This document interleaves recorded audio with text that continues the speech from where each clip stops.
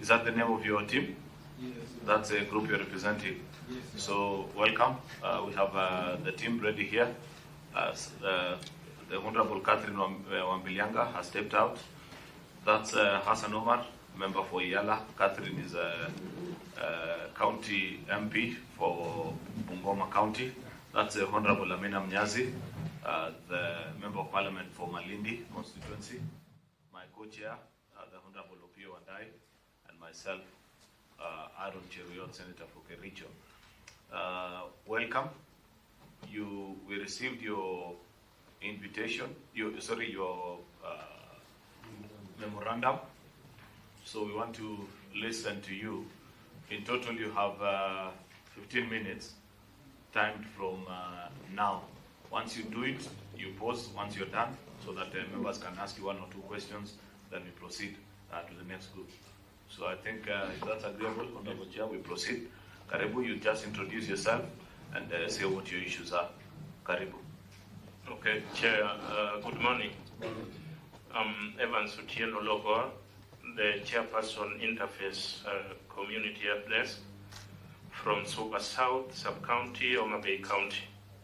I'm the Chair, so our Secretary will give a brief on behalf of the organization.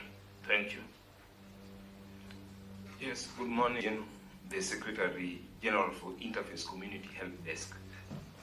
I would like to thank the National Dialogue Committee for deeming it fit to give us the opportunity to address and give our views on behalf of the residents of Homa Bay County.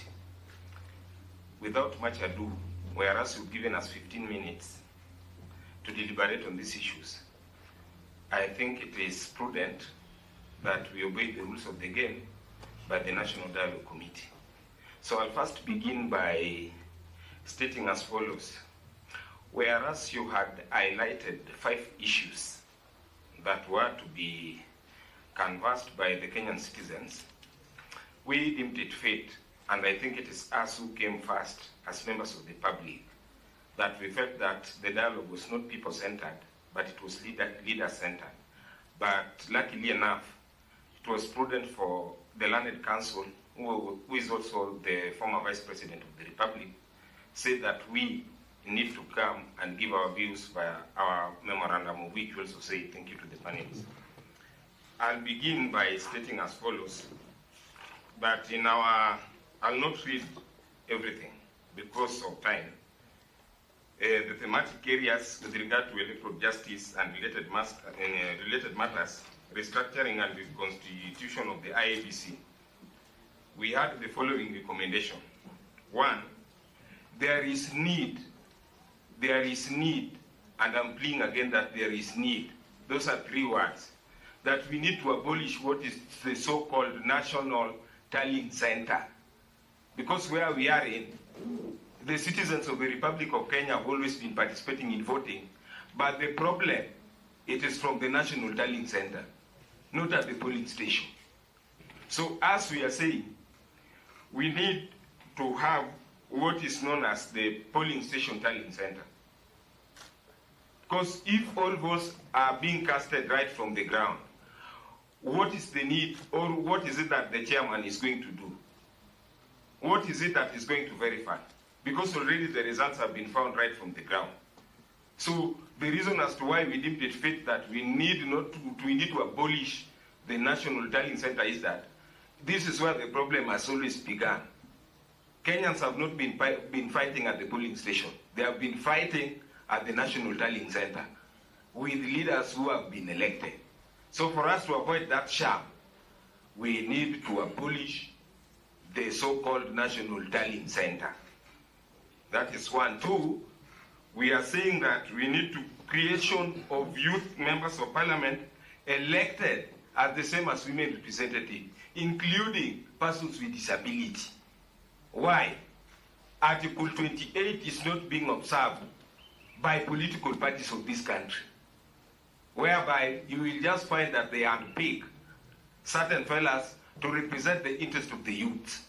So that is why we are saying persons with disability, youth representatives are supposed to be elected. The other issue we had about the electoral justice is that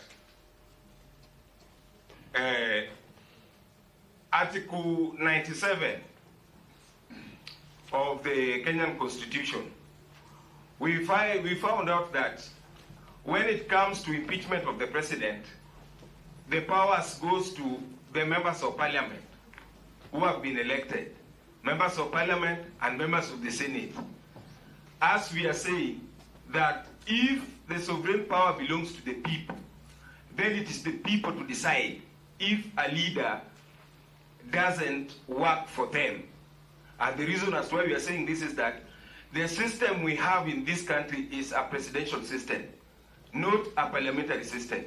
And the question is, why is it that when it comes to impeachment of the president, it now goes to the parliamentary system? It needs to come from the people, because all these characters have been elected by the people of Kenya. So that is why we are saying we need calling them characters. Your Honor, if you look at the terminology character, it refers to so many things, and it depends with English wording, and that is why I normally use the term characters. Even me, I'm a character. The same should also apply to the governors and ward reps. They are supposed to be recalled by the people. Not governors are being recalled by the MCAs. That is what we felt. The other thing we had about the outstanding constitutional matters with regard to Article 43, what we found out is that we would like to request, especially the members of parliament who are representatives, you always ensure that you pass legislations, not papers. Papers are not legislations. So if you pass legislations in parliament, that is when taxes can be reduced. And these taxes and levies can only be reduced in petroleum products in order to improve the efficiency of domestic refineries. So justification which we have with regard to this is that our peers, the neighboring countries, those are the landlocked countries, Uganda, Rwanda, and Burundi. Their cost in terms of fuel is much lower than us, who have an inland port. So that should be a big worry to us. How comes that a landlocked country, its petroleum levies are lower, and a country which is not landlocked like Kenya, which is cherished and respected amongst all nations in the world, its taxes and levies are more? It is pinching on the economy. The other thematic area we had is about fidelity to political parties, coalitions, and law on multi-party democracy. On this, we are saying that this is already captured in Section 543 of the Political Parties Act. So the provision itself lays the ground and management and membership of political parties. So justification, we underscore that the fact that democracy is enhanced both by the ruling party and opposition and not weakened in the delivery and oversight from both parties. So the other thematic area which we have is thematic area 4, that is about enrichment of funds in the Constitution, that is the NGCDF, Senate Oversight Fund, and NGAF. The role of Parliament is oral, and I'm repeating, the role of Parliament is oral. That is oversight, representation, appropriation, and legislation. To this effect, we would like to say that the Supreme Court of the Republic of Kenya pronounced itself on this and hence makes the matter moot. Reason being, it defeats the principles of the rule of law with regard to public finance. So the other issue which we have with regard to this is that help, and I'm repeating, help, for the third time, help should be entrenched in the Kenyan Constitution. Majority of students are suffering, and people are not talking about their plight. For us, we would like to categorically state that all students in both public universities and tertiary institutions and public colleges are entitled to help. So help should be included in the constitution so that no Kenyan student is left behind. The other thing we are saying on this is that government-sponsored persons who are earning salaries and who would like to further their studies should not, and I'm repeating, should not be catered for by the government. Reason being, already they're earning their stipends, and some of the youths do not have jobs, and they don't have their salaries. So for this, we would like that government-sponsored persons who are going to pursue their studies or furthering their studies should not be given help. They cater for themselves from their salaries. The other thing we are saying is that the funding model for every cluster in the universities should be the same across all public institutions. What we came to realize is that we will find a student who is pursuing law in the University of Nairobi. The amount of fee he is paying, and the student who is also pursuing the same course at Maseno University, Egerton University, OJ Ikwat, is totally distinct.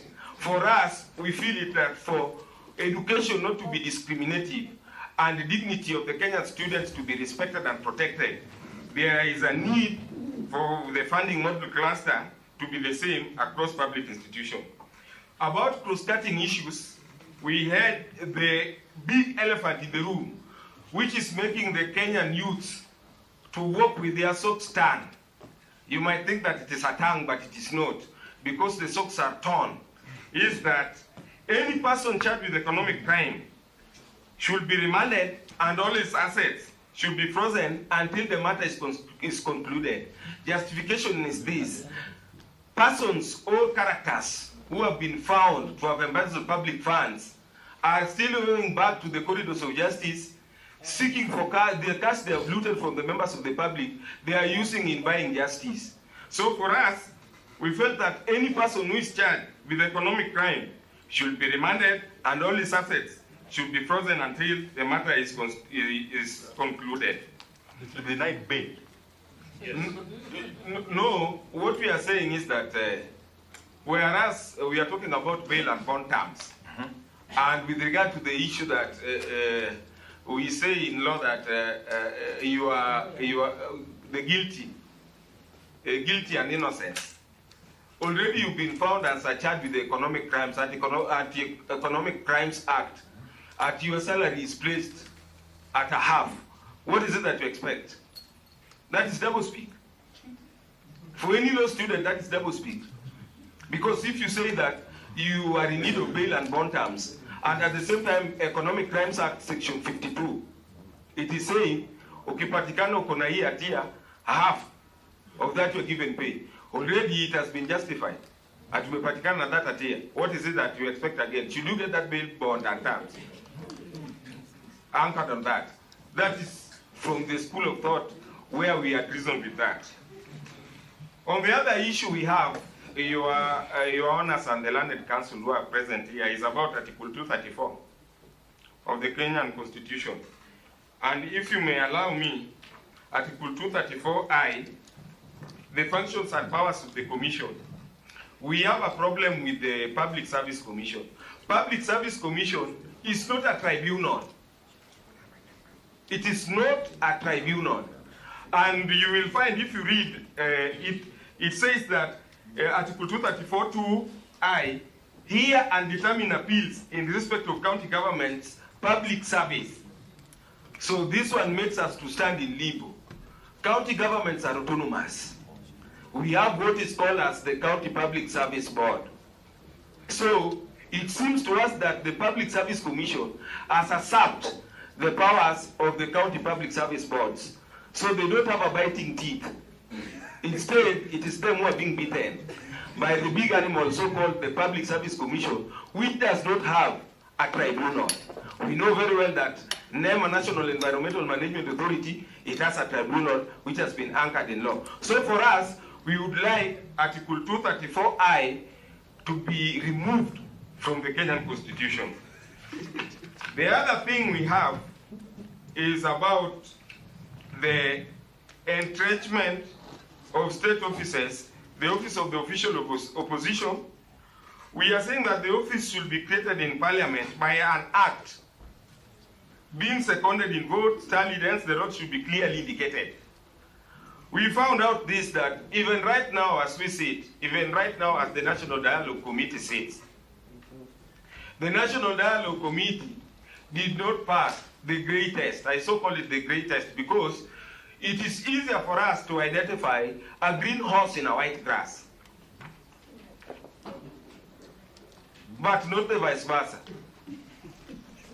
Not a green grass and then we identify the white horse.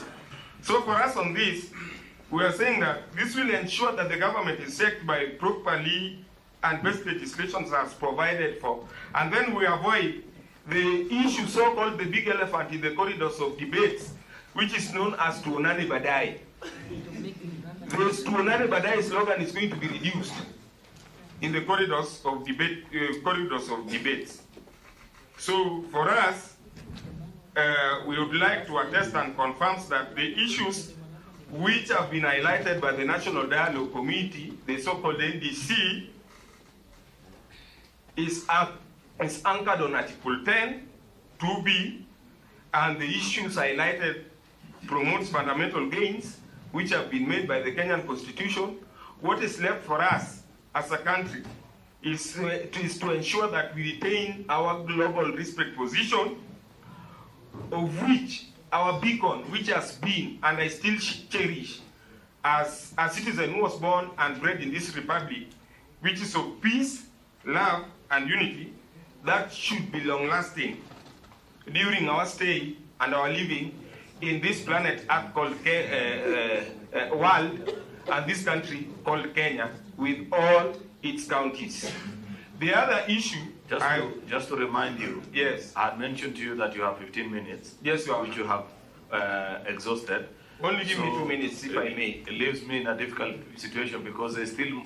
We have 4 minutes remaining. You still have time for this panelist also, unless you want to conclude your remarks. I want to conclude without any questions from the panelists. Yes, I wanted to add an issue on presidential term. Okay.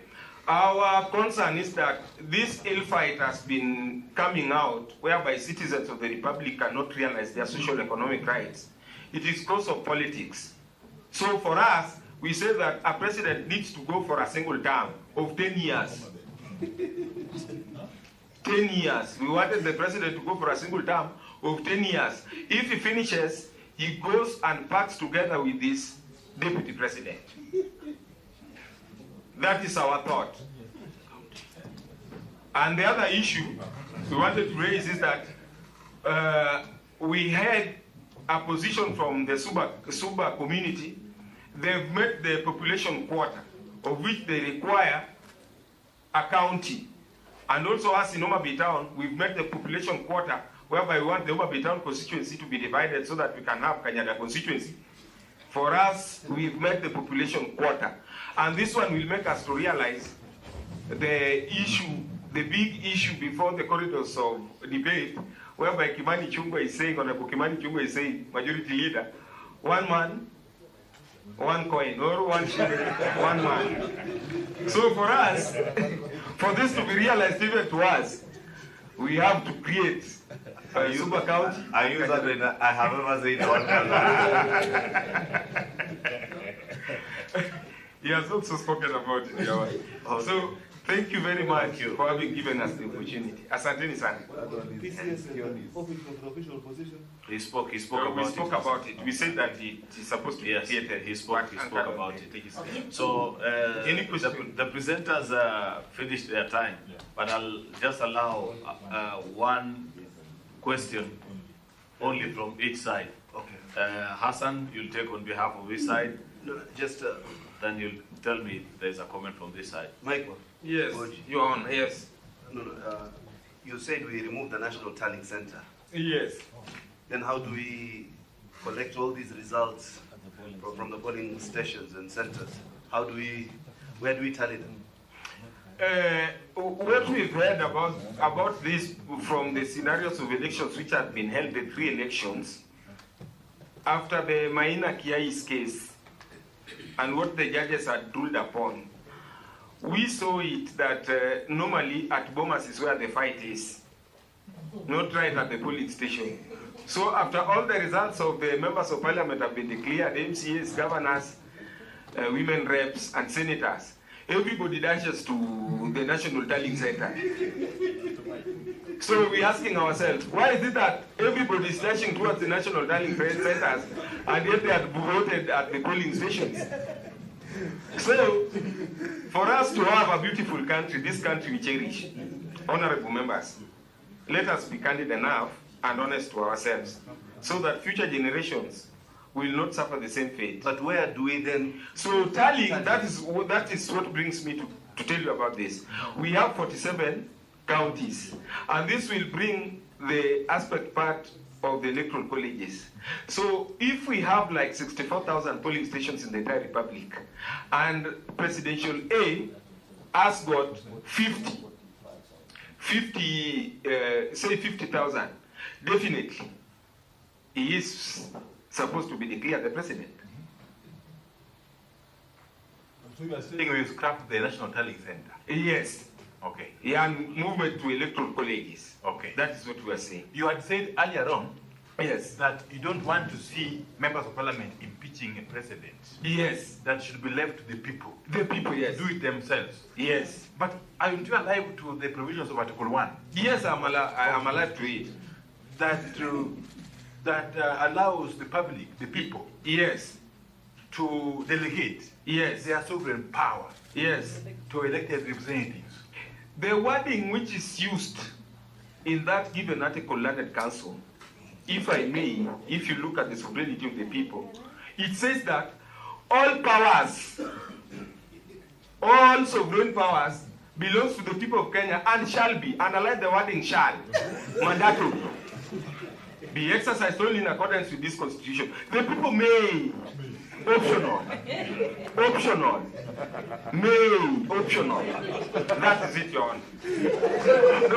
No, complete it, May exercise their sovereignty power either directly or through their democratically elected. So the wording, the conjunction may. Thank you very much. Yes. And I think that is a plain language in law. Thank you, Michael. Yes. Any final question from the panelists before we let the representative from Homa Bay Interface Community help desk? You're satisfied? Okay. We may let him go. Before he goes, let me go. Before you go, or maybe Michael, we shall let you go. Because may is optional. Before he goes, he may opt not to go. Michael, yes, very finally, yes, you are seeking for the creation of a constituency to be named Kanyada. Yes. Out of the present day Homa Bay town. Yes. Constituency. Yes. What would the other constituency then be named? For instance, Your Honor, you come from Ugenya constituency. I come from Ugunja. Ugunja, yes, Ugunja constituency. Yes, yes. So Ugunja is for Ugunja clansmen. In their interest, it is being catered for. Right now, our counties are experiencing the rural-urban migration. And you will find that we have the local natives, like honorable member seated next to you, Arun. He has got the Ogie community. Yes. Ogie can also have their constituency because we have got their own challenges they face. So for us, the urban setups, we find that right now we have like the Tomboy universities, we have students from all walks of life. Right now the university has taken a portion of roughly like 20,000 plus, if you include with the local residents who are working within, and then the local natives will be left with no representation. So that is the reason as to why we are saying that each and every area has to be represented, including even Soba County. So the constituency will be called what? That was a question. No, the constituency we want is Kanyada constituency. There's no problem. The remaining part of Homa Bay? Homa Bay town constituency. Okay. Because it's a cosmopolitan. Kanyaga now will comprise more of the Suba community in Homa. No, Kanyada constituency will comprise of the Kanyadians, the local natives. Kanyagas, I want to understand why you are. Yes. The Kanyagians. Yes. what you describe as the local natives. Yeah. Let me ask you, just hold on. Huh? Yes. Because you cut across the image of a very young and progressive Kenyan. Yes, Your Honor. As much as you have every right to advocate for the rights of the Kanyagians. Yes. And if we may consider the Kanyagians, and you who are natives of Homa Bay, Yes. and maybe you live in Nairobi Yes. as a Kanyagian, Yes. and in another 5 to 10 years, Yes. where you live, there's a small community of Kanyagians. Yes. Are you then also going to demand another constituency for Kanyagians in Nairobi where you live? No, Or do Nairobi. you, let me just finish. Or would you want us to consider a situation where we don't have to split up our country into small fiefdoms of ethnic conclaves, clans, families? Because at the rate we are going, it looks like every other community wants their own county, others, clans want their own constituency, there are families that want their own wards. When and where shall we stop? Your Honor, this one is being brought by the wordings of our elected leaders with what they say. For instance, if you say that a country belongs to shareholders, where is my share? Where is my share? Where is my share? And this doesn't go well with others because they just say it, but when it blows out, it becomes an issue. And we've seen it happening in other countries, including one But typical... Michael, what I have heard being said is government has shareholding, not the country. When you talk about the government, it's the people. Government for the people, by the people, with the people. So if you don't participate in electing a given government, do you have your share? You have a share to get service and be served by that government. Through camouflage. But let us be honest. no, let me also be honest, Yes. Michael, because what has been said, and I know particularly what you are quoting, is that when you subscribe into a government by voting for it, Yes. by supporting it, Yes. but when a government is elected, it is elected to serve all the people of the country, Yes. irrespective of who you voted for Yes. and who you didn't vote for. And, Yes. as an elected leader, I can tell you that Yes. there are many people who never voted for me. At least 9,000 people did not vote Yes. for me, or close to another 60,000 people Mm. voted for me. And that is the essence of having our elections done through secret ballot. Okay. You do not know who voted for you.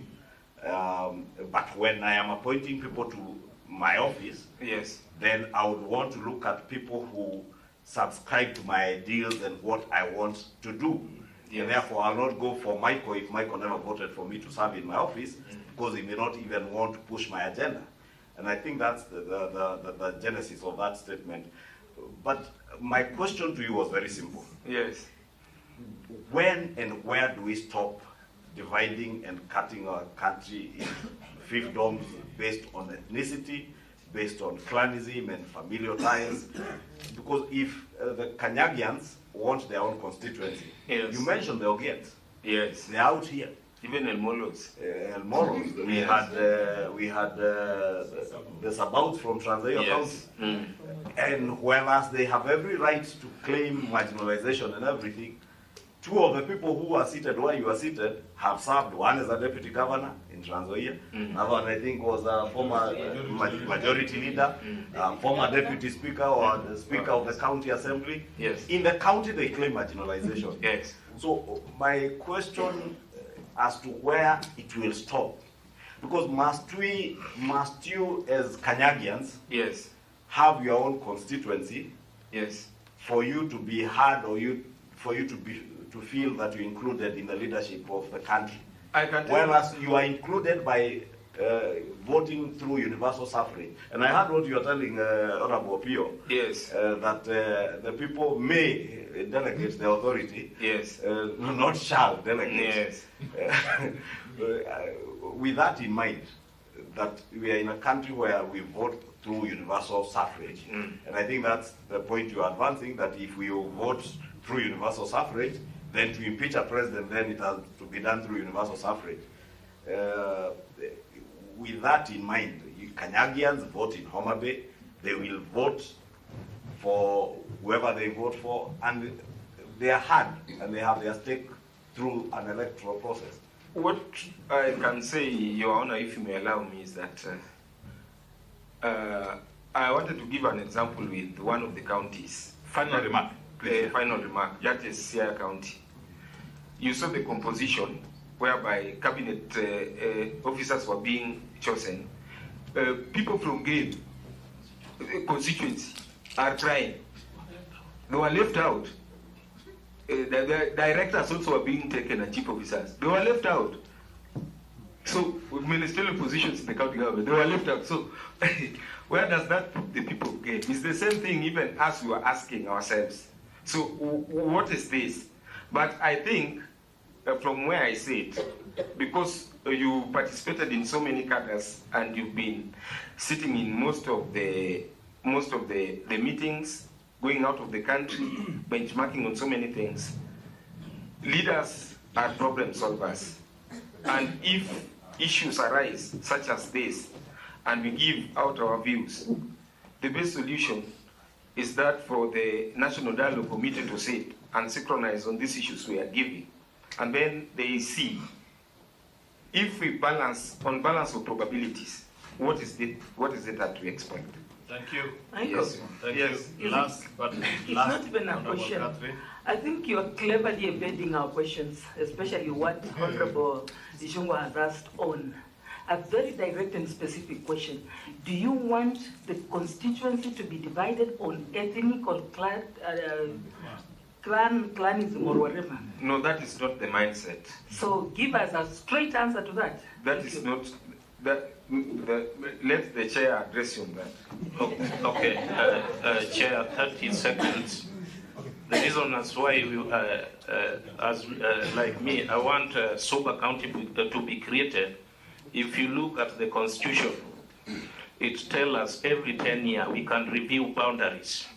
Review come with the two things. We increase or we decrease. That's my answer, Honorable Richungwa. Okay, thank you. Thank you very much, gentlemen. We thank you, and we can now excuse you. Please travel safe back to Homa Bay. Now, you shall, in other words, the chair is saying, you shall now take leave, not you may. Asante sana. Travel safe back to Homa Bay. Asante sana. Yeah. And Michael, I am certain the people of GEM are getting service from the county government of Sierra, irrespective of whether they are represented in that government. I am certain. They cried the other time. We are taking a 10 minutes break. The witness is not here. We can make it 5. 5. Yeah. Hakuna chai karibu. Chai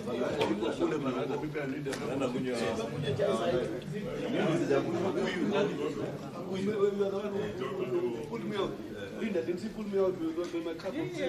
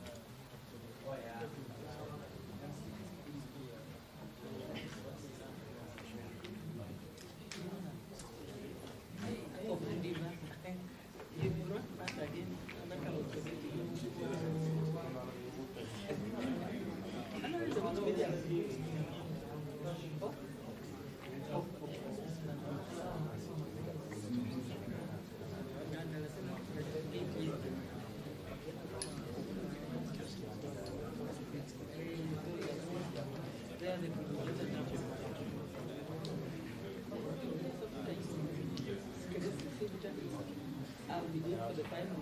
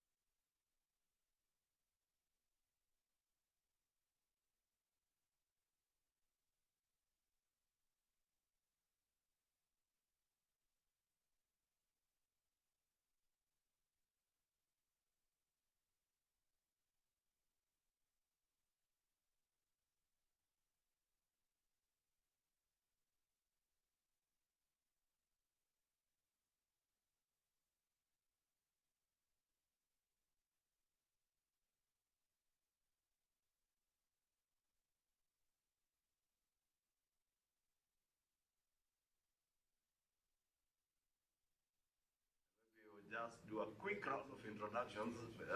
There are quite a number of new members you may not know.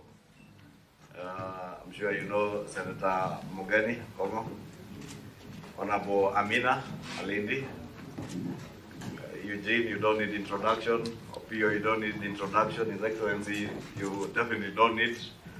Senator Aaron, you don't need. You've been with him in Senate. Honorable Catherine Mwambilianga, Senator Omar, you've been with him in Senate.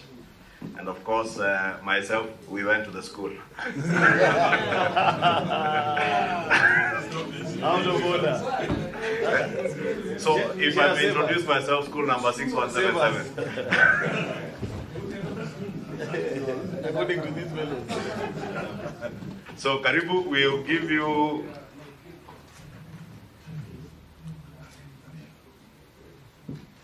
we've been giving others about 20 minutes, but we want to propose we give you 10 minutes because we have a very heavy day today. You endeavor so that if you extend your 10 minutes, we go to about 15, and maybe 5 minutes for a few interventions here and there. Karibu.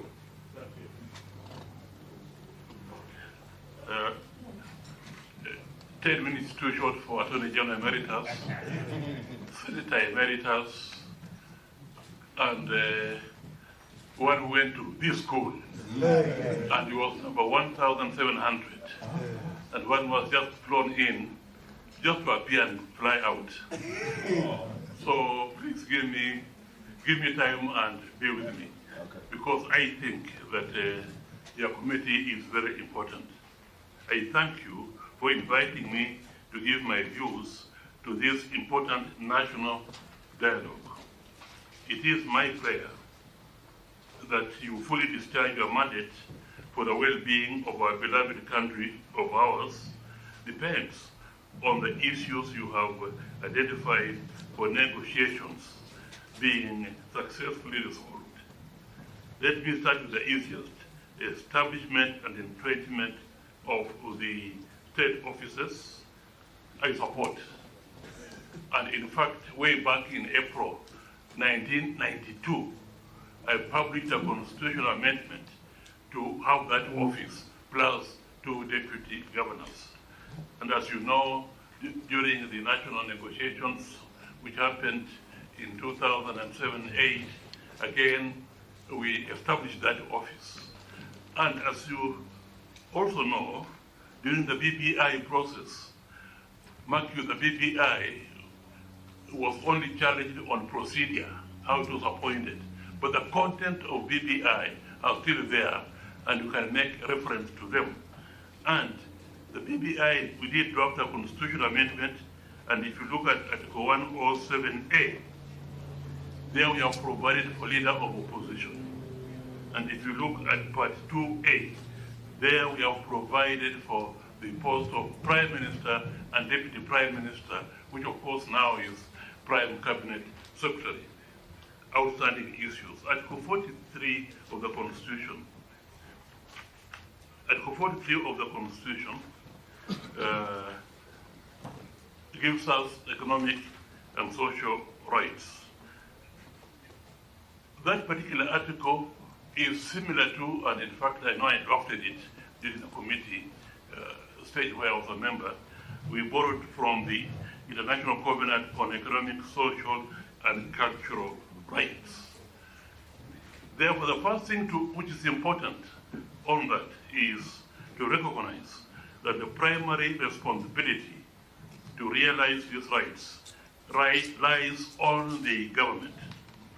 A democratically elected government would have been voted into office on the basis of the manifesto and the pronouncement of its leaders on the policies and programs they would put in place to realize these rights once elected. The second point to take into account is that it is accepted that these rights are not immediately achievable due to the many reasons, including insufficient resources. Therefore, the responsibility on the shoulders of the government is to achieve these rights progressively. And there, the word progressively has been used both in our Constitution, Article 21, 2 of the Constitution, if you read it, and also in the International Covenant on Economic, Social, and Cultural Rights, to which Kenya is a party. So it is there. The number one issue, as you know, in Kenya today is the unprecedented high cost of living, which is causing unbearable suffering, misery, anxiety, and hunger among the populace in Kenya. As a prominent church leader has stated, we are strangling the lives of the poor Kenyans. History is replete with examples where people in countries facing a national crisis come together to fight the threat. Mwalimu Julius Nyerere used to say that just as in UK, for example, everybody came together to face the threat to the nation caused by Germany, which led to the Second World War. So we in Africa are in a state of war, and it is a war against ignorance, poverty, and disease. And this war can only be won if we all come together.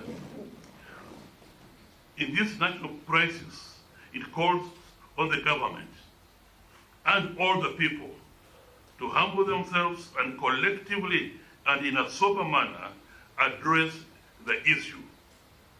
I am therefore suggesting to this National Dialogue Committee that a national consultation on the national economic crisis be convened to come up with recommendations, not only to ameliorate the high cost living costs, but also make people better understand the bitter medicine and hard decisions that must be taken to put the economy on the right track. Such a national consultation should include political leaders, religious leaders, professionals, economists, business and farming communities, opinion makers, etc. The national consultation should be convened immediately a report is approved by Parliament. Let me take this opportunity also to make reference to Article 204, since it touches on Article 43. And Article 204 provides for equalization of equalization funds, but it is targeted at groups which were discriminated against during the colonial time. And although marginalized areas is not defined in the Constitution, marginalized community is defined, and it makes reference to traditional community or indigenous community, etc. Since independence, we now have recent areas where one can say they are marginalized. And here I'm referring to, for example, slums in the urban areas are really spread. And now these slums are spreading into the rural areas where the living conditions are deplorable. I therefore recommend that a poverty alleviation fund be created to address the economic and social needs of the vulnerable groups in such areas. This will be implementing Article 43 as read with Article 21(3) of the Constitution, which makes specific reference to special measures being taken to assist the vulnerable people. And we don't have a specific fund for that. Of course, one can argue that every government program is addressing that issue. But we have indigent Kenyans who are really suffering, and such a fund can focus itself on such people. Implementation of the 2/3 gender rule. There have been failed attempts to achieve the 2/3 gender rule. I do recall that in many of the drafts of the proposed constitution, a clause similar to Article 1772 of the Constitution, which applies to gender top-up in county assemblies after elections, depending on the number of persons elected, was provided for to apply to the National Assembly and the Senate. Somehow, although it was dropped in the process of discussions and so on, somehow that clause was removed. And that clause only remained in reference to county assembly. I just recommend that an article similar to Article 1772 be reintroduced to apply to the National Assembly and the Senate. This should be accompanied by a carrot and stick approach, particularly in policies and programs and legislation aimed at political parties, to encourage them to nominate women to elective seats in their strongholds.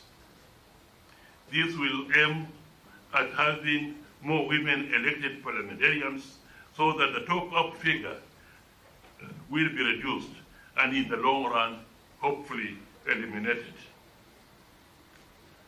Electoral justice and related matters, restructuring and reconstitution of IEBC. This is a complex issue which demands that we think out of the box. This country has had basically 3 ways of appointing commissioners. The first is the government-controlled commission. Up to May 1992, the Electoral Commission was basically under the government. The Electoral Commission had, in fact, by a legal notice, delegated its constitutional function of conducting or supervising elections to the Attorney General, who had an officer in his office called the Supervisor of Elections, who in turn appointed district commissioners as returning officers. And when I became Attorney General, I was basically also now the chairman of the Electoral Commission. I was in charge of the elections in this Republic of Kenya. But I can tell you that I revoked that legal notice and restored the function of conducting elections to its rightful place, although the president continued to appoint the commissioners. Just before I revoked the legal notice, I was surprised when I was invaded in my office by all the opposition political parties and the leaders at around 6:37 p.m. as I was working. And I believe they came because I was the Attorney General, but also because I was the person in charge of elections. They came with their key supporters. I don't know whether I can, some of this, no, I think most of you are young to have been among the key supporters at that time. I can't think. I think a lot of shock, I think, the only one who may qualify is. I don't think I was there. This is a timely and godly hour. After the Mario series are treated in Moi University, I think, at that time, or maybe in some primary school in Mombasa. This was now in May of 1992.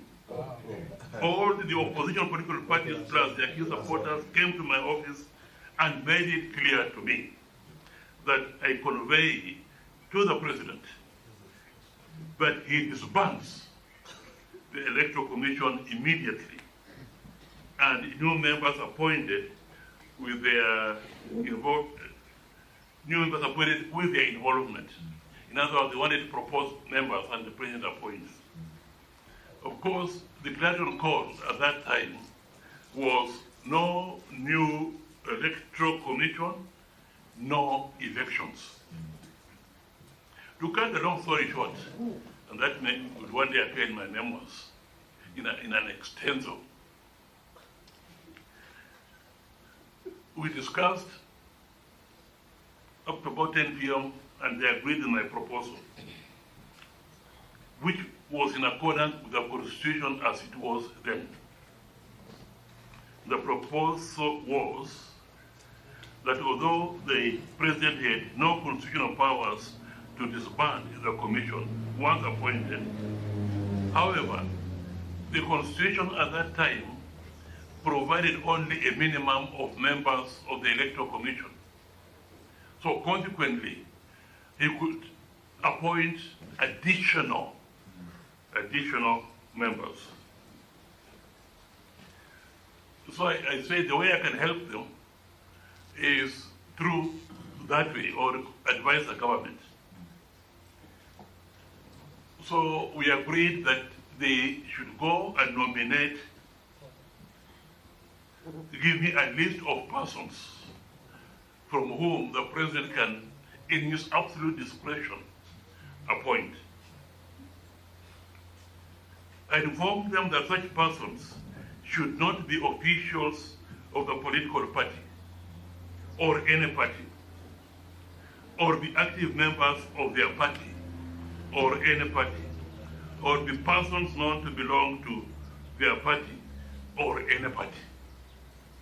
Furthermore, such persons should be persons of integrity, well respected in society, persons who had retired honorably from public or private sectors, or well-known senior professionals, or persons known for their independence of mind.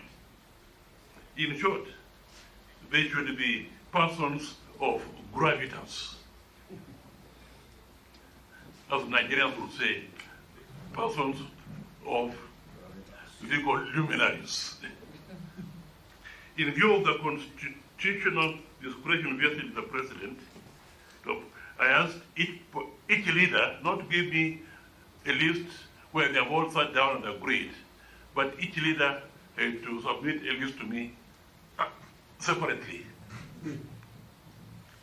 I can tell you, within 2 days, I received from each letter suggesting, in fact, there was no list which had suggested names of under 12. Some had 16, 14, 15, whatever. And the letters, I can tell you, they must be there in the Attorney General's office, were actually signed by the leaders, Jaramogi Oginga Odinga, Honorable Mwai Kibaki, Kijana Wamalwa, Martin Shikuku, and so on and so on. At that time, we were dealing with about 9 opposition political parties, but these were the major ones. And the leaders applied their mind to it and produced those lists. That point is going to be important on how a political party can nominate. It should really be at a very high level, under the signature of the president, party leader, and so on. Now, I examined all those letters. I can tell you that 3 or 4 names appeared in nearly all the lists. 3 or 4 names. My memory is going short, but I know Margaret Kenyatta was one of them who appeared in almost all the lists. There was Harry Mule, a former PS Treasury, again, whose name appeared in nearly all the lists, and there were others. I can tell you the president, when I showed him and analyzed the situation, had no problem whatsoever in appointing the names which were common in all the lists.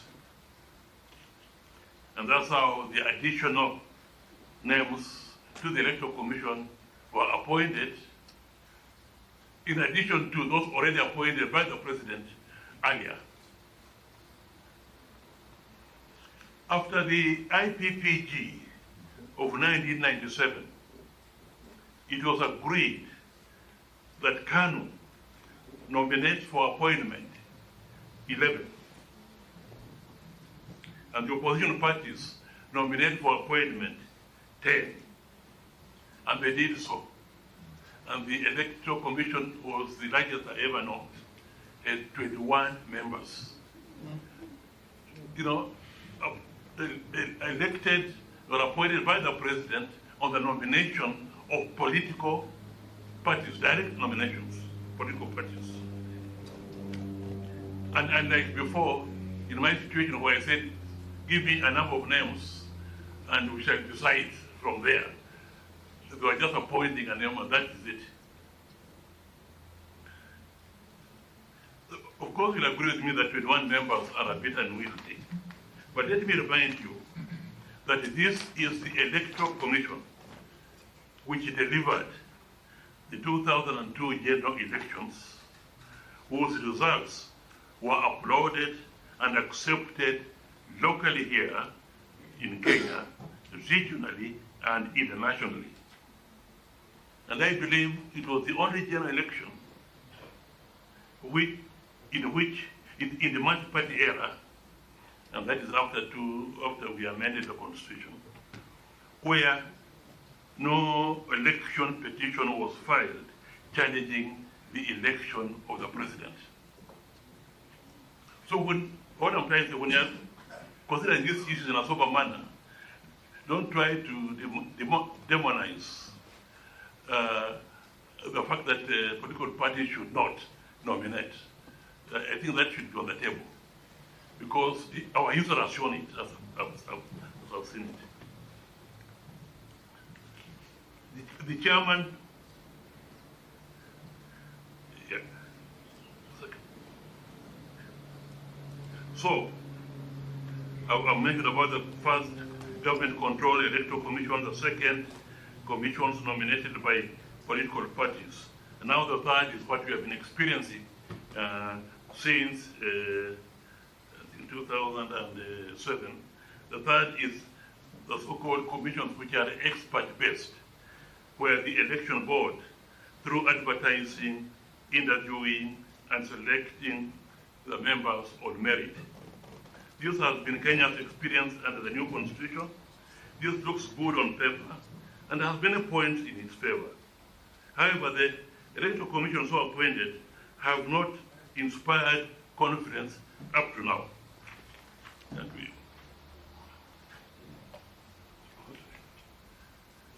But its major merit is that the members, as opposed to the experts, they are non-partisan and not affiliated to a political party.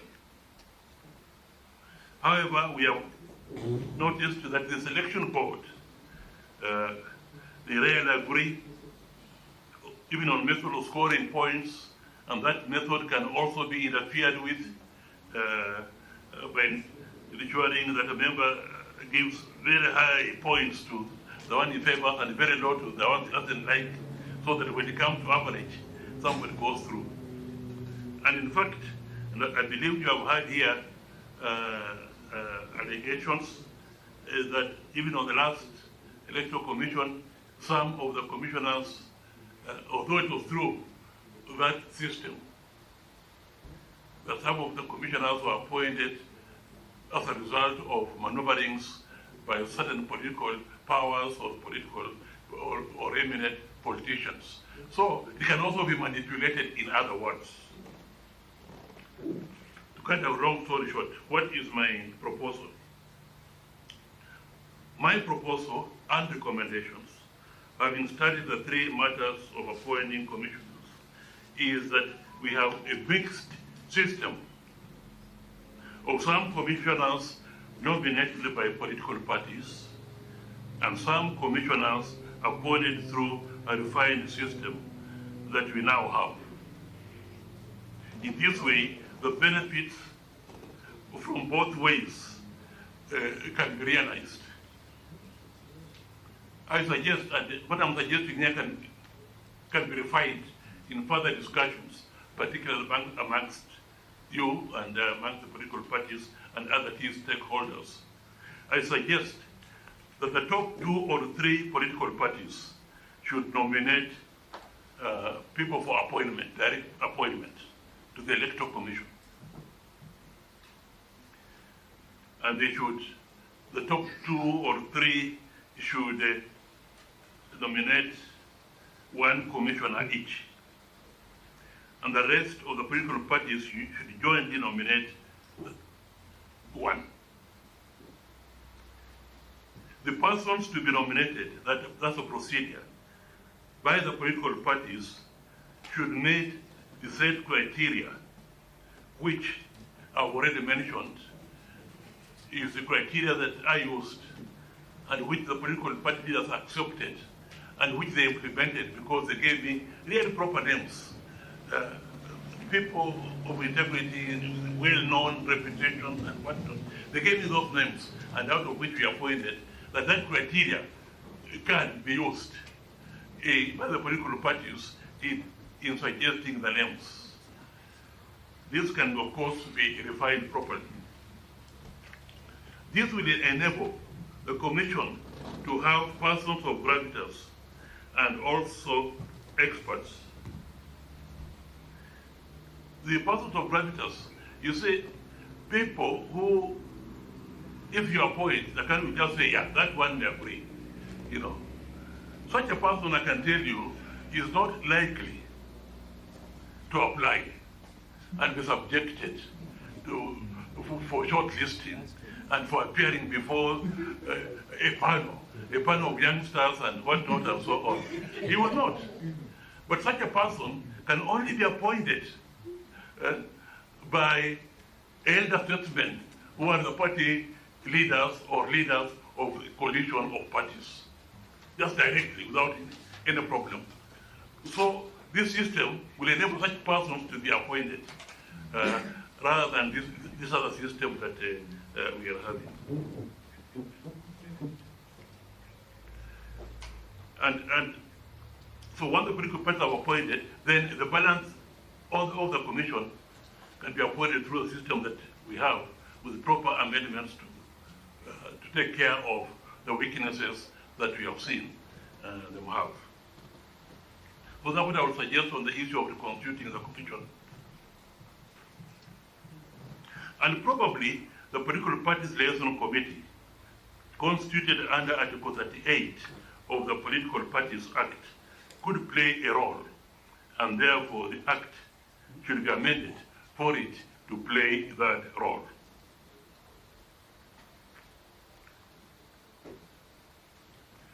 The other suggestions I would suggest under this is that we are taking into account the decisions of the Supreme Court in the various election petitions and so on how the EC operates and functions. Some amendments ought to be made to the various laws to make clear that the chairman of the Electoral Commission does not act on his own, but he acts on the decision of the Commission, on a decision that collectively arrived at.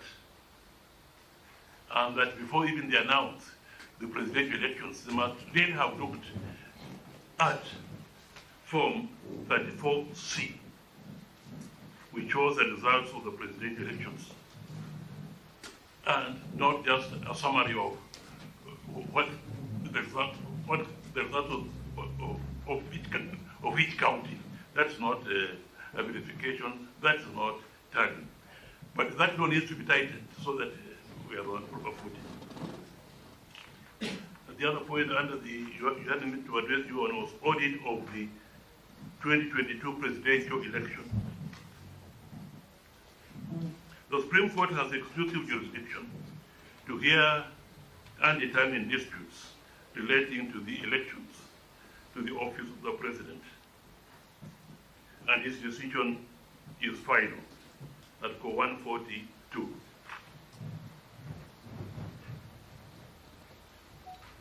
To my mind, the audit cannot change or reverse the decision of the Supreme Court through a constitutional and legal process. The audit is like a post-mortem, which cannot revive a dead body, but can tell you the cause of the death. And that's what we want to know in this audit. We want to know and identify the shortcomings, the weaknesses, the loopholes, or the shortfalls which should be rectified before the next election. In fact, this is the only way you can improve on the electoral processes and instill confidence of the people in it. In my mind, in fact, such audits that we are asking for, it should be held after every general election, proper audit, so that we can progressively improve our electoral systems.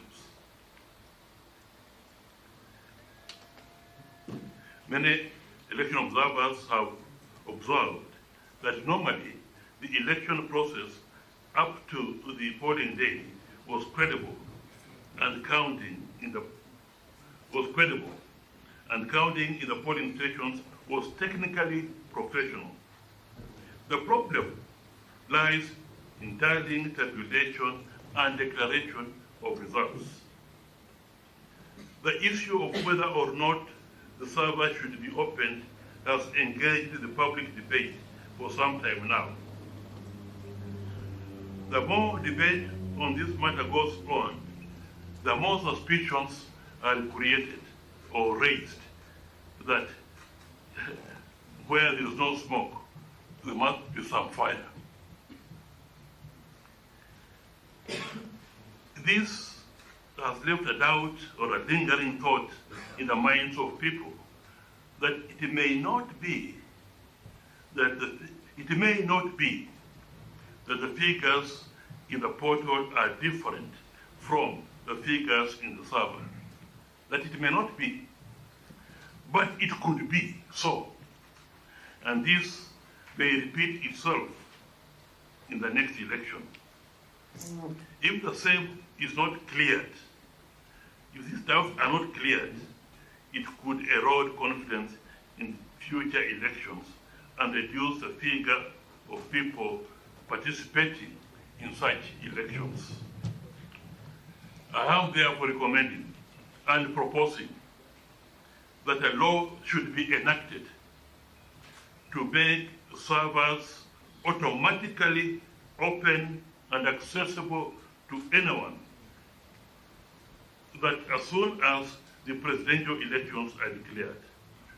In other words, as soon as the presidential elections are declared, and that's normally the last to be declared, the server should be open, and it should be open and accessible to whoever wants to access it. Rather than these arguments we have been having in 2013, 2017, with the court, go and open the observer. Oh, we cannot open because of some foreign company has some rights, I don't know, intellectual right over it. We can't just interfere. I think it should be very clear to whoever comes to assist us that the servers will be open. And we can only do that if we make it law that the server will be open as soon as the results are declared, and will be accessible to every person. And even those who want to file petitions now, they can use it, the information there to file their petitions.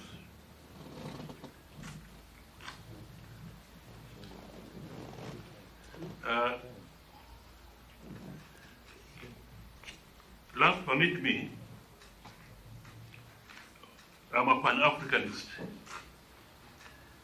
and I've been a Pan-Africanist since I was in intermediate school, before I went to Alliance High School in the area of Mheshimiwa. But I've taken notice of the fact that the leaders of the two coalitions which constitute this committee are believers, are also Pan-Africanists and believers in the greater political, economic, social integration of East Africa, and indeed Africa region as a whole, as a stepping stone for faster economic development for the benefit of our people.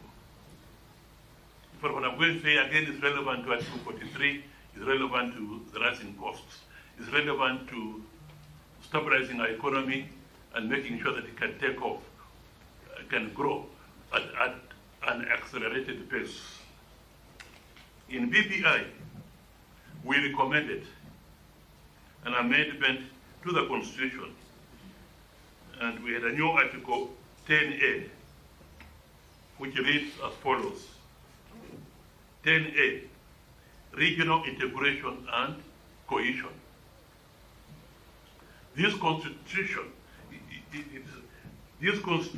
embraces the goals of African unity and political confederation of the Eastern Africa region as integral towards attainment of sustainable development, prosperity for all, and stability. So I'm recommending to you that you also recommend such a clause in terms of the economic and social rights, that we also have that clause in our constitution.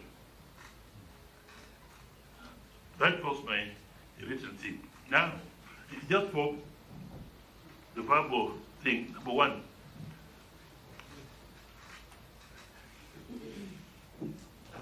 I looked at your terms of reference, and I wasn't sure whether you can recommend additional or reduction of counties. I was not very, very sure on that. And therefore I did not write my thoughts down. But since it appeared before you, just on the off the cuff, I can tell you that that's a very, very sensitive matter. I can say in a sense I was sort of responsible for the 47 counties, because if you followed the arguments at that time, some were suggesting over 100, some were suggesting about 14, some were suggesting 18, and there was no way forward. But when I suggested that we just follow the districts which had been recognized in law, in the Independent and Boundaries on the Provincial and District Boundaries Act, which I piloted through Parliament in 1992, that we just accept that as a model, and so the 47 counties, everybody agreed, and we have 47 counties. Now, to take the very grave step to add, or take a very grave step to deduct, I suggest it's not a matter that can be lightly handled through a committee which has limited time and which has more pressing, important issues to decide. And therefore, I suggest that if you think that there's a merit in either adding and either reducing, maybe you recommend that the matter be separately handled properly by another body or whatever, people to look into the matter more carefully. That's number two. Two, I also had some suggestions, but I think here you are within your mandate. I have been a senator, and I'm glad the leader of majority is here. We worked very well, and he has really matured over a very short time. He keeps a very young man and he has matured so quickly. And actually, there are two senators. One is him, and the other one is now the governor of Nandi. They have followed their career, and they have done very well. And I must pay a tribute for the system that allows such young people to come up and progress. I feel that if you have the time, you look into the place of the Senate. And I believe the place of the Senate should be strengthened in terms of legislation and in terms of everything else. And I also do support the Senate Oversight Fund should be done.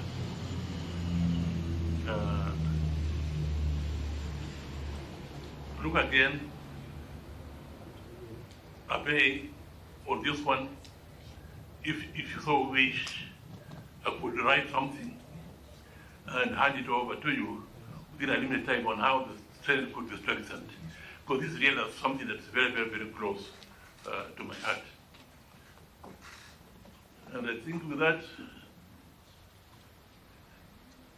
if there's anything else you want me to address on, I can do it. But those are my initial thoughts. And thank you, Chairman, for being kind to me in not interrupting me. When I passed the 10-minute mark, I was looking at you very carefully. But as you know, strong to serve is our motto.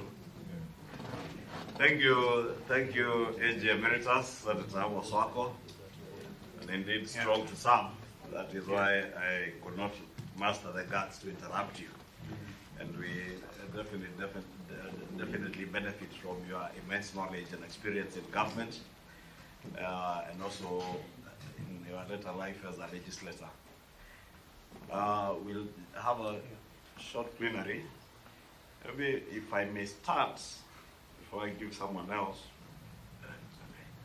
You have spoken to an audit, which in my interpretation looks like you're speaking about an audit of the process, electoral process, or rather an evaluation of the electoral process as provided for in the Constitution, rather than what you have said, an audit of the election, and I believe election results would be like a post-mortem that you have said is like trying to resuscitate a dead body. Then if it is a process, how would you then propose that that electoral process be evaluated after every election? Because what I've heard you say is that you'd want to see a system where there is an evaluation or an audit of the electoral process with a view to improving that process. And I think that's what, in my interpretation of reading of the Constitution, the drafters of the Constitution envisage, that after every election we shall be able to evaluate and see where can we improve on the processes to ensure that we have a credible electoral process. How would you suggest that that be done? By which body? Is it IEBC, or which other body would you propose that they do that review of the Constitution? You have also spoken to direct appointments and put a very strong case for direct appointments of commissioners. Where does that sit in view of the new Constitution of 2010? Because granted that the experience you are speaking about is before this new Constitution, which requires that we have a very fair, competitive process where people are given jobs on merit. Where would your proposal then to have direct appointments proposed by party leaders like Honorable Kalonzo Musyoka here, who is a party leader, the former vice president, and Honorable Eugene Wamalwa is also a party leader. They are party leaders who, at least Honorable Eugene's party has, I think, about 5 members of parliament and a number of county assembly members. They are party leaders without a single MCA, a single member of parliament or a senator or any elected official. And I could form a party, like we have given the case example of UDA that we formed about a year before the election, but today is the largest political party. Shall we not be disadvantaging those who are not yet party leaders, those who are yet to form parties, and therefore advantaging the likes of Eugene, Honorable Kalonzo, and other party leaders who already have established political parties? And would that fly directly contra the Constitution in terms of being discriminative? Your Excellency can go first, then Omar. Who else has Eugene? Yeah, it's okay. In that order. Very good to see you, Attorney General Emeritus. You talk about the school. But I want to humble myself before you say I was your pupil at Kaplan and Stratton. I like your spirit of regional integration. And of course, that notwithstanding, at some stage I became Vice President of the Attorney General. But that's the nature of things. I know your ability, your commitment to this country. You recall one time you wanted to resign, and I walked up to you and told him, you will not do that in the best interest of this country. You're a man I've seen who has received a lot of beating for being a stickler for the rule of law. 2 points. Like you, and you remember when we had the BBI sittings, I entered appearance and pitched for the role of the Senate. And since we cannot do much other than recommend that this issue be resolved, we heard from I think it was your successor, Professor Gilum Wegai, also pitched for the role of the Senate. And you have one up against him because you've yourself served as a senator. But what I liked about your selection of IEBC commissioners, and I don't think it goes necessarily against what Kimani Ichung'wah is arguing, is to think of persons with gravitas. And you say they will never apply. And yet we know these are people who can never be compromised or bought with money. The likes of the late Harry Mole and the first mayor, I think Margaret Kenyatta was, when Mzee Moi that time saw these names, they are not necessarily pro-Kanu, he picked them on your advice. I think the same advice can be given to political parties so that we can get away from this ghost of stolen elections or allegations of stolen elections. So I like that, persons with gravitas, in addition to the experts, because today's expert, look at them, it goes through, by the way, before you came in, the selection panels here, and they were very gracious to the work of this committee, basically open-minded, and we thank them. But this whole thing about people with absolutely no political sense coming in, and they have no feeling whatsoever, and all they do is, and we know, I can tell you, as you know, we've been serious political players in the 2013 election, the 2017, and the 2022, which fall short of what those persons with gravitas achieved in 2002. When in fact, the outcome of that election made the whole world say the country with, I think, the most optimistic nation on earth after 2002 was Kenya. And we continue to build on that goodwill, this country will be very far. So, I just want to agree with you on the persons with gravitas. How you achieve that is something that we probably may want to develop with us, and not necessarily the strength of political. By the way, you're very clear, Kimani may not have listened. You say the major 2 or 3 political parties can present lists, and the others, 1. And you can also look at the existing ones. I mean, the persons perhaps will be worked upon by the selection panel. And then we end up with a product that can deliver this country to the next level when it comes to political party governance. The only thing I want you to address, because you didn't address it, because the rest of the points are very clear, in fact, absolutely well thought out, is the fidelity to political parties. This aggression on the party that ends up forming government, and in this case, our friends in Kenya Kwanza. You will remember that immediately after elections, Azimio la Umoja One Kenya had the majority of members of parliament. But there are people in this country who do not believe in political party democracy or decency. They want just to be in government.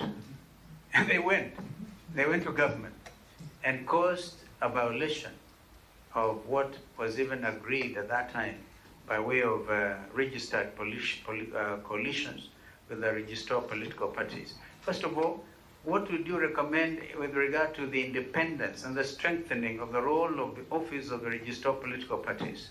And again, fidelity to coalitions and coalition arrangements. Because then whoever takes over power at a particular time will say, I want the numbers so that I can carry out my legislative program.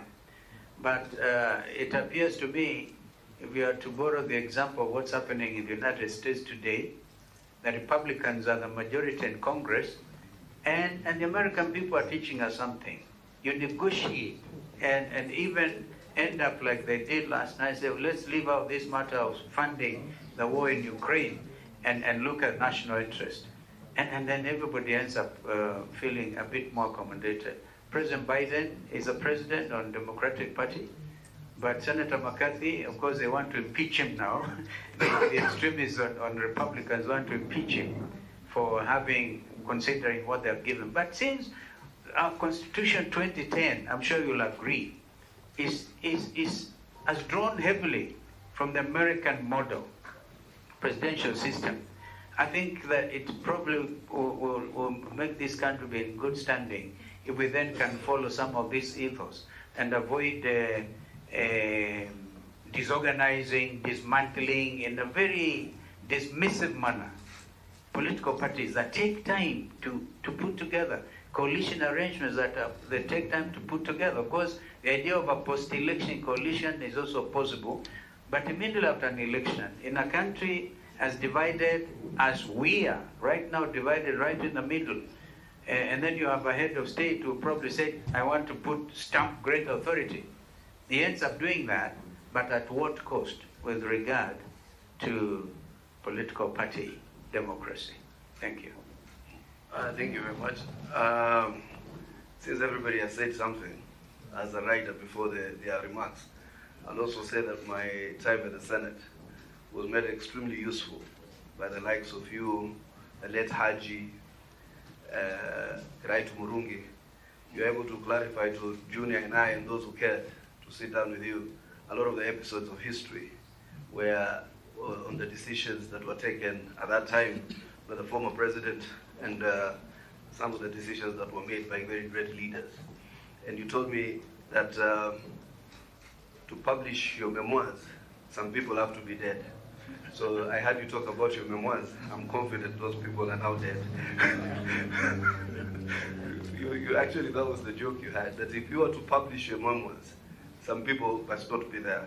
And that meant they must be absent from life, from the earth. Two. But they have their successors and assigns. Estates could go for you. You never clarified that. Maybe you can clarify now. Number two, you make a very flowery reference to the elections of 2002, and that there was a bipartisan IEBC as a product of the IPPG.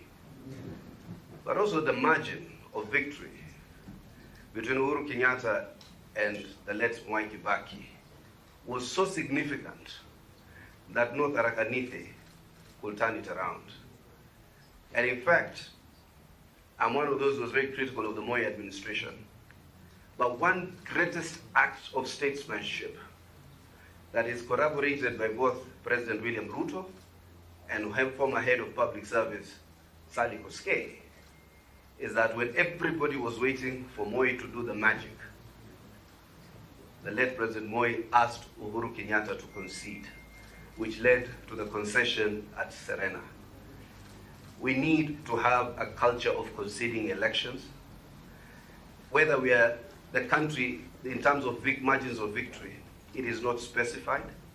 The only constitutional threshold that is required is 50 plus 1 vote and 25% in 24 counties.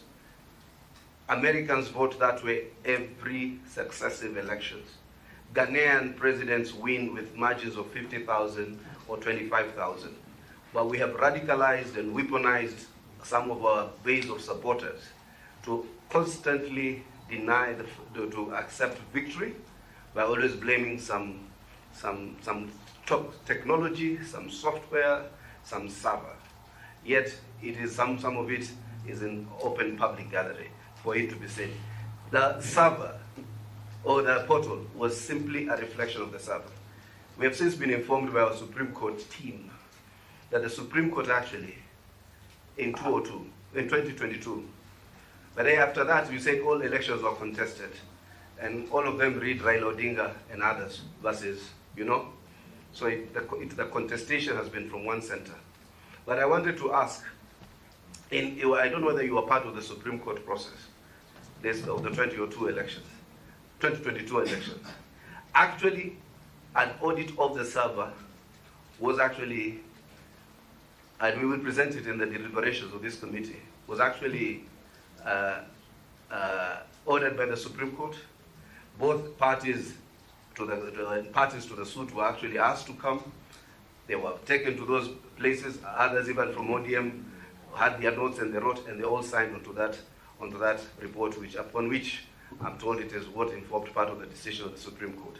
But I totally agree with this proposal that we indeed need to make it law that servers be opened immediately after an election so that we conclude these elections conclusively.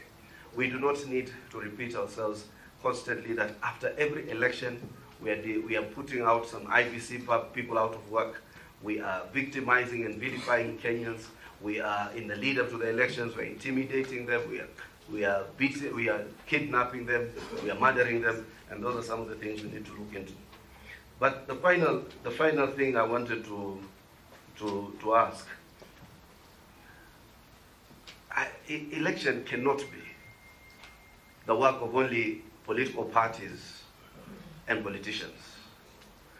I think all these Kenyans here, including the media, those who work in other sectors, are interested in the outcome of these elections. In fact, the politicians are a very insignificant part of the entire electoral process. But I've had Senator Kongo Mkeni ask about it. Are you aware of the Mozambican model, where the commission is appointed on account of party strength? And it is not usually cited as a best practice because it is in the interest of those commissioners in terms of survival to ensure that the party that nominated them continues to win. And that whole idea is also manifest, unfortunately, in the Cherera Four, who, in our view, are appointed in very close to the elections, who I think had a common plan, who now continue to peddle a common theory that is fairly tired about them not having been called into a commission meeting to decide whether to subvert or affirm the popular will of the Kenyan people. So I wanted you to speak to the partiality of these people who are nominated by political parties, who, in my estimation, are more prone to subvert an election than to affirm it. I think those are my. I totally agree with the strengthening of the Senate. It's not only strengthening of the Senate. We must edit. We must take the courage and deal with this issue once and for all. This is a fallacy. Senate must be the upper house of Parliament. Thank you. Senate, just a minute, must be the upper house of Parliament. How do you get elected in 6 constituencies, 12 constituencies, and then you are told these two houses sit by side? It's not practical, it's not logical. Okay, thank you. Eugene? Sorry. Oh, sorry. Thank you. Before Eugene, sit like a point of order. Yeah, sort of. But first, let me say my apologies. I came from the Council of Governors. You don't need to. We had elections of the office bearers for the Council of Governors. But, Chair, I'm just concerned that we, the committee, are taking too long to seek clarifications. Chair, you took about 15 minutes. Hassan has taken 15 minutes. There's a whole list of people. So just out of concern, can we go? No, thank you. You took long. Could we at least take 2-3 minutes? That point is taken. Cicely, we hear you. Please, Eugene. Thank you very much, Honorable Chair. The gentleman before us happens to be my namesake. The only thing I blame him for is I think he made the name Amos more popular than Eugene, but his name is actually Amos Eugene. And one thing apart from sharing a name with him is we share love for Shakespeare. This gentleman with my late brother, true Shakespearean. And your presentation really touches one of Shakespeare's famous lines, "To be or not to be," in Hamlet. Indeed, there's a tide in the affairs of men. This is a tide. You Yes. don't catch it at its height. Yes. This country could go hayway. Anyway, continue. Just Yes. So the elephant in the room, and I'm very happy that you've touched on the critical issues. We have about 5 issues. We have 25 days to go. And you are not just speaking to us, you are making recommendations in terms of way forward, and I'm hoping our secretariat is capturing this. And on each issue, you have left us with a clear recommendation. One of those is the issue of to be opened or not to be opened. To be or not to be opened, the service. That has been a hot political potato. But from what you have said today, I think we can pick a very clear recommendation that this matter should be a matter of course after the elections. Servers should be opened in the interest of transparency and accountability, and also to boost public confidence in our electoral processes, equipment, and everything. So it should not even be an issue that should be left for debate. What I wanted to ask, so that we can tap into your wisdom, is the IEBC appeared before us, and we're looking at Article 88. So when you look at Article 88, H, 4H, it's very clear that it is the duty of IEBC, that is on page 40 of our Constitution, at the top, the first line, H. It's actually the cardinal duty of IEBC to ensure facilitation of, first of all, observation, and this they have been doing. They have been observers, facilitated, external observers, monitoring. I don't know if you've gotten it. 88, 4H. 88? 4H. 4. Yeah, in my copy, it's on page 40. The first sentence at the top. Oh, mine is 4H. No, I came with it. Oh, my goodness. Are you looking at 88? No, I came with the wrong. Maybe the secretariat can help you with the latest copy. But basically, there are three things that IEBC is supposed to do to facilitate observation, and observers have been facilitated. To facilitate monitoring, that has been done externally. And from what you're proposing, the issue is evaluation of elections. Where IEBC has been doing it, by themselves, and we had asked them whether this is not just self-appraisal. If we were to go by that provision of Article 88 4H in terms of evaluation of the elections, and to take your recommendation, and there are those who came before you who also recommended amendment so that it is provided in our law that there will be that audit done immediately after elections, servers opened automatically. Would that fall within your recommendation? And that you can make in your further written submissions. You can look at the law, and it will help this committee in terms of those recommendations. Then the other issue that you have made a very clear recommendation on, and I hope our secretariat has captured it. So the issue of counties. That's a very sensitive issue. You were the AG, I think when we had the Akiwomi report, you did make your advice to that commission, and the tribal clashes of 92, 97, and whatever happened.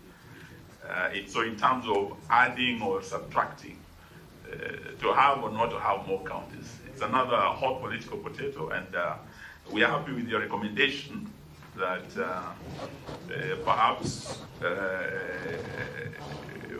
we will not be looking at whether the matter is within our jurisdiction or it's beyond our mandate as per the motion passed by Parliament, and therefore recommendation what I wanted your advice on, maybe when you're making your recommendation, whether that can fall within, of course, the purview of Article 188, where it's required that Parliament handles the issue of creation of new borders, counties and whatever.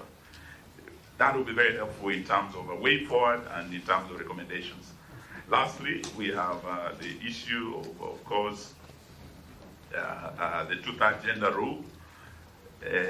We are looking for that clause that disappeared. I think you are saying that could really resolve the situation of the two-thirds gender rule.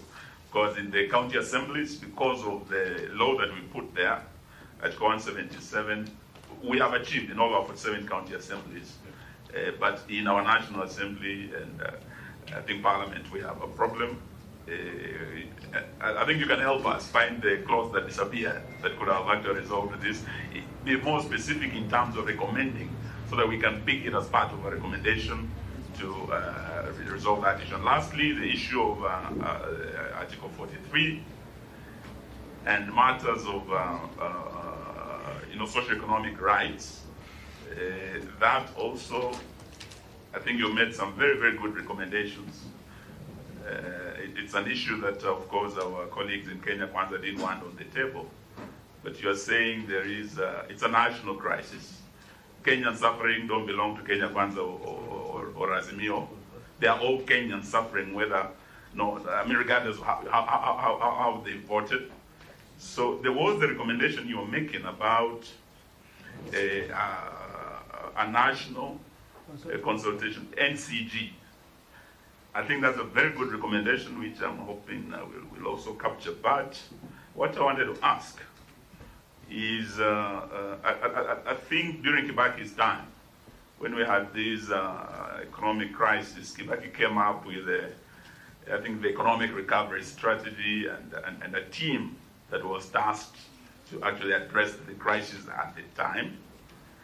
I remember during Moi's time, when we had a similar crisis, he came up with a dream team that included people who are not even his supporters, a cross-cutting team of experts and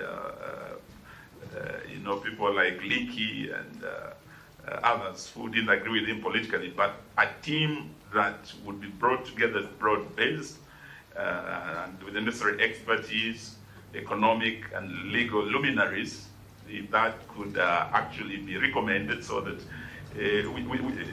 we say it is no longer a Kenya Kwanza affair, it's a national crisis we are facing.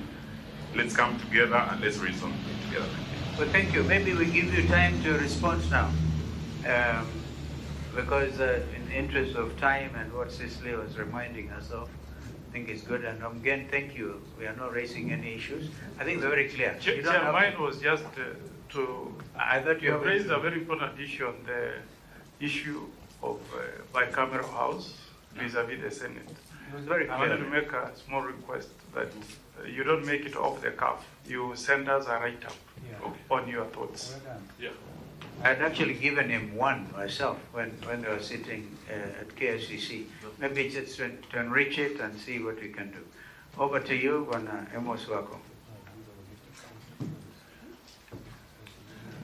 I wish to, this is my eyes are Muse. I was start with which text should he use? Let me use this one so that I'm not now seeing it clearly. First of all, let me thank you for the comments you have made, which have all been very positive, and that's the way it should be.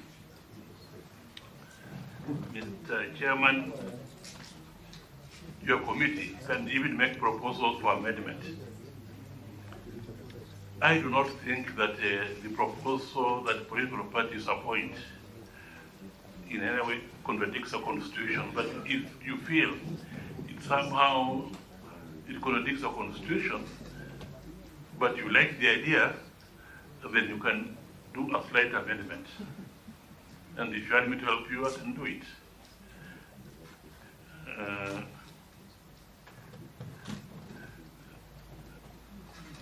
Honorable Muchoka, I just wish to confirm that there was a point when I thought I'd had enough and I wanted to sign.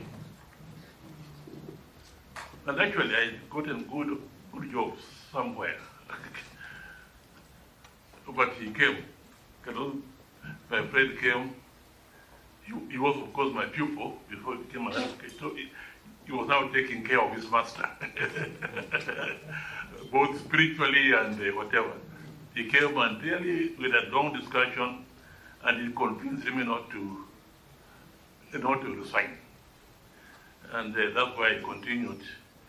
At that time, continued in the next regime, and continued to make a record of 20 years over as Attorney General. And I'm always grateful to you for that. And that's what I've made. I don't know where I would be now if I had made that decision to quit.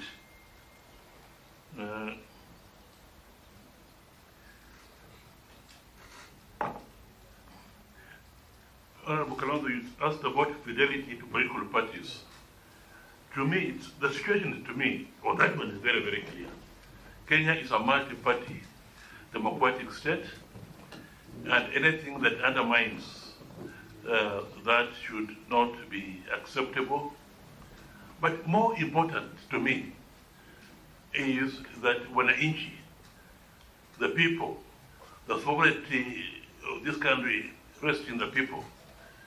And the people, you have gone to them and you have said that I'm now in this party, these are my programs, and on the basis of that, they have elected you. And maybe you decided to stand on that party because you knew that party was popular in that area. And therefore, for you to be elected, you must be a member of that committee. So you are going there under false pretenses to be elected, and then soon after election to go somewhere else. That is deception to the people of this country. And we should be very firm on it. I agree with my, if you go to the parliamentary record, what Tom Boyer said when in the parliament, when they brought up that law that if you resign from the party which elected you, then you must go back to the people and have a by-election. I agree entirely with what Thomas Joseph Boyer said. You should have the courage just to resign and go, rather than say, I will not go. I'll use the processes of the tribunal or the court and so on. And by the time they decide, my time will be over. I've heard such statements being made. And really, that is arrogance, impunity of the highest order. For you to sort of agree, I've left. And you are now on the other side. And then you say, but nothing will happen to me because I'll use the system to stay where I am now until the next election. You know, it's a gross abuse of the system that is there. And such approach should be discouraged and discouraged completely to me. So, we should make it easier for such people to resign, and not make it not so much for such people to resign, but we should make it easier for the institutions that deal with such matters to make quick decisions, and if there need be a by-election, let it be a by-election, rather than boasting that we are going to use the courts, the tribunals, and so on, which will take you round and round until the 4 or 5 years are over. Really, all of us around this room, we should detest that type of approach to our politics. We are not maturing enough. We should, by now, we should have matured enough. Not even to say that should be an embarrassment to yourself. And they say so again with the pride. This is wrong. This is the rotten part of our Kenya politics is really that. So I think I've answered you, Mshoka, that one. Dancer Mari, yeah, thank you very much. We have been together for many years. Safari Park, particularly, and so on. And the comments we made about 2002 elections, the margin of victory was such that they could not be tampered with. Who tells you that? I've been in the system. If I wanted to tamper with that, I would have done it. We have a recent example here in Gabon. Gabon, what happened? Did the Electoral Commission announce so and so has won? But when they opened the server, what happened? And yet the result of the election announced in Gabon, the gap was so wider than the 2002 elections. I think it was something like 17% versus 7%, but they had done it. I'm just saying this to give credit. Let's give the credit where it is due, that the Electoral Commission did a good job in that election and announced the results which reflected the wishes of the people of Kenya. And that Electoral Commission was actually composed of people, commissioners, nominated by political parties of the day. And therefore it's possible. Now, when you say that people nominated by parties will be partial and so on, yeah, it's true. But you see, if you don't give political parties, particularly the 2-3 big ones, that chance to nominate their own people, if they have to go into the system of maneuvering, manipulating the selection system to make sure that the person is there, the type of person they'll nominate will not be a person of gravitas. It will be a sycophant, and therefore he'll be influencing. He'll be there to disturb the situation and so on. So that's why it's good just to accept the situation the way it is. Say, you are the big guys, not nominate. But there should be people of gravitas, and they will do so. Rather than making them go under the table, manipulating, and making sure that their sycophants are nominated. This question. But anyway, thank you very much for putting order in the discussions. I can tell you that Cecil Marire, the governor of Embu, we also have a claim on her in Busia. Yes. So we are very proud of her in Busia also.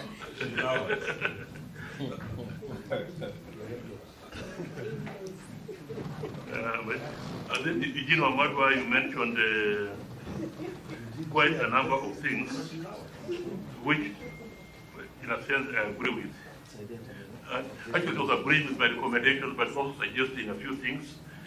This Article 884H, I think it can be used, but it will be useful if there was a clear clause to say that after every general election there'll be that. Opening. Yeah. Make it clear, rather than just a general.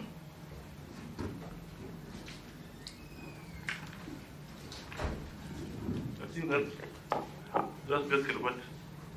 Senate. Anything else? Well, thank you. But as I can say, I'm available. Yeah, thank you. Please enrich our thinking. Including, by the way, you know, this thing, Zambians went, and I think at some stage, Hassan and referring to again, talk about Frelimo experience in Mozambique and Renemo. But Zambians have actually decided, rather than have this electronic transmission, they will do it manually. I don't want you to answer now, but perhaps give it some thought. Give it some thought. But then you didn't answer whether you were in that petition as one of the lawyers in that Azimio. Which one? The Azimio petition. No, I was not. He wasn't. Honorable Co-Chair, just to thank the Honorable Attorney General Emeritus. He's actually flown in from, he was out of the country at a family tragedy, and he just flew in for this. And we must really, really appreciate. And we've taken up a lot of your time. In fact, speaking from your brains, we should have paid you your hefty fee notes. But because of the patriotism, and your colleague, Honorable Gideon Muigai, was here also, this committee benefited greatly.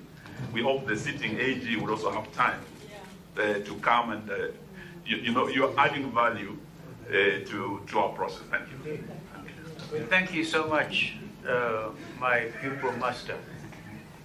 So we get your item. Yeah? Oh, yeah. I think Okonko, we're going to ask for a write-up. If the chairman so orders me yes, to. please do. We wouldn't mind on the issue of the camera house. Yeah, and be more than I am certain Senator Mugeni is interested more on more powers getting to the Senate. And we shall allow it. If you can give me 14 days. Would that too much? We have a balance of 25 days as a committee. Can do 7 days. 7 days? No, as Eugene, my namesake, I confirm that I'm also called Eugene. For the record. I think it sort of indicated to you that Nikona Huku. I think you can do 14. Okay, 14 is the fact that you also took time from outside the country to appear. It allow you the 14 days. Thank you very much. Thank you. Thank you. Asante sana. We have members. We have Kipra next. We still have a group of senators, Enoch Wambua and Tom Ojeda and Lendamo Onekina. We have agreed to allow the Ogier community 10 minutes. And we have agreed with them strictly 10 minutes because of time. And we still have another 4 groups.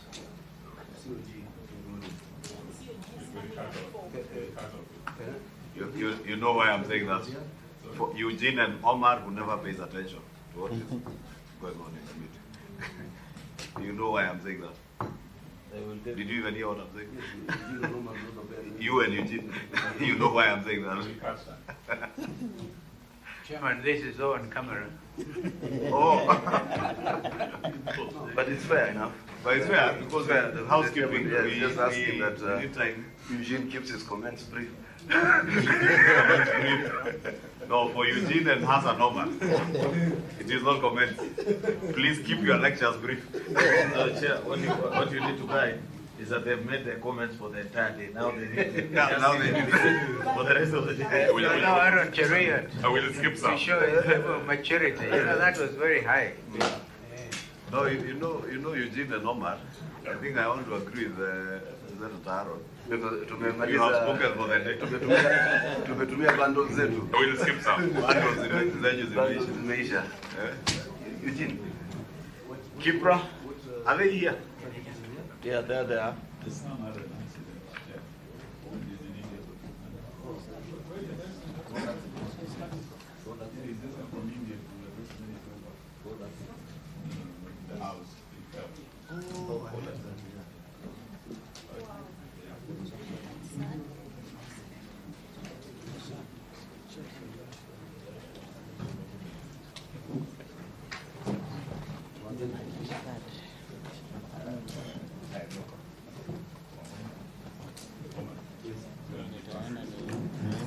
Thank you. We will allow you to pass. Kipra, karibuni. We'll do a quick round of introduction. From my right, Senator Mugeni Okongo, Senator Nyamira, Honorable Amina Malindi, Honorable Eugene Wamalwa, Honorable Pio Andai, just stepped out, His Excellency Honorable Musyoka, Senator Omar Hassan, Governor Cecily Mbarire, Senator Aaron Cheruyot, who is our majority leader. Mine is Kimani Shumwa.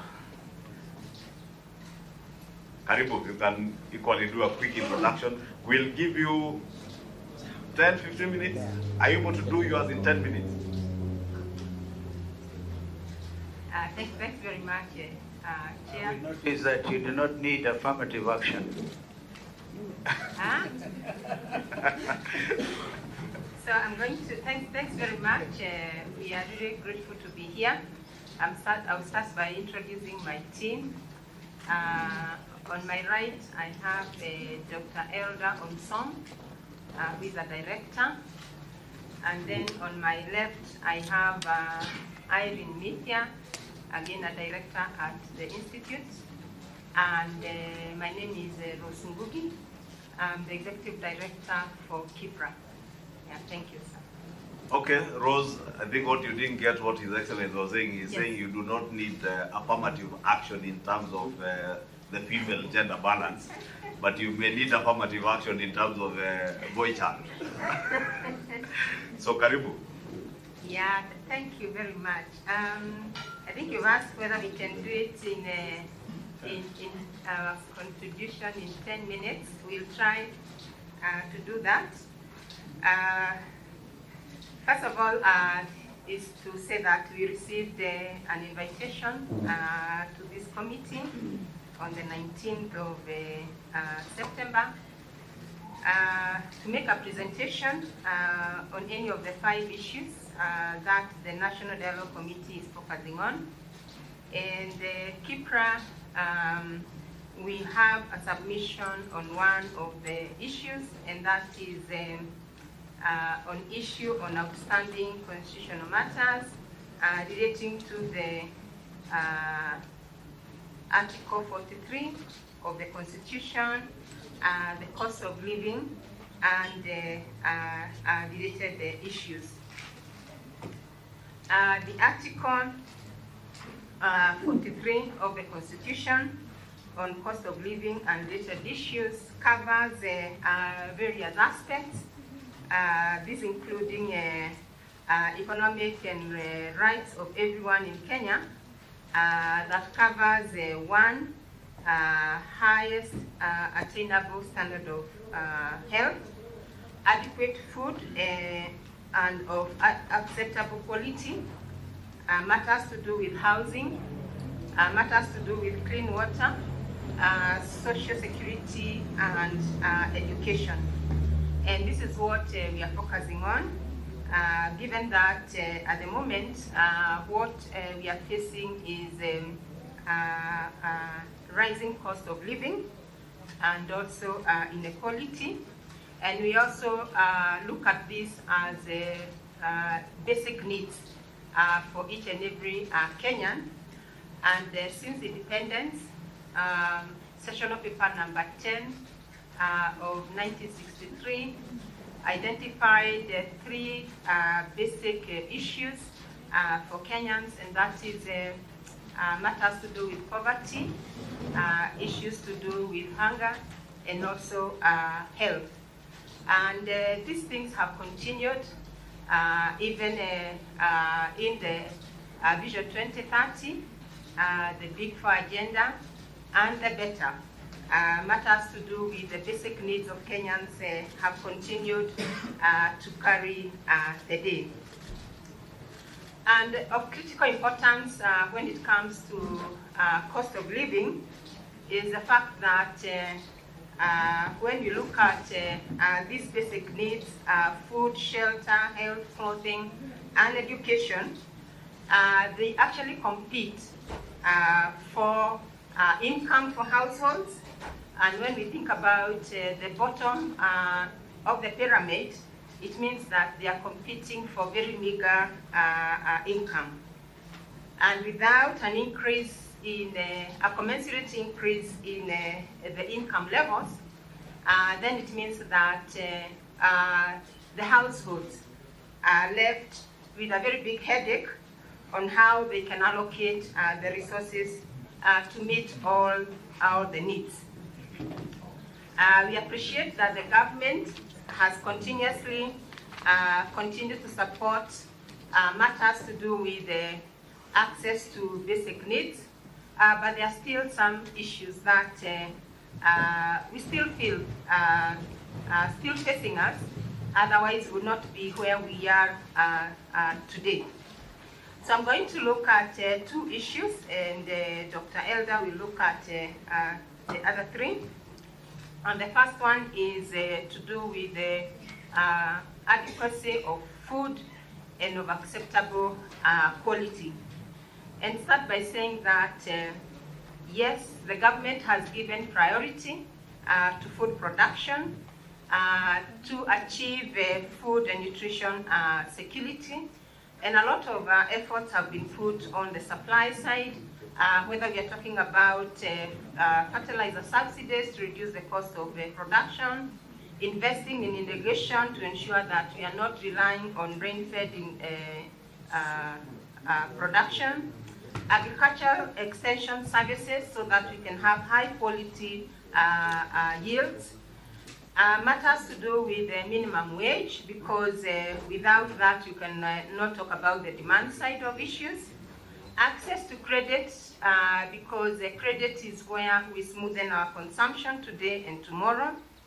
Expansion of social protection, and social protection comes in very handy because we realize that there are many of us who are below poverty line, and we need to be protected to sustain our livelihood. In addition is making markets work, and there's a lot that is happening. Right now we have a Ministry of Cooperatives, a very key move forward in terms of not only aggregation, but also supporting farmers to see that they can access markets.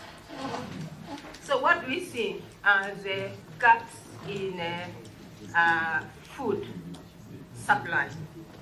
Of course, as a country, we are producing food, but there are circumstances when you'll find that the supply of food results in some areas having bumper harvest and other areas not having any food.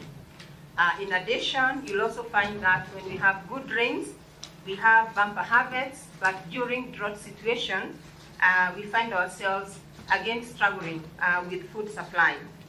It means that there's one element we are not exploiting, and this is the value addition, which we do through manufacturing.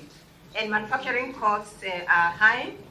One, given that for you to do food manufacturing, you're actually relying on inputs from agriculture, and agriculture output is actually susceptible to drought situations. So during drought situations, we find we don't have adequate raw materials for manufacturing. In addition, you'll notice that in manufacturing, food manufacturing, majority of the farms are actually micro and small enterprises, which of course we know face a lot of challenges, including technology, as well as sourcing for this raw material. So on the supply side then, you'll notice that we have not managed to smoothen between bumper harvests and when we have drought, and therefore we don't have adequate food. On the demand side, you'll notice that we have a registered minimum wage, and this minimum wage covers about 77% of our workers. We have seen over time that minimum wage has been actually reviewed upwards, and the last time that it was reviewed upwards is in 2022 by 12%. But the increase in the prices for essential commodities went up by 22%, which means that the purchasing power for households was actually reduced. And given that in Kenya, households spend over 50% of their budget in food, it means that with an increase in the food prices, without an increase in minimum wage, it leaves the households at a very weak position to manage their basic needs. Further is the food inflation. If you look at inflation in Kenya, a key significant contribution is food. Like last year, on average, the overall inflation was about 7.7%, with food inflation at 13.1%, almost double that.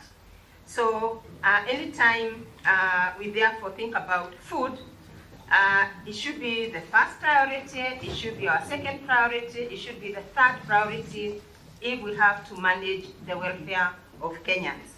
And for this reason, it's important to think about how we can diversify our crops, how we can support the production, as well as how we can actually enhance the earnings of the households so that they can they can smoothen their demand for food. And lastly is also the social security, social safety nets, which can come in handy for the vulnerable groups when we have food price shocks. And of course, we know that we are moving very well with the early warning system, but the key question is how we actually manage to put everything in order such that when we have drought, we don't face the same situation that we had with a prolonged drought that started in 2021. Dr. Maybe if I could guide you, you're already 7 minutes and you've only tackled 1 out of 7 issues. Meaning if we move at that pace, we'll probably finish at 3 and will not be doing justice to the rest of the country and other stakeholders who have been waiting. I want to propose that don't take us through the entire paper. It's a very good paper, very well written, and just give us highlights. Okay. Don't go through item by item the way you are doing it. Thank you. Thank and you. I'm sorry, I know you're an academician, so you are very tempted to take us through a class. Yeah, yeah. And I'm also a former lecturer, so... Yes, yes. Also give us I saw that danger, Mwalimu. All right. So I've just talked about social safety net, so I can talk about social security. I'll take only 1 minute and say that, yes, a lot has been done. But the kind of gaps that we are realizing is that if we look at, say, for example, the hunger safety net programs, we give households about 2,000 a month. And these are mainly, for example, in rural areas. And the poverty line, going by the 2015-2016 household survey, is actually at about 1954, which means that we are giving them just at the poverty level. And when there is an increase in prices, this is not revealed upwards. So they are left actually, they actually drop down the poverty line. When it comes to poverty across the children, what you'll notice is that 4 out of every 4 children actually facing a significant level of poverty, which has implications in terms of their nutrition levels, and we shall discuss nutrition later. But I want to say at this point that when we don't take care of children at that very beginning, the country tends to lose about 6.9% of GDP to malnutrition, and a core element is in productivity, which is about 6.5% of GDP.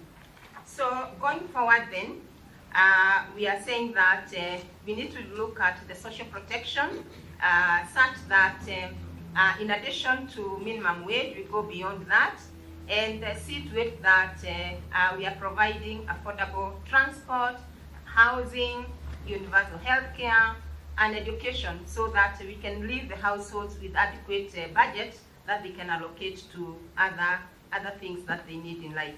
And also finally is to address matters to do with social mobility. From our research, we found that poor households tend to get to poor situations because even when we have social protection, which are not well targeted, then poor households are not benefiting. And if they don't benefit, they don't take their children to school.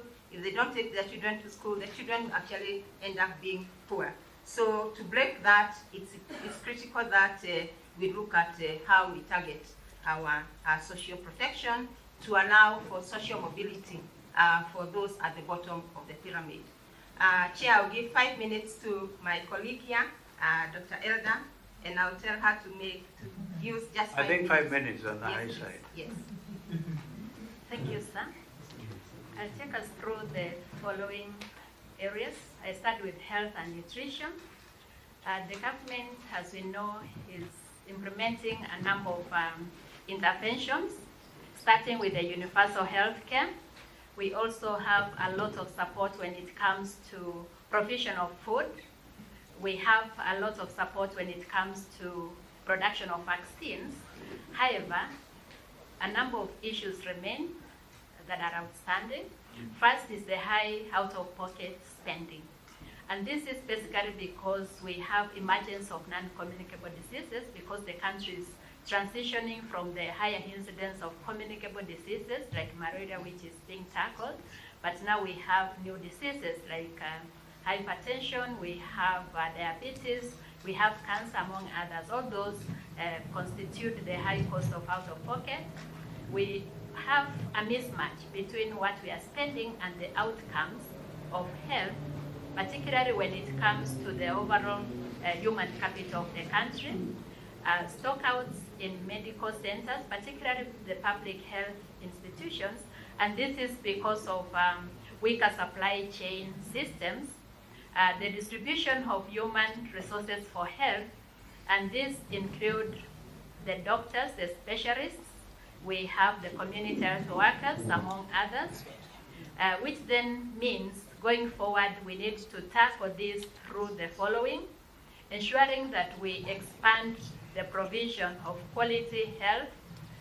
This tackles support for households, and this can be through the universal health coverage.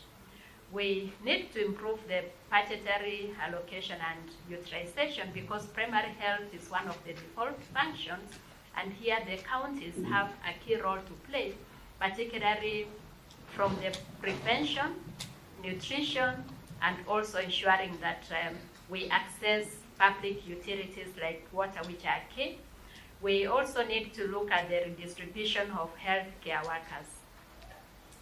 When it comes to housing, this is a key area because in the Article 43, each Kenyan has a right to quality housing, and this is housing that has amenities, but the key gaps can be tackled through exploring effective land use planning and management policies, which ensure that all the population in the rural and urban areas, particularly in the informal settlements, have access to housing that has amenities and housing that helps them attain the basic minimum as per the Constitution. We also need to balance between the development of our infrastructure such that every Kenyan can access that pertains to quality and also the standard of accommodation. When it comes to clean water and safe water, this we know the amendment of the Water Bill 2023, which supports partnerships, but we have outstanding issues which relate to access to clean and safe water in the informal settlements, arid and semi-arid lands, and even in the high potential areas where we still have poor water harvesting systems that we can leverage on as a country, and that then compromises the quality of water that the Kenyans are accessing. Going forward, then, we recommend the need to enhance investments and capacity development in rural and the informal settlements. We need to look at the water management, particularly wastewater treatment, which requires use of technology and also high capital investment. When it comes to water harvesting, it will be important to put legislative frameworks in place, particularly in the public places where we have high levels of space in terms of roofing that accommodates water when it rains, and that can be harvested for use not only in the urban areas where we have most housing, but also even in the rural areas through the piping. Finally, on education, in addition to the reforms that are taking place, we find gaps in terms of inequalities to access to education, particularly in the post-primary education. which we know is key where skills are being developed. Interventions then could relate to addressing inequalities in access to quality education, and here technology has a key role, and hence need to look at how to have universal access to internet, particularly not only in schools, but in homes and in public places, looking at the safety of children online, and also improving school infrastructure by increasing also community awareness on their role in provision of education, both at the basic level and tertiary level, which we know is very key for skills development and also human capital development. Well, we thank you. Does your colleague want to add anything in a minute? We don't want to feel deprived. But please notice, we thank you for accepting to even give us a written memorandum. Thank you, Chair. We are satisfied with the submissions, and we look forward to further engagement. Thank you. Well, thank you. We thank you so much. I don't know whether any of the colleagues here would want to interact with that submission. Yeah, I just one very short question.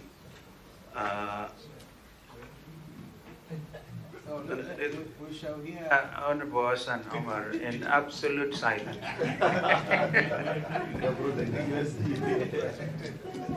Yes, this is a very well done paper, and I always have a lot of respect for the work done by Kipra, and I can see once upon a time your former board chair, Linda Musumba, is here with us. My question is that as you make all these analysis about government interventions, particularly in terms of mitigating the cost of living, can you either forecast the impact it has had or forecast the impact it will have? Like you see, we said we did a G2G, government to government on the fuel.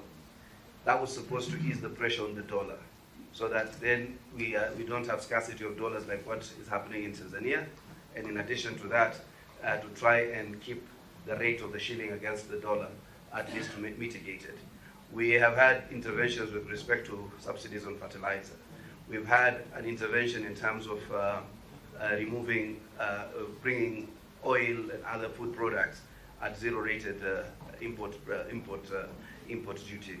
So I want, are you able, maybe even if you don't have the answers now, to analyze, because this government is implementing a plan and you are a government agency, to analyze whether there is some impact with some of these interventions in the short and probably in the long term of some of these interventions with respect to mitigating the cost of living. Yes. I just want to really thank the three ladies. I think it's the first time we are having this kind of forum where the entire team is one of ladies. And it gives me some comfort. For the first time, we are not talking about the men.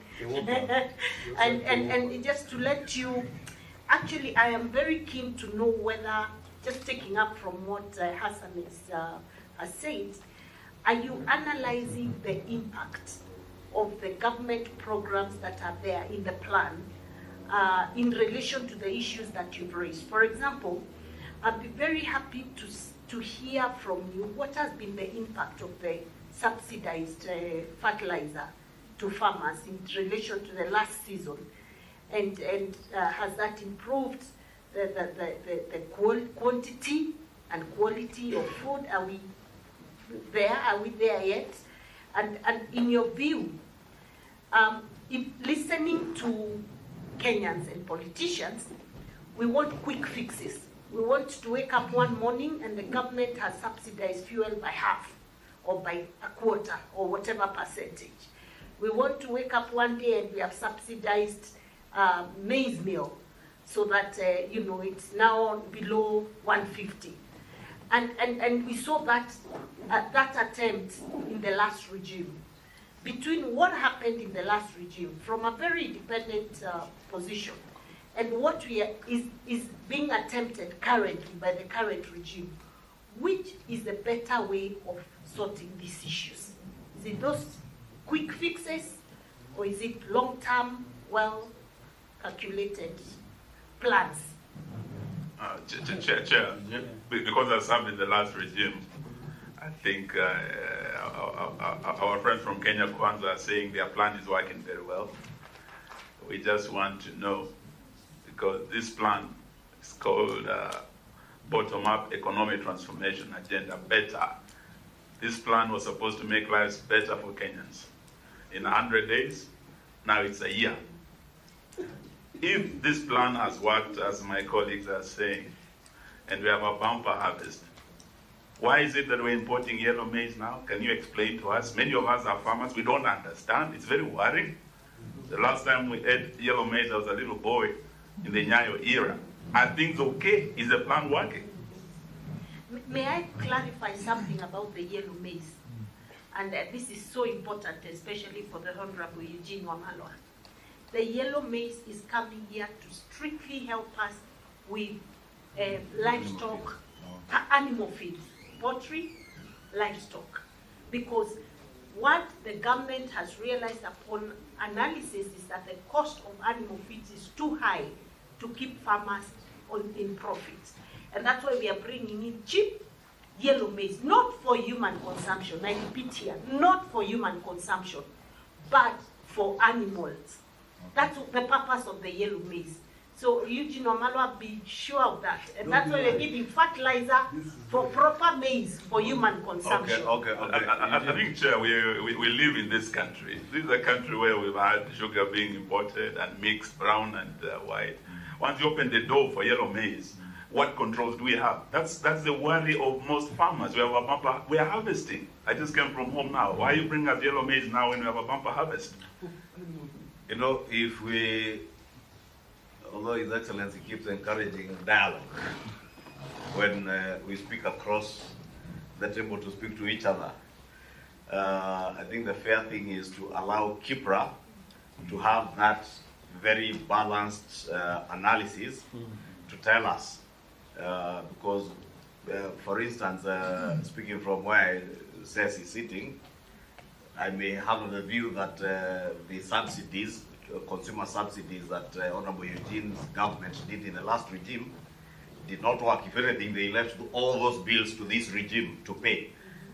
And therefore, Kipra would be in a better position to be able to analyze and tell us. All of you guys who are together, you're talking strange things to some of us. I can confirm that Kimani Ichung'wah was not there. We were all together. We were all together initially before Eugene edged us out. So maybe Kipra should be able to analyze and tell us what is a more sustainable policy to pursue. Is it the consumer subsidies? Is it the producer subsidies? Is it what from your paper, I have seen you've spoken about wage increments and enforcing that, because the cost of living inevitably will keep rising. And some by factors beyond our control as a country, for instance, the fuel issue. But the challenge then are Kenyans having the levels of income to be able to afford that cost of living. So maybe you would strike a balance for us, and we don't expect you to necessarily have all the answers now. We would not mind a well-done paper like this one, probably to answer those questions if you're not in a position to answer now, unless you have a quick one as we close. Thanks very much, Chair, and thanks very much, committee members. I think these are very exciting questions. And I want to say, one is that, yes, we can do impact, and we have done actually a very good analysis on the implications if all the proposals that have been given by the government were to be implemented. But I want to say that recently we have launched our report, the Kenya Economic Report, that was looking at the cost of living. And one of the key things that you'll notice from it, and that's why we are focusing a lot on the food, is that food actually taking over 50% of the income. It makes it the first, second, and third priority that we should get into. transport costs, especially for those who are using matatus and the like. It also takes almost 10% for transport, and it is among, I think, the second in terms of contribution to the cost of living for Kenyans.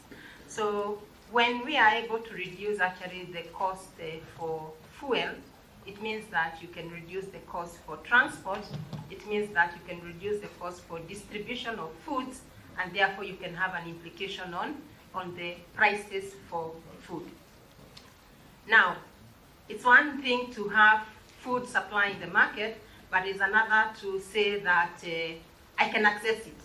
I may not access it because it's not affordable, but can I also be empowered to actually access it? And I can only access it if my income is also taken care of, which means that increase productivity for micro and small enterprises, for the farmers, they can reap higher and they can increase their incomes. Yeah?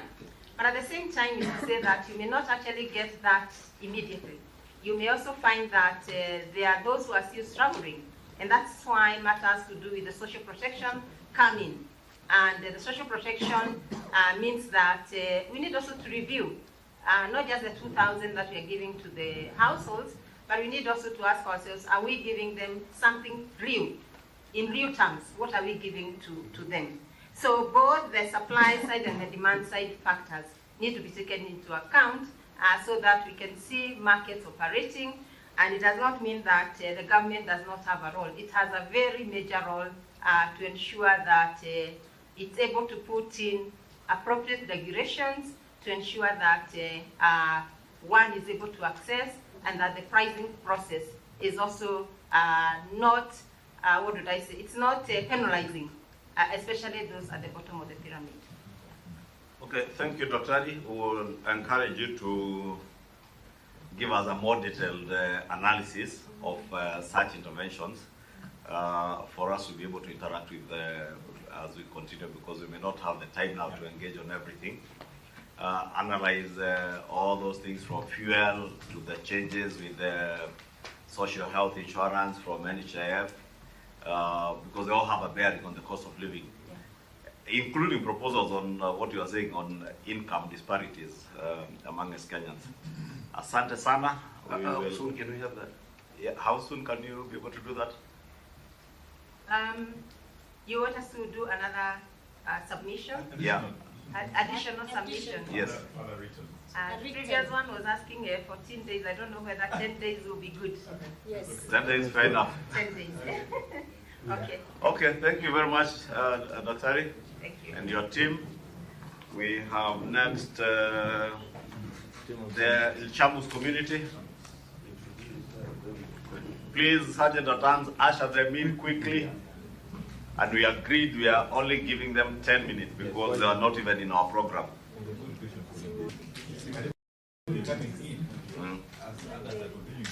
Yeah? Yeah.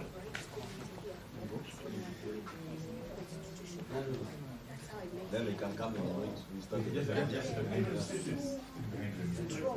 Senators Karibu, then usher in the Ilchamus community to sit right behind Senator Wambua and Senator Ojienda.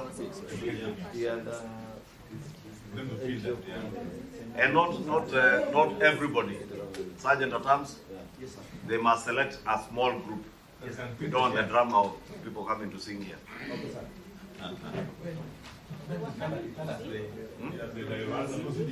But now,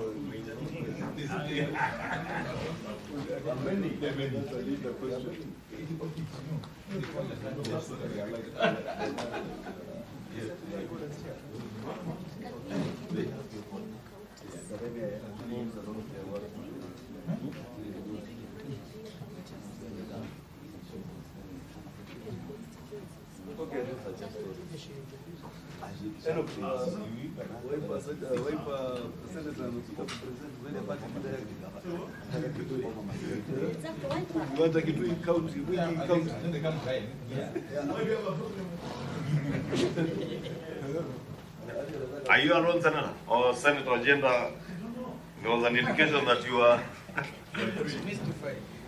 You are to Wait, appear look with Senator mystified. Ojienda. Why don't you allow us to listen to Jamus then, as you wait for your colleagues?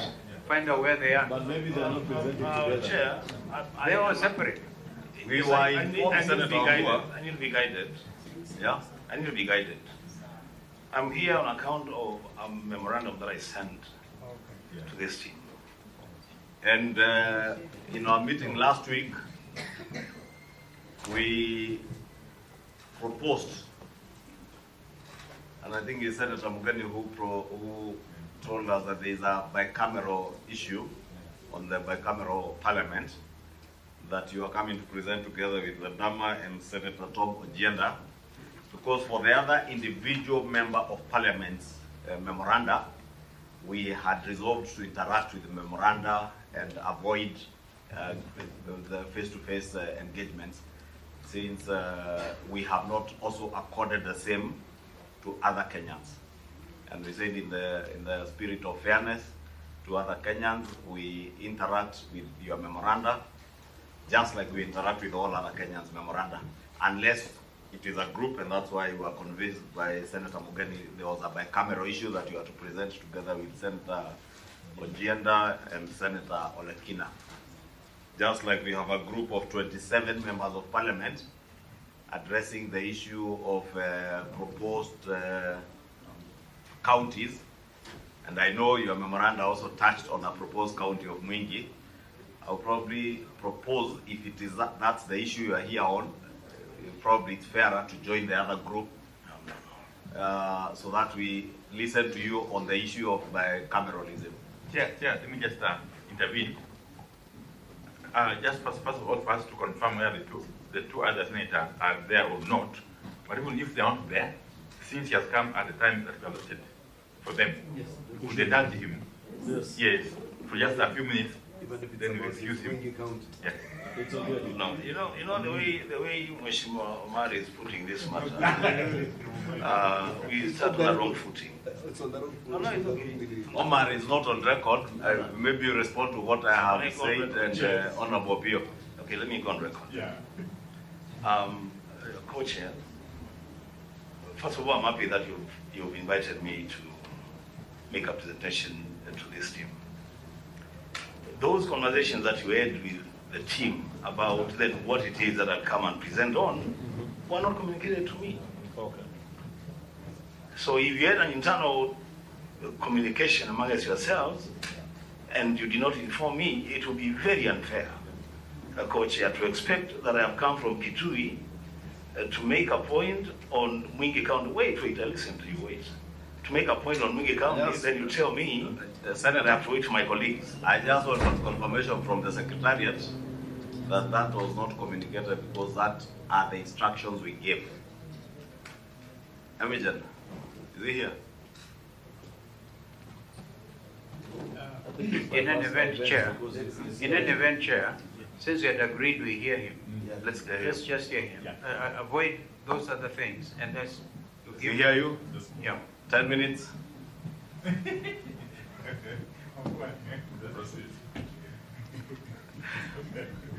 We have a whole list, Senator.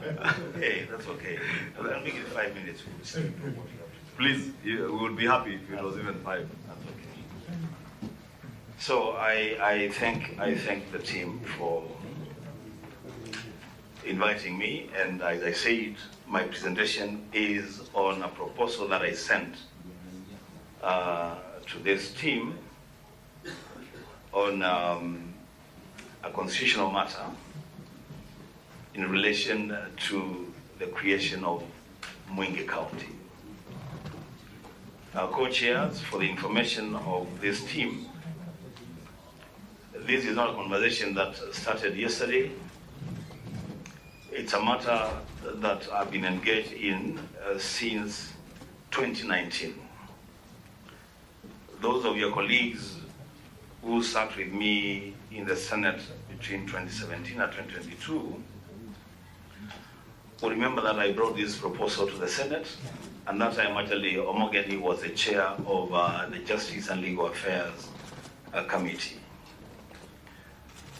When we were accorded an opportunity to present a memoranda to the then BBI, I made the same presentation. And so I will take you through what it is that I'm thinking, and I will leave the final decision to the team. Co-chairs, I am guided by Article 6 of the Constitution of Kenya, Article 6.1, that provides that the territory of Kenya is divided into the counties specified in the first schedule. By that statement alone, it should be noted that the drafters of the Constitution were alive to the fact that there is no magic number in number 47, that the first schedule can be amended to create more counties or even to reduce the number of counties. So on the basis of that chapter 6.1 of the Constitution, I do make a presentation on a proposal to create a second county in Kitui called Mwingi. My idea, co-chairs, is what I would call authentic. It's an original, authentic idea. I do understand, as you have mentioned, co-chair, there is also a caucus of members of the National Assembly who are also pushing the agenda of creating additional counties in this country.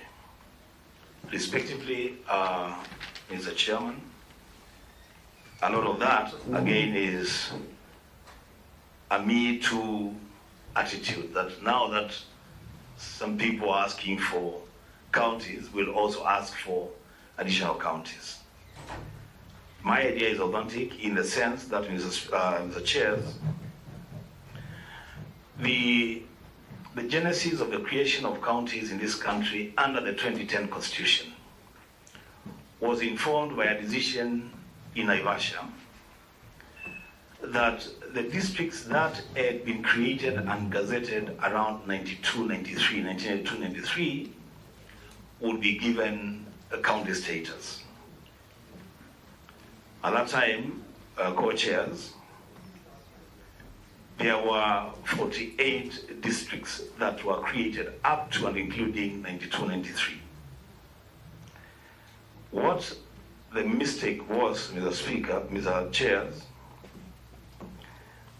is that the districts that were created around the same time that Mwingi district was created from Kitui district, including Tharaka-Nithi from Meru, and Makueni from Machakos, were given county status because they had been gazetted as districts.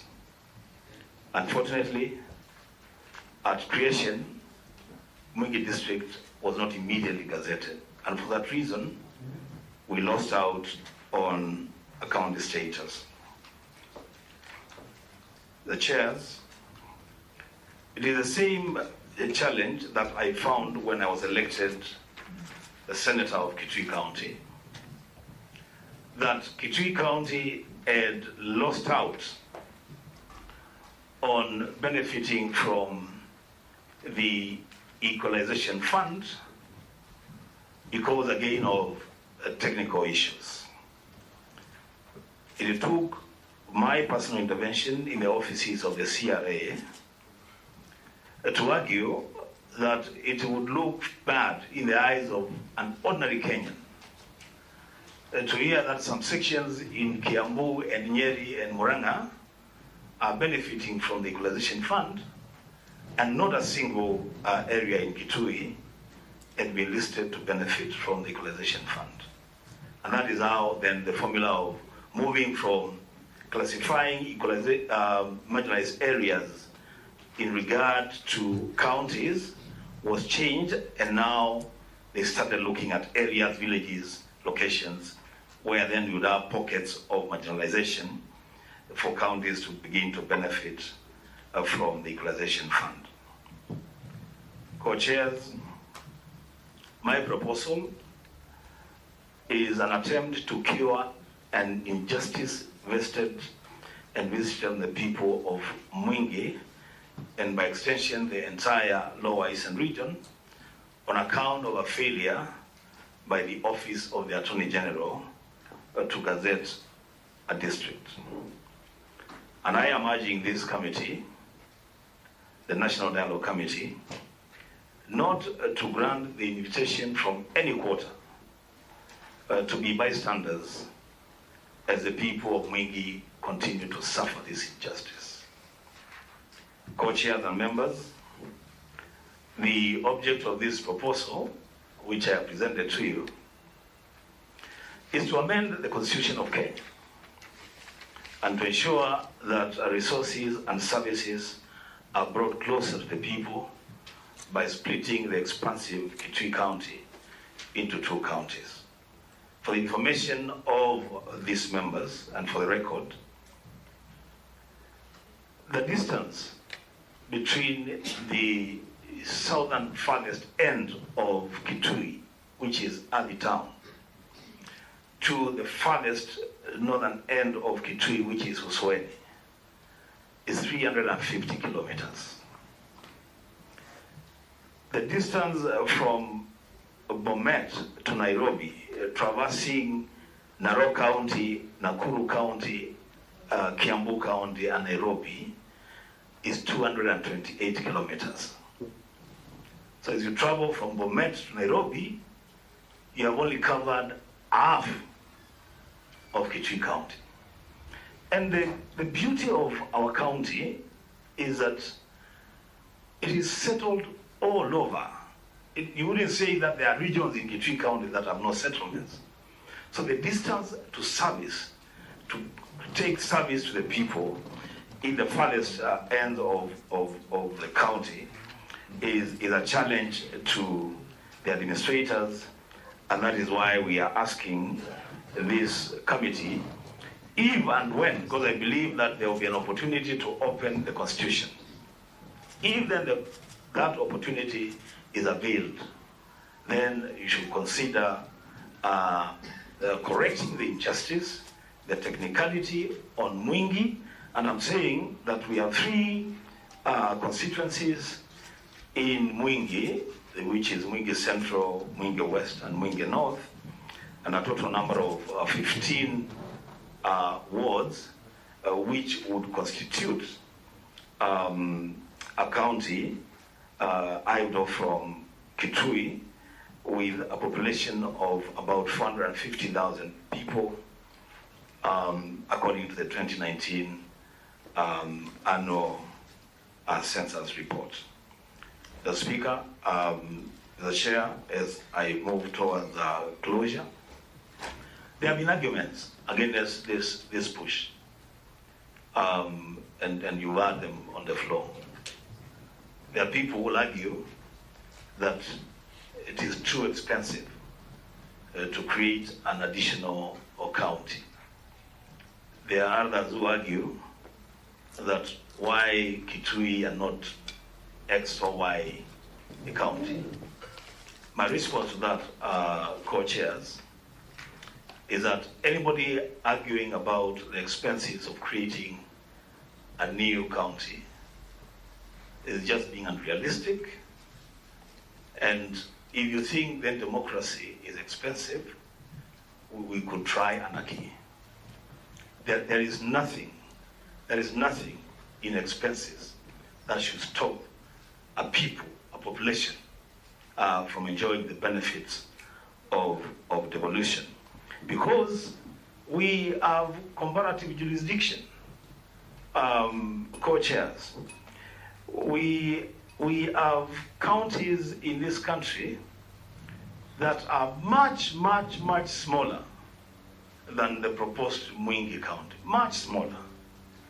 I could mention just 2 or 3 of them. Kirinyaga County, with a landmass of 1,479 square kilometers, is a county. In fact, I make this joke, co-chairs, about Kirinyaga County, that the county is so small, and I'm not saying that they should be denied their status, no. They're so small that even the Catholic Church has not established a diocese in Kirinyaga. It is administered from Murang'a, and yet they have a county status. You go to Lamu with 2 constituencies. Go to Isiolo with 2 constituencies. You go to Samburu with 3 constituencies. Tharaka-Nithi, which is even smaller than Kirinyaga, with 3 constituencies. Co-chairs, it is my submission. I see the co-chair wants to interrupt me. You can. Thank you.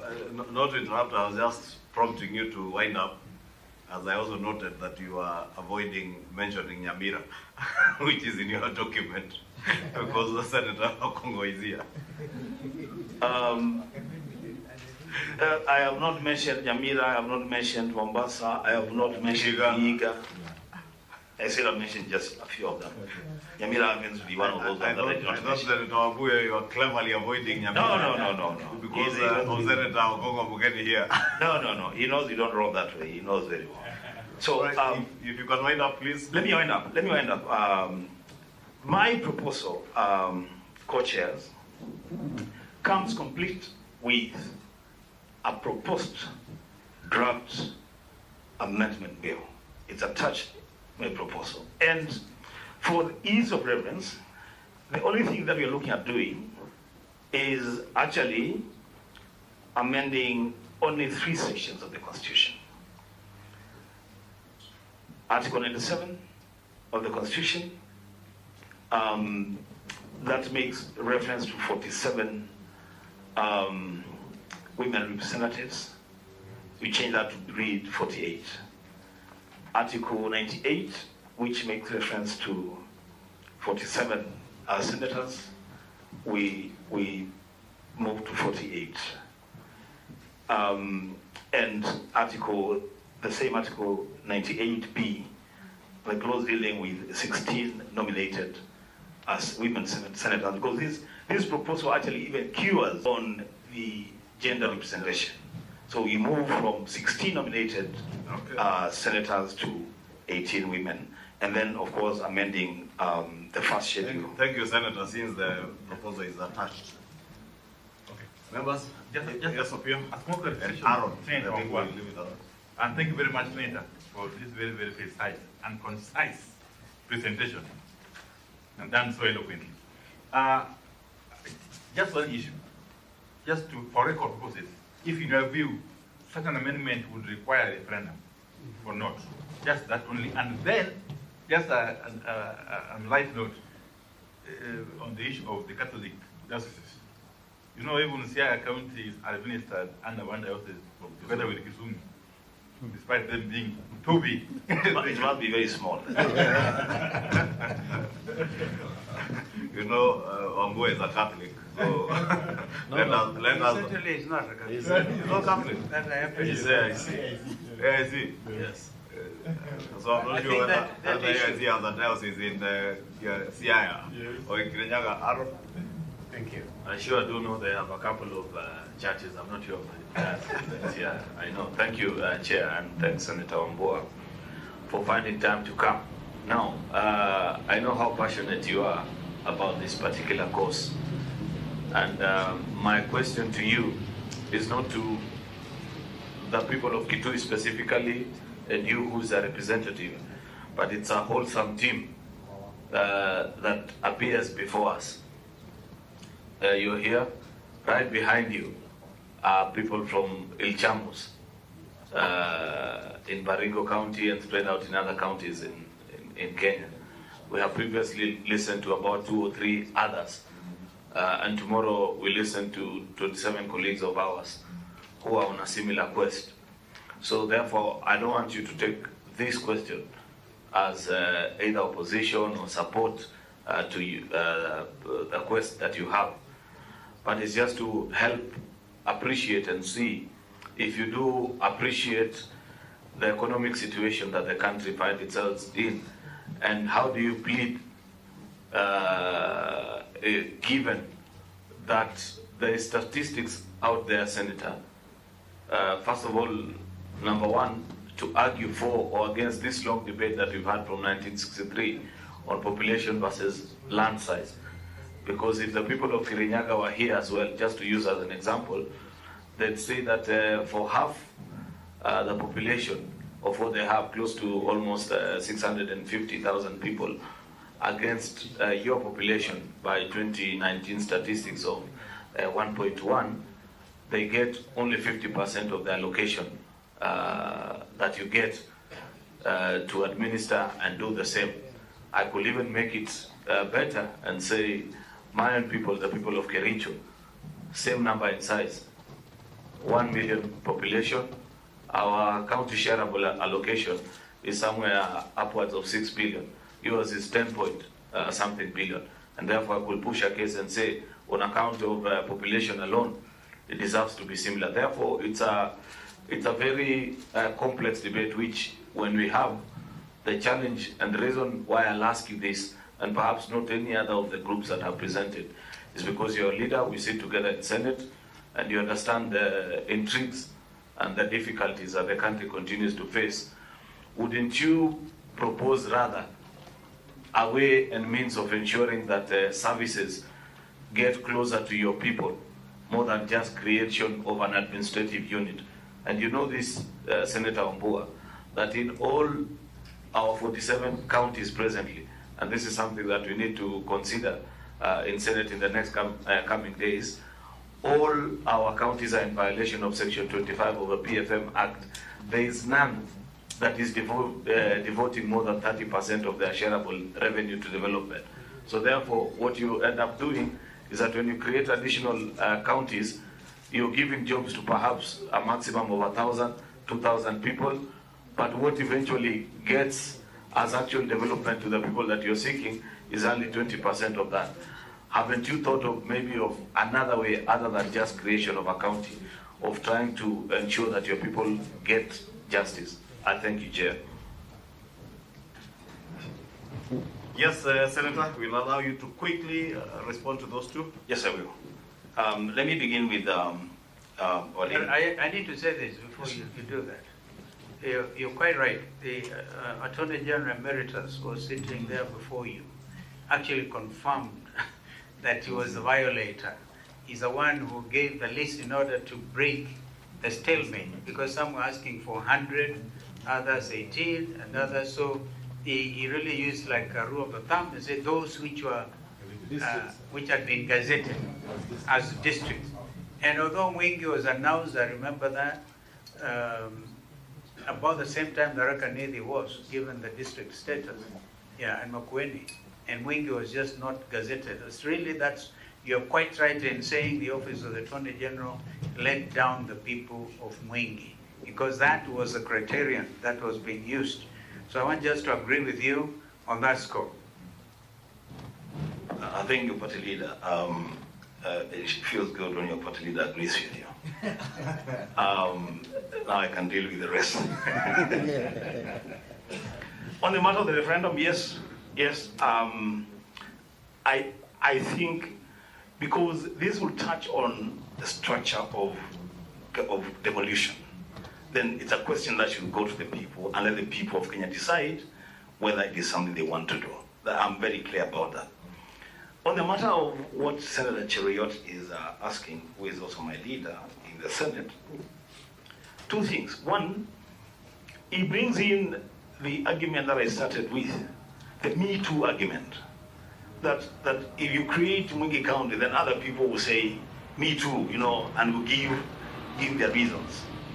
But I am convinced, and my party leader has borne me out, that the reason why we don't have Mwingi County today is not because another person was given a county.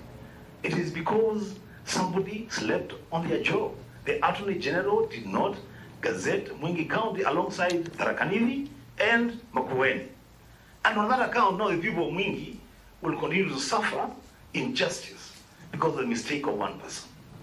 That's the way I look at it. Secondly, Senator Cheruiyot, this country is defined, Kenya is defined as its citizens and its land. And that's why a lot of presidents will say, we will not cede an inch to anyone, because land is important. So land mass is as important to this country as the population is. So the argument that there are people that have huge populations and small pieces of land, in my case, does not arise, because then what you lose in land mass, you gain in population. And what you lose in population, then you gain in land mass. And as I conclude, I say this. Devolution, Honorable Tim, devolution has actually been hijacked at county headquarters.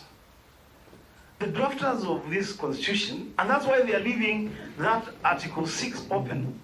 They did not envisage a situation where, when you create county headquarters, now that is the end of devolution, things now should work properly from there. No, no, no. That should have been the beginning of it. That we should evolve further to wards, to constituencies. And by extension, then this one county, this just one county in this country, Mwingi, that was denied a right by the mistake of one person. I will leave it to you to decide whether you want just to say they lost and they lost, then let them live with it, or you may want to correct that injustice on account of the fact that we all agree, and the AJ Emeritus was here, as you've told me, he has confirmed that it is him that did not gazette Mwingi. I rest my case. Thank you, Senator. And it is indeed true. He was seated right where you are seated, and he made that concession. We hear you and sympathize with not you only, but the people of Mwingi and many other Kenyans who feel that there is some element of injustice. But that is why we are here. We will consider yours and those of other Kenyans. Asante. Na kwaheri if you are traveling back to Kitui County. Or is it to Kuisha? You're doing badly. I thought you'll invite me for lunch. and unfortunately, Senator, and it's good because the fourth estate are here. And I saw the nation accuse this committee of gobbling up 100 million shillings. And I heard, I think over the weekend, someone saying that we are sipping expensive tea and champagne. We unfortunately have no facilities. We are here to get a shilling. Even the waters and the conference facilities, we are here courtesy of a well-wisher, one of our civil society organizations that have been meeting the conferencing facility costs, including our teas and light meals when we have a long day like today. But unfortunately, because of you and the Ilchamus and Public Service Commission who are here, we are not even able to break for lunch. That's okay. Chair, Ajay, let me help you there, because then it's a problem. And let's confirm to media, because I sat in this committee, the first team. And to be honest to this country, there is no government money that is being spent on these things. It's a volunteer service. It's people doing this for the nation. So thinking that government is giving these people allowances or monies, I think we should disabuse ourselves of that notion and just allow Kenyans that do their job. They're just doing their job. Thank you, Senator. We will request, just hold on, we request Public Service Commission. I'm told you have a meeting at 3:30. So we request the Chamus community to hold on. No, just sit. Letagule, just take your seats first. We allow the Public Service Commission. They will be very brief. We wanted to slot in at you at their time, but they have insisted. So we allow them a quick presentation.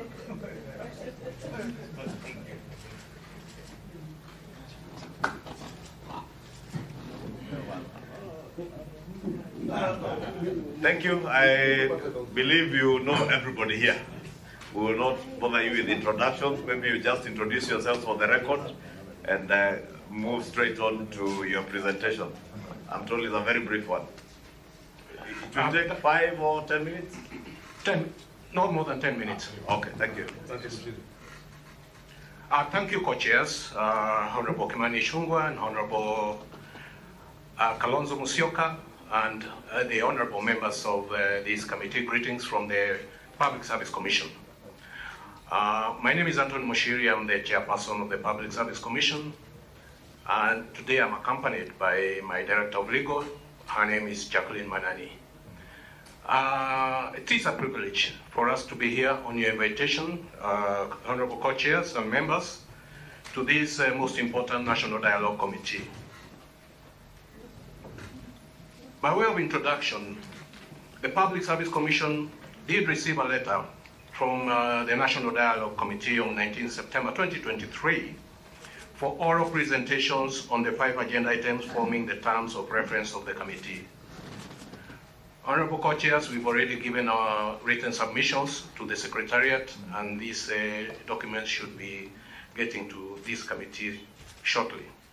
The Commission does welcome and appreciate the invitation, it being a major stakeholder in the labor market of this country, as it is responsible both directly and indirectly in the management of over 300,000 public officers through various instruments developed and or approved by the Commission.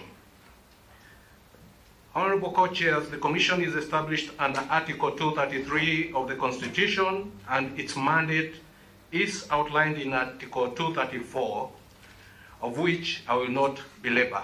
It is clearly spelled out in the Constitution. So from the foregoing, the Commission's role in public service institutional development and management is central, not only to the government of the day, but to the nation as a whole. In view of its mandate, the Commission bears the responsibility for improving the capability of the public service to provide strategic and innovative policy advice that spurs growth to meet citizens' expectations. That is why it is normally referred to in our mission charter as a citizen-centric public service. So, honorable co-chairs, the Commission did consider the request of the National Dialogue Committee and hereby presents its views and proposals. On electoral justice and related matters, that's the restructuring and reconstitution of the IEBC. Honorable co-chairs, IEBC has been a matter of concern to many Kenyans and public servants equally, and indeed to the Public Service Commission. Partly because of the anxiety raised by its decisions in all electoral processes. The institution should therefore be restructured in a manner that makes it more effective, efficient, and credible on matters elections. Restructuring and reconstitution of IEBC should be done in the spirit and letter of the Constitution. IEBC is an independent constitutional commission, as defined in Article 248(2) of the Constitution, with the object of protecting the sovereignty of the people, securing the observance by all state organs of democratic values and principles, and promoting constitutionalism as provided in Article 245 of the Constitution. The Public Service Commission is also bound by this. These objectives should be at the core of restructuring IEBC to ensure that the persons who will eventually be appointed as members will be able to deliver on their mandate.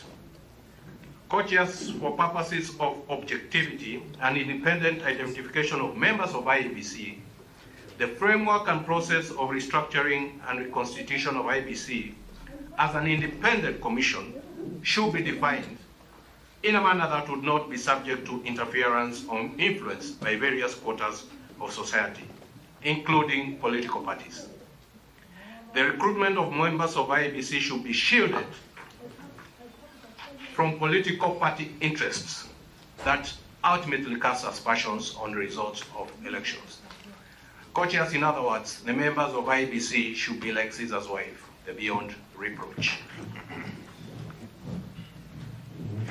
The process of appointment of persons as chairpersons and chairperson and members should be competitive, objective, and fair, and should safeguard the interest of the major stakeholders, particularly the people of Kenya, rather than a select few segment of the society. Number two, outstanding constitution matters, the cost of living. The rising cost of living has continuously impacted negatively on public officers which has resulted in a low morale, poor performance, and poor social welfare of officers, some of whom are undergoing depression, for, amongst other reasons, the inability to meet their financial obligations as and when they fall due. Data held by the State Department for Public Service shows that 12,532 public officers sought psychosocial support in the financial year 2022-23 as compared to 6,616 in the financial year 2018-19, representing an increase of 84%.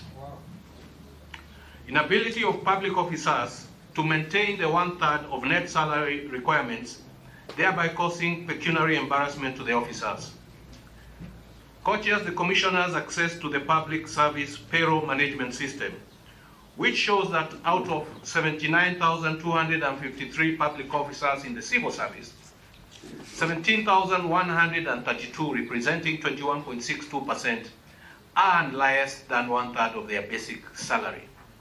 Additionally, out of 31,892 officers in the prison service, 13,661, which is a 42.8.3%, earn less than 1/3 of their basic salary.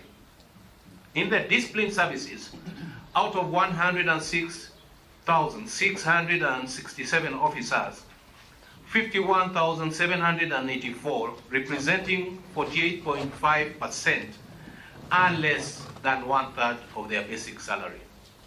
This data paints a grim picture of the situation that public officers are faced with as and when additional taxes and levies are introduced in their paycheck. Our recommendations are that majority of public officers are servicing mortgages either through the civil servants housing scheme or other non-public schemes. This affects their disposable income and, in essence, their quality of life. The Commission therefore proposes that either the taxation regime be reviewed, a considered wage increase be mooted, or public officers who are servicing mortgages be exempted from additional and similar levies taxes so as to give relief to public officers and boost performance and delivery of services. Our second recommendation on this is a staggered implementation of the housing levy and possibly consider basing the levy on the basic salary rather than the gross salary. In a similar manner, the NSSF contributions were reformed. This would cushion employees from the adverse effects of the all-round increase in taxes and ensure that all employees are, in as much as possible, within the 1/3 net salary requirement. Co-chairs, the number of levies and the VAT imposed on fuel can also be reviewed so as to reduce the cost of fuel that has a ripple effect on the cost of living. Implementation of the 2/3 gender rule. The Commission does implement the 2/3 gender rule in all its appointments. Additionally, the Commission, while recommending persons for appointment, always provides a list that meets the 2/3 gender rule. The Commission is also developing an affirmative action paper that will translate into regulations that will be applicable within the public service, falling within the jurisdiction of the Public Service Commission. On this recommendation, co-chairs, the Commission proposes that an affirmative action framework in the form of legislation be developed and implemented to comply with the 2/3 gender rule for appointive positions across the entire service. With regard to elective positions in Parliament, a provision similar to Article 177B of the Constitution should be adopted to fill up any gender shortfalls in both the National Assembly and the Senate, respectively. On governance issues, including promoting national unity and inclusivity in public appointments, the Commission does observe the provisions of Article 10 and 232 of the Constitution while appointing or recommending persons for appointment to positions in the public service. Recommendation on this: it is our view as a Commission that there are adequate constitutional and statutory safeguards that provide for inclusivity. The conversation that the country should therefore be having is on how to ensure compliance by all appointing authorities. There is therefore need for parliamentary oversight through receipt of an annual recruitment report that is in the nature of a human resource audit report for all appointing authorities. This would enable Parliament to impose such sanctions for non-compliance with the constitutional and statutory provisions on inclusivity. In conclusion, Honourable Chairs, Co-Chairs, the Commission supports the national dialogue and hopes that the results of the dialogue will improve the welfare of public officers, leading to an efficient and effective public service that delivers services to the citizens of Kenya as expected. Thank you for listening. To the Public Service Commission, I beg to submit. Thank you, Commissioner Mushiri and your legal director. Maybe just a quick one from me. You have enumerated data on the public servants, and you actually contend that a number of them are earning below a third of their basic salary as their take home. And you are proposing either a review of the tax regime or a considered wage increase to be mooted. From where you sit as the chair of the Public Service Commission, how would we be able to strike a balance between increments of wages, especially for public officers, and what has been seen as a bloated civil service? Not both at the national government level and at the county government's level. How can we increase the earnings of public servants and also deal with what is politically a hot potato, like having to rationalize the staff establishment at all levels of government? Okay. Can I go? Ambassador Wanjiri. Yes, sir.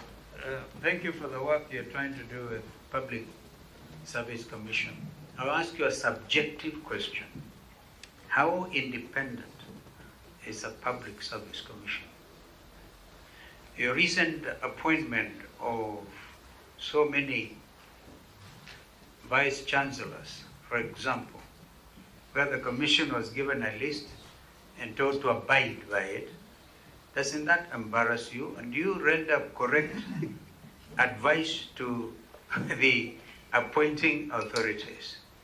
Number two, how often do you make a report to Parliament on the very critical issue of inclusivity? Again, I refer you to the recent recruitment at the Kenya Revenue Authority, where clearly you're saying there's sufficient safeguards in law, and indeed there are, and you say the conversation we should be having is whether there's compliance. Some of these are embarrassing. We want a nation where every Kenyan belongs. The recent conversation we've had in the country is whether there are Kenyans or Kenya comprises a community of stakeholders and non-stakeholders. And although all of them pay heavily when it comes to the levies. Then thirdly, that a lot of your public officers are having negative payslips, particularly the police force. Wanaongezwa pesa 4,000 kwa upande moja, kwa njia moja na ingine inapotea, and they are actually negative. No wonder that a lot of them have gone for counseling. Therefore, this issue, and thank you for this very clear presentation. You're calling a spade a spade. We have a problem. And you're even recommending that we don't implement the housing levy immediately. We need to do something about it. But you know, and yet our friends on Kenya Kwanza insist this is their government. They should be allowed to deal with it the best way they can, and the opposition should then be shouting or something like that. I think that this memorandum is critical, and I congratulate you for being very bold about it, and I think Kenyans should stand guided. Thank you, Opium. Thank you. Very, very briefly, as usual. I just want to understand from where you sit, Ambassador Mushiri. because the lingering question of imbalances in employment, both in terms of geographical areas, ethnicity, and so on. Your commission is supposed to play a role in addressing such imbalances. But apparently, there are instances where public institutions have gone ahead to defy you, and in fact could be recruiting without your authority. How do you say about that? But secondly, these rampant cases of public servants or civil servants earning less than a third of their basic salary as a result of the very, very many taxes that have been imposed on them, including the housing levy. From where you sit, does this go against law? Is there a law that provides for that one-third rule on basic salary? Okay, thank you. Maybe, Ambassador, you will confirm to avoid the Honorable Pio and I, for obvious reasons, putting words in your mouth, whether those public officers who may be taking a third or less home of their basic pay are doing so on account of any tax measures, recent tax measures, or is a situation that persisted even before the tax measures. And that I believe you would have empirical evidence to show, for instance, that when you increase VAT from 8 to 16% on fuel, a policeman who was earning, taking home 20,000 shillings is now taking home 15,000. That kind of empirical evidence, so that we avoid also driving narratives that may not necessarily help us. Because I think from your presentation, my reading, and I'm trying to be, unlike my co-chair who has said he's asking you a subjective question, I'm endeavoring to be as objective as I can be. Because I know for a fact, many Kenyans, not just public officers, take home less than a third, largely on account of loans, including members of parliament, and I can confirm, including myself. I take home less than a third, but on account of a mortgage, of a car loan I have taken, and other loans, the circle loans and all that. So I would want to hear that, and that's why I noted the increment of wages, because I would not mind also an increment. Senator Omar? And also I just like Kimani Ichung'wah. I'd like to know, where has this co-chair been getting this money has been paying Tinko with a negative payslip? Your Excellency, on a very serious note, I stopped depending on a paid salary 8 years after campus. And I am a very serious businessman. I also earn less than 1/3 of my payslip. So we are many of us, and it is, and for me it's for me I just want to make two observations, two quick interventions.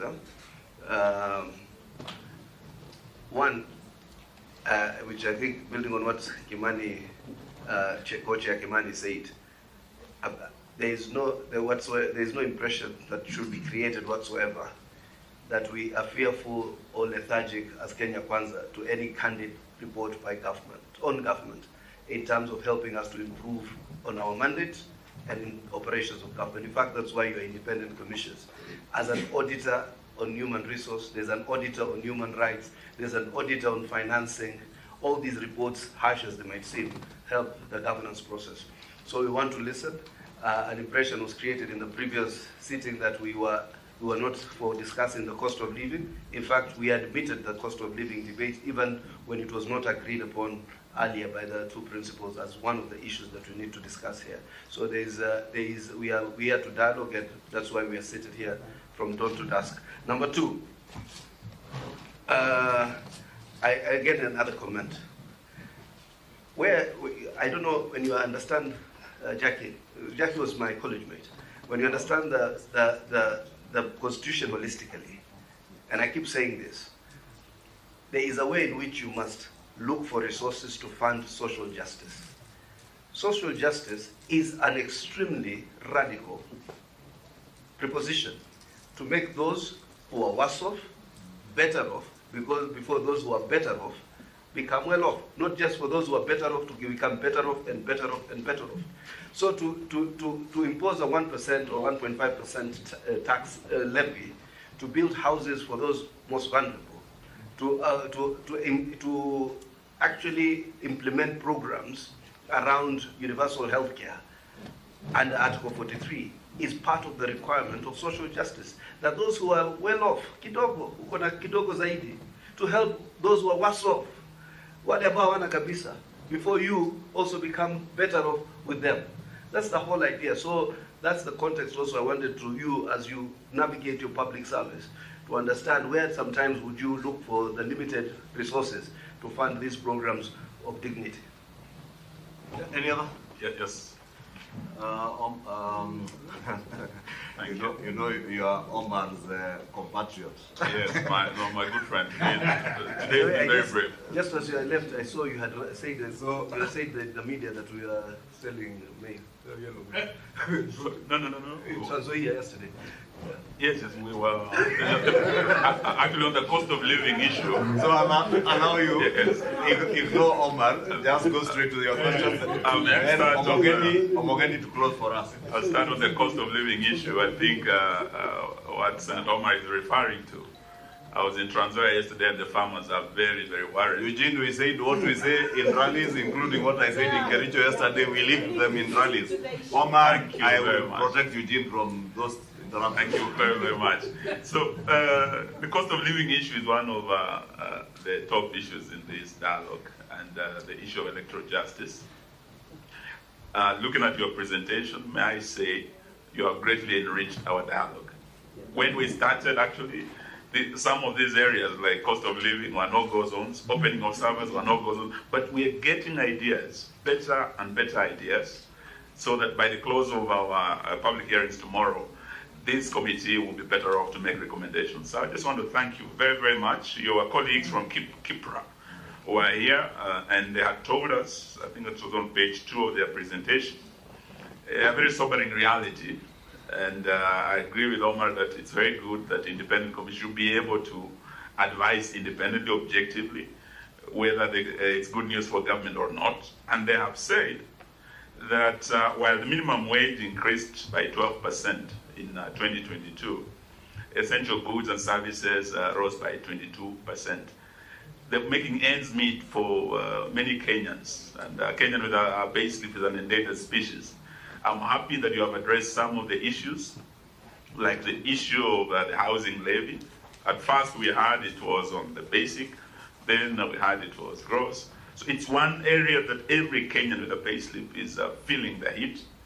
The other issue that you have, that will greatly enrich our recommendations is the issue of the levies and taxes. I promised Senator Omar, I will not repeat all the 16 levies because there are quite a number on fuel, about 16. When you go to the tokens, electricity, there are about 8. And all this is taking away the little disposable income from every family. They're feeling the pinch. Therefore, your recommendation that we can actually review this tax regime is a very, very solid recommendation. I want to thank you for that. And lastly, I think I'll leave it at that because of time. And I just thank you for your very, very solid recommendation. Thank you. Yes, first, Commissioner, Chairman Mushiri, I think we are one of the most patriotic Kenyans because your paper is very candid and you have presented the situation as it is. Really, these are big kudos to you. And I just want to understand, as a key stakeholder, you know the issues you are saying, border on national security. They are serious issues. It worries when I read that in the disciplined forces, out of 106,000 officers, 51.7% earn less than a third of their basic salary. and that includes even officers serving in prison. I mean, that is something that any government cannot ignore. Now my question is, as a key stakeholder, and we are all here parliamentarians, did you get a chance to make a presentation before Parliament when we were dealing with the finance bill on issues of taxation, so that we cushion these Kenyans that play a very critical role, but who seem to be choking under serious taxation and the levies from the government of the day? Because it worries me, honestly, and anybody in government should be worried if this is the prevailing situation. Because a bank will not care about increase of taxes. The worst they can do is to come for your property auction. We have had cases of officers in the disciplined forces committing suicide. You know? So did you ever make such a presentation to Parliament when we were considering the finance bills? Number two, you play a critical role in promoting values and principles under Article 10 of the Constitution. And I'm also from one of the marginalized, so-called marginalized communities. I don't repeat the question on care that the former Vice President has asked, but I want to ask a specific question. This issue around national unity, inclusivity. When you make proposal for appointment of some of the key state officers, like principal secretaries, do you take into account the need to ensure that all the 43 tribes are represented? Because out of the 56 principal secretaries, for example, we had people from Mount Elgon, Sabwat, they say they are not represented. The Kisis are not represented. You know, we have communities that have over 16 representation in principal secretaries. So is it that your recommendations are ignored, or you are the one, it's the commission that is breaching the national values under Article 10? Because we're having a conversation, we want to get a solution. Is the blame on PSC when you do interviews, do ranking, or the problem is with the appointing authority? Thank you. Chungwa. Thank you. I'm trying to. Yes, Aaron. Thank you, Chair. I have one question and a comment. I must appreciate, I had earlier, I think it was His Excellency who asked a question, how independent the Commission is. I think their presentation is testament to their independence. I can't imagine another administration that would have allowed a member of an institution that is a government agency to bring such a presentation. Anyway, just to the more difficult questions about is number one, there is also a misleading narrative that I see being weaved, and unfortunately you aided it, and therefore my colleagues took cue from your presentation, which I want to vehemently disagree. Taxes are paid by all Kenyans, those who work and those who don't work. Therefore, the question that we need to ask you is, which are these taxes that are deducted from an employed person that leads them to earn less than a third of their pay? Because basically, if you push that argument, it means that there are taxes that have been introduced that are upwards of 60, that takes upwards of 60, two-thirds of your salaries, 67%. Will you mind then giving that breakdown for us to appreciate? Because the rest of the Kenyans, all of us, those that are employed and unemployed, they pay taxes. But to sustain the narrative that is being weaved in your presentation, that the only reason why people are earning a third of their pay is because of taxation, then justify for me to appreciate where is this 67% going. Apart from paying a 30%, what are these other taxes? Because even what is being described, housing levy and the rest, they cannot account for more than 5%. Finally, Chair, is just to guide that not everything that is said in this forum is accurate. Therefore, my colleague like Senator Mugeni, I heard your last comment. It's not true what people say. The sub-outs came here and they said they don't have a PS. I'll tell you for a fact. The PS for health is called Hari Kimutai. It's a sub-out.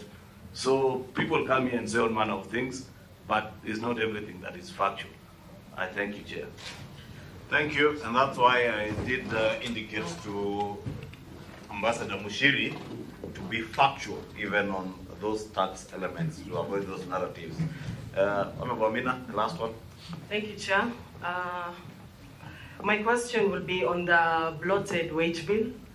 As we all know, the wage bill has an effect on the cost of living and on the taxes. So my question to the Commission is, what are you doing about this crisis? Like, what's your take? Do we have many employees that we can't afford as a country? Or what's your take on that? Thank you. Okay, Ambassador. Thank you, Honorable Co-Chairs, and I really appreciate those questions. I'll start and end. I'll end with the bloated wage bill, which is what Honorable Ishungu asked, and Honorable Amina just finished with it. I'll take that as the last one. But I'll go to Co-Chair Kalonzo Musyoka when he talked about the independence of the Public Service Commission, and I'm glad that his colleagues really did assert our independence, as Honorable Pio, Honorable Amalwa, and Honorable Omogeni. When we serve Articles 210 and 232 of the Constitution as a Public Service Commission, when we advertise for positions of the Vice Chancellors, we are provided by an intent by the councils of respective universities. We do a competitive recruitment through advertisements, we do a shortlist, and we interview and give the names in order of ranking to the councils of the universities to pick out these people. So I would not understand at what point of time there is a list that is given to the Commission of who to appoint. If you observe our recent appointments, they were very balanced in nature and went through this competitive recruitment. Honorable Co-Chairs, the issue of recruitment, more so what has been asked in KRA and other entities like police force. We have different employing entities. We don't employ in KRA. They have a board that employs. The only time we come in such employments in public services, especially state corporations, is when we provide the document that we call compliance on Article 10 and 232 of the Constitution. This is a document that we provide to Parliament and to the President every year on 30th December. PSC does not have enforcement measures or sanctionary measures to uphold violation of Article 10 and 232. That is within the ambit of the National Assembly and the Presidency. So when we have entities like the National Police Service Commission, the Teacher Service Commission, those are the ones who do their own employment. PSC just does employment within the service. But we do oversight in terms of Article 10 and 232 by providing that information. Chair, on the issue of the taxation. When you get a pay slip and you get a pay at the end of the month, and I believe this was misconstrued, what you do with that pay slip is up to you. Whether you want to subject it to zero, that's up to you. So the information we have here, this 1/3 has been progressive from time immemorial. I can't remember, I've worked in the civil service for 39 years. I can't remember a time I've been above 1/3. Because every time you finish servicing your mortgage, your car loan, your furniture, circle, you name it, you take another one. So you'll always, you take another one to go and buy chicken, to rear chickens, etc. So you'll always live in that borderline. I would find somebody who lives above that borderline either to be dealing in some untoward illegal behavior. Because if you are really subjecting your payslip to those deductions, then you are leading an honest life. So, Chair, when the issue of taxes and levies to come in, when the housing levy came in, those payslips are already at 1/3. The housing levy did not increase. Our recommendation was to maybe mitigate, either put the housing levy on the basic salary or progressively increase it. But we did not say that the housing levy should be done away with. Those are our recommendations sitting at the Public Service Commission. On the issues... Ambassador, on a light note, that is a risk you run into when you are dealing with two opposing sides of the political class. We will want to put words in your mouth. In the newspaper. Beyond there, unless the chair can respond on that. Well, I think that is a question that should be subjected to the appointing authority. We are just the employer. Yeah, thank you. Fair enough, as least balance yes. at the point when you are doing the recruitment. Yes. Fair enough. We do that, yes. So that you also, the appointing authority, by the time you are submitting a list to the appointing authority, based on some balance. Yeah. Exactly. Yeah, thank you. And in response to my colleague mate, Honorable Hassan Omar, yes, I do agree that the government has a responsibility to provide social rights, including housing, healthcare, and so on and so forth. However, in the process of doing that, I do not think that it's in the interest of the government to, at the point of pulling others, to take others down. No.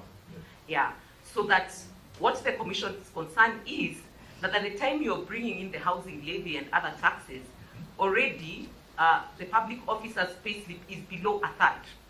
So when you bring in the housing levy on gross salary, it makes the situation even worse. It's not that the taxes and the housing levy are what cost, and I'll combine that with the Senator Cheriot's question. It's not that the taxes and the levies cost officers to earn 1/3. It's that by the time these taxes and levies come in, already officers are earning less than 1/3. So that it would be perhaps, in terms of just looking at fairness and having some sympathy and empathy on public officers and perhaps even officers in the private sector, that you could base that levy on a basic salary rather than on gross salary. So that at the point while you try to pull people up, you're not bringing many more to come to that lower level where you're trying to pull people up from. So that's basically what the Commission's presentation is trying to say, and I believe I've addressed both. It is not the levies and the taxes that hire. Yeah. Mine is very simple. I'm just happy that I finally get to meet Ambassador Mushiri. He's been very supportive to me on my own public service issues, giving me guidelines on what needs to be done, and I appreciate that because we only talked on phone several occasions, and I'm happy to finally meet you. Thank you. Thank you, Governor says that we must allow me also to commend you for consulting. So we are now certain that the county that the director was referring to is definitely not Embu County. And encourage other governors to work with the Public Service Commission because they would guide them on how to recruit staff in a balanced way and without doing it outside of the law. Thank you, Ambassador and Director. We will now invite the Il Chamus community. I am told Commissioner Letangule, you are the one leading.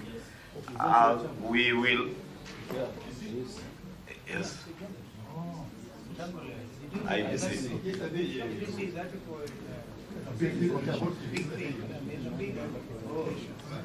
About what?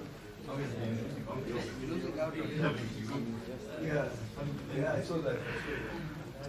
So, Commissioner Letangule, Karibu. I am told you had a very long article in the papers yesterday. Yes. We will kindly request you not to take us through the article on a light note. Be very brief. We are, for lack of a better word, stealing time for you from other groups who are waiting. So we'll restrict to what we had agreed of CAP to strictly 10 minutes. All right, thank you very much.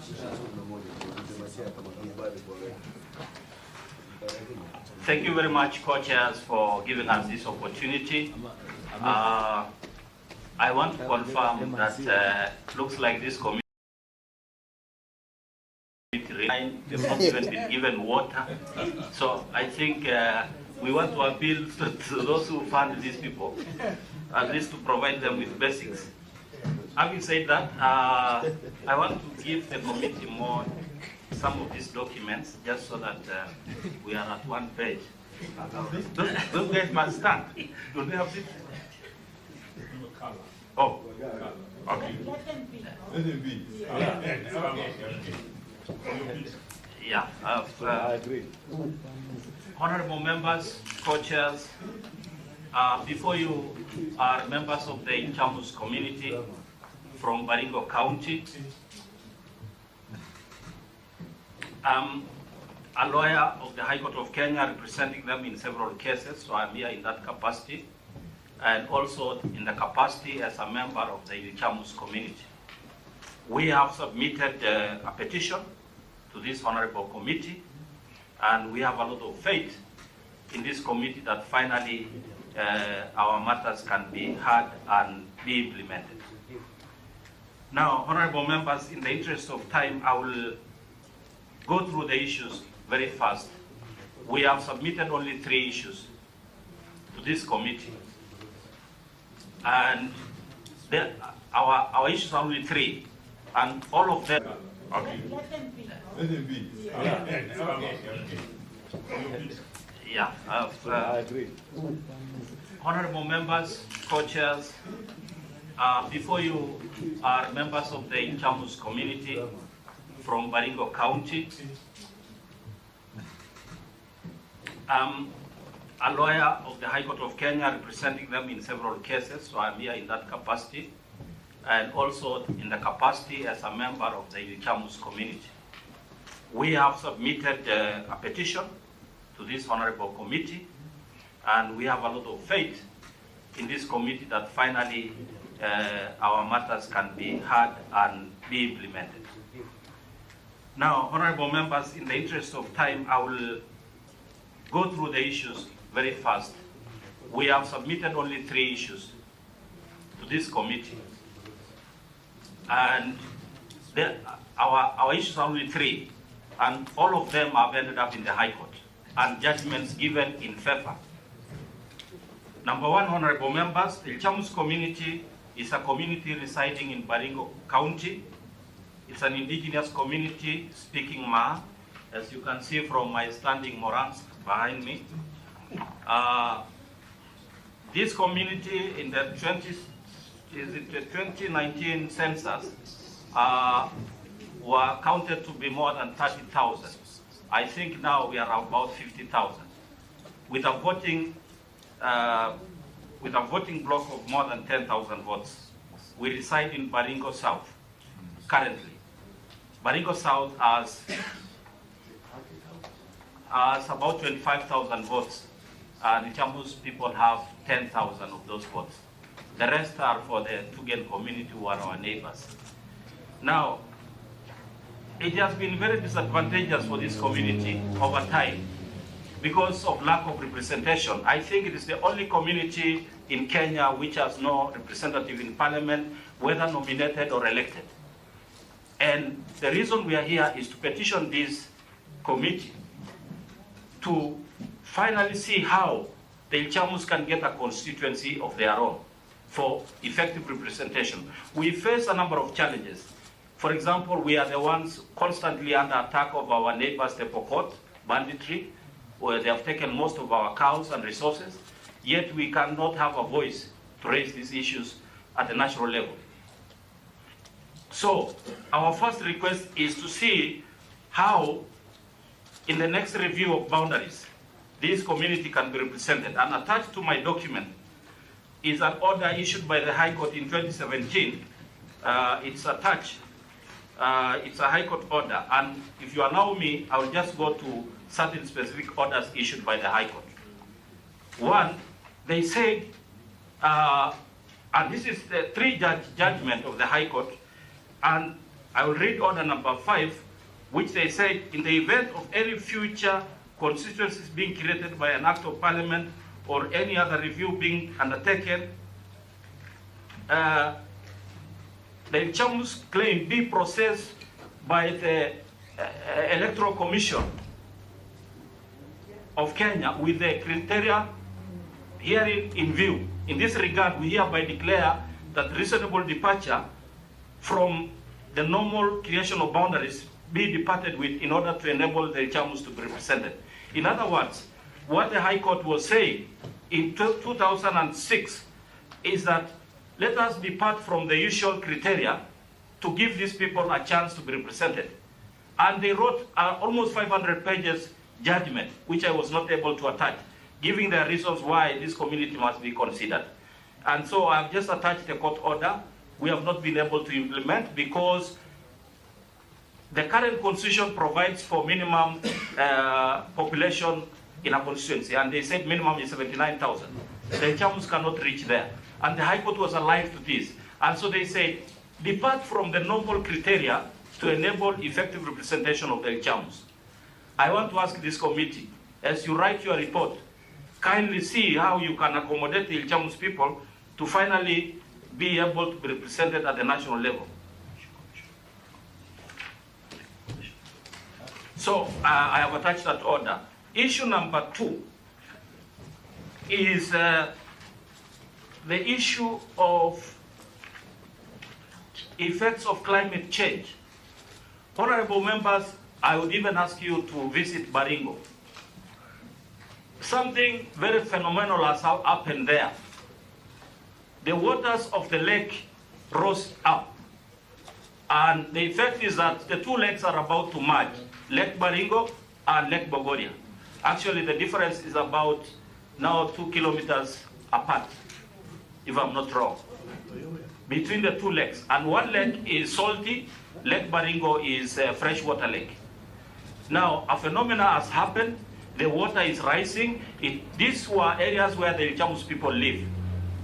Now, these people have been completely displaced by the water.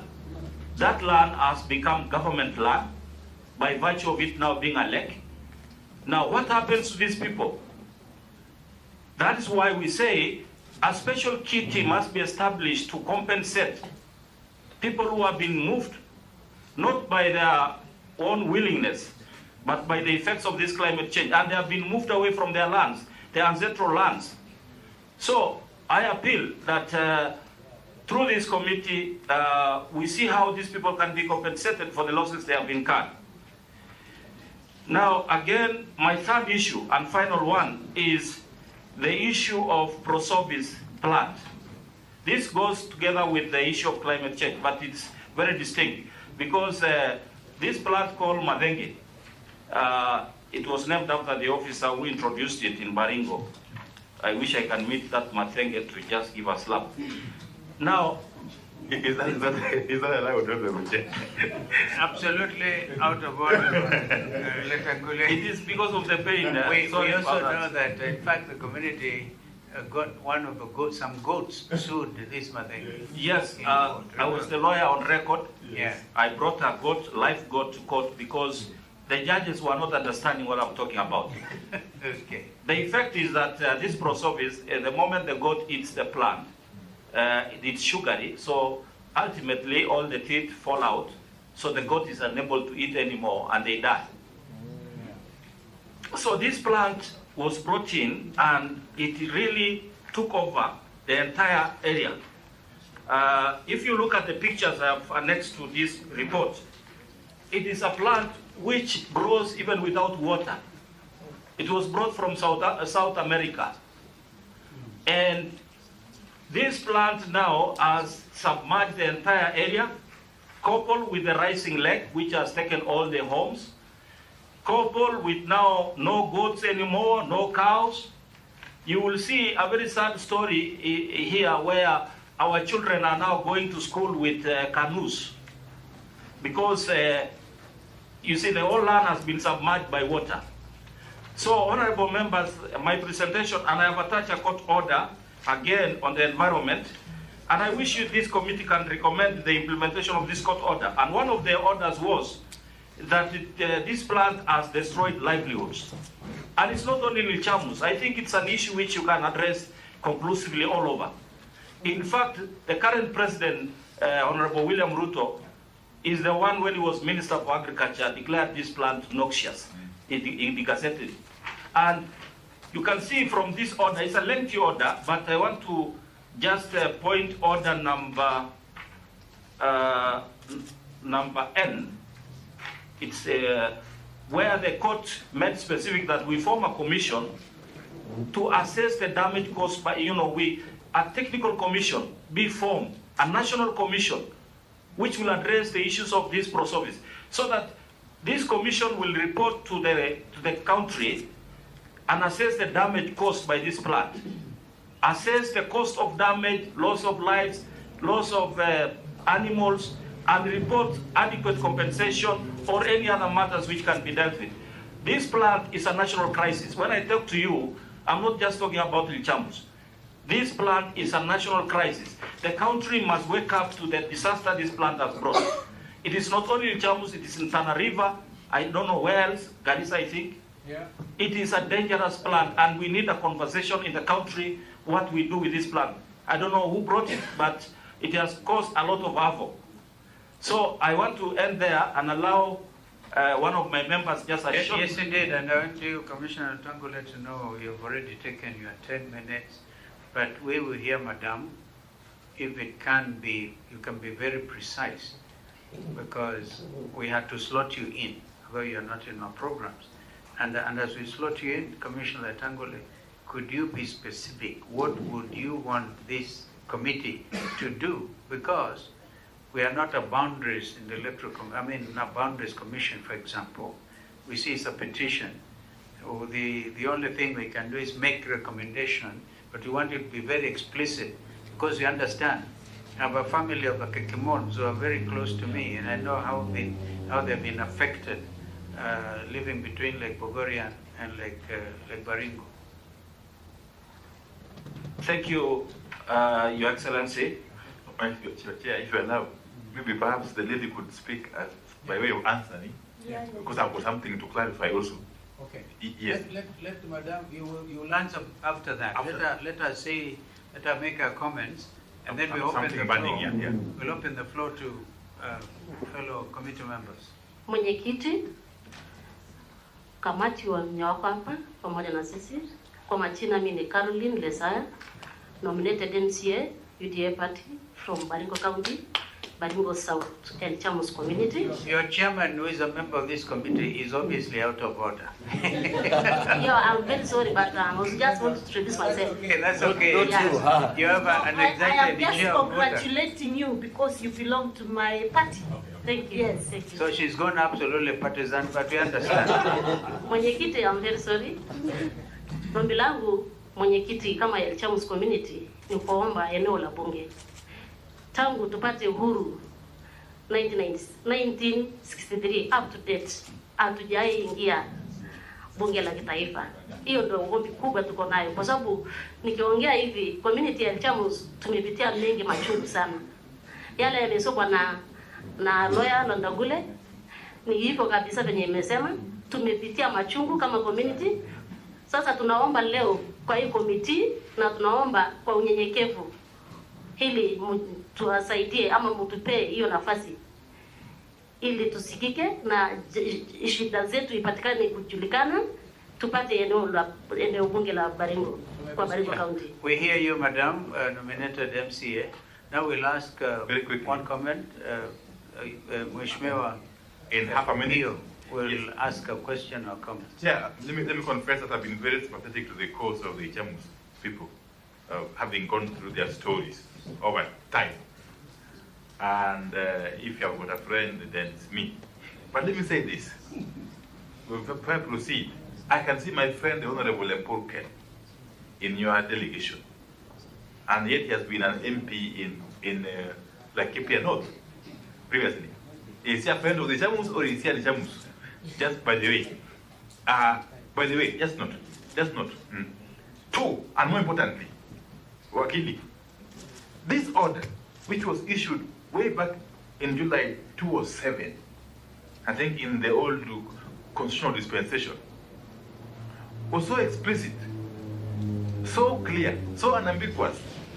In fact, order number 5, which was actually decreeing some sort of affirmative action in as far as the Chamus community is concerned.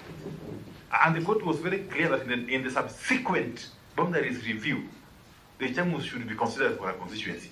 My question is, did you seek to enforce this order by way of serving a decree on the successor to the ECK, which is the IEBC? Yes, I don't know. The IEBC, as presently constituted or decided, is the successor to the then ECK. And therefore it was under a constitutional and legal obligation to enforce or to implement this court order, which was never vacated or varied in any way from what I have on record. Just clarify that. I think the issue of Bomas was also taken to the African Court of Justice. Yeah. They really prosecuted this matter far and wide and got orders. So people are under obligation to do the right thing. So, Mheshimiwa Sisley? Thank you, Chair. Chair, let me begin by saying that my heart really goes out to this community. They have their rights, I believe so, and I think it's time we had them. And I want to thank you for your courage to be able to come here and speak out and speak for the people that you've left behind. Now, even as we try to look for our own way of supporting you as a committee, I think you have a serious issue of climate change effects on an impact on your community. And I strongly feel that you need a sitting with the Ministry of Environment through the CS Soipan. And I wish to undertake to help out to make sure that you get a chance to sit down with her. Because I know the ministry has taken climate change very, very seriously. I know there's a lot of resources, not necessarily in the ministry, but across the world around the livelihoods and issues of climate change. So I'll be happy, Commissioner Letangule, to offer that support of making sure you have a sitting with the CS, who I'm sure will definitely come to the rescue of the community. That would be a great opportunity. Thank you. And I think with that, we want to say thank you for coming to see us. We will do our bit, however small, as a committee. Thank you. Do you want to respond? Yeah, just your question on how to implement. Yeah. Thank you very much once again for this committee, and thank you so much for being sympathetic with our cause. I can see it from Governor Sisley and Honorable Wandai. I think we seem to be sorted. We'll take the offer. We'll ask you once we move out, please be with us. Yes. Because No, I want to take it up with Cecily on that note. It's not going to be an easy matter.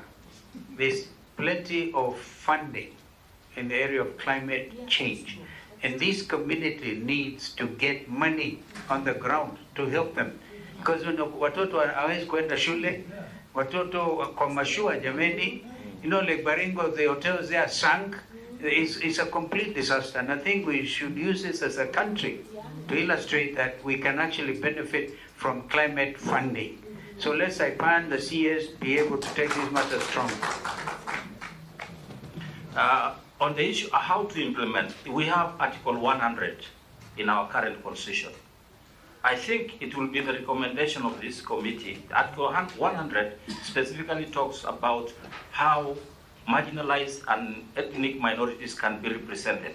I think if this article is operationalized by way of recommendation from this committee, with specific affirmative action for communities like us, I think we can finally get some help in terms of representation at the national level. Therefore, we thank you for hearing us, and we really appreciate it. Thank you. Thank you very much, Wakili and the delegation of Ichamus community. All the best. Thank you. Okay. Do we still have others or that's it for the day? I'm told Senator Jenda is in the house. Senator Jenda, we had given him a slot, but he can only come for 5 minutes. Do we still have others or that's it for the day? I think that's all for the Senate now. No, for the day. No, the day. The day is still long. Oh. Yes. Still long. Let's finish. Senator Ojenda, I know you know all of us. So in the interest of time, we shall not go do introductions. Kindly go straight to your issues. And we have got no more than 5 minutes. Please, bear with us.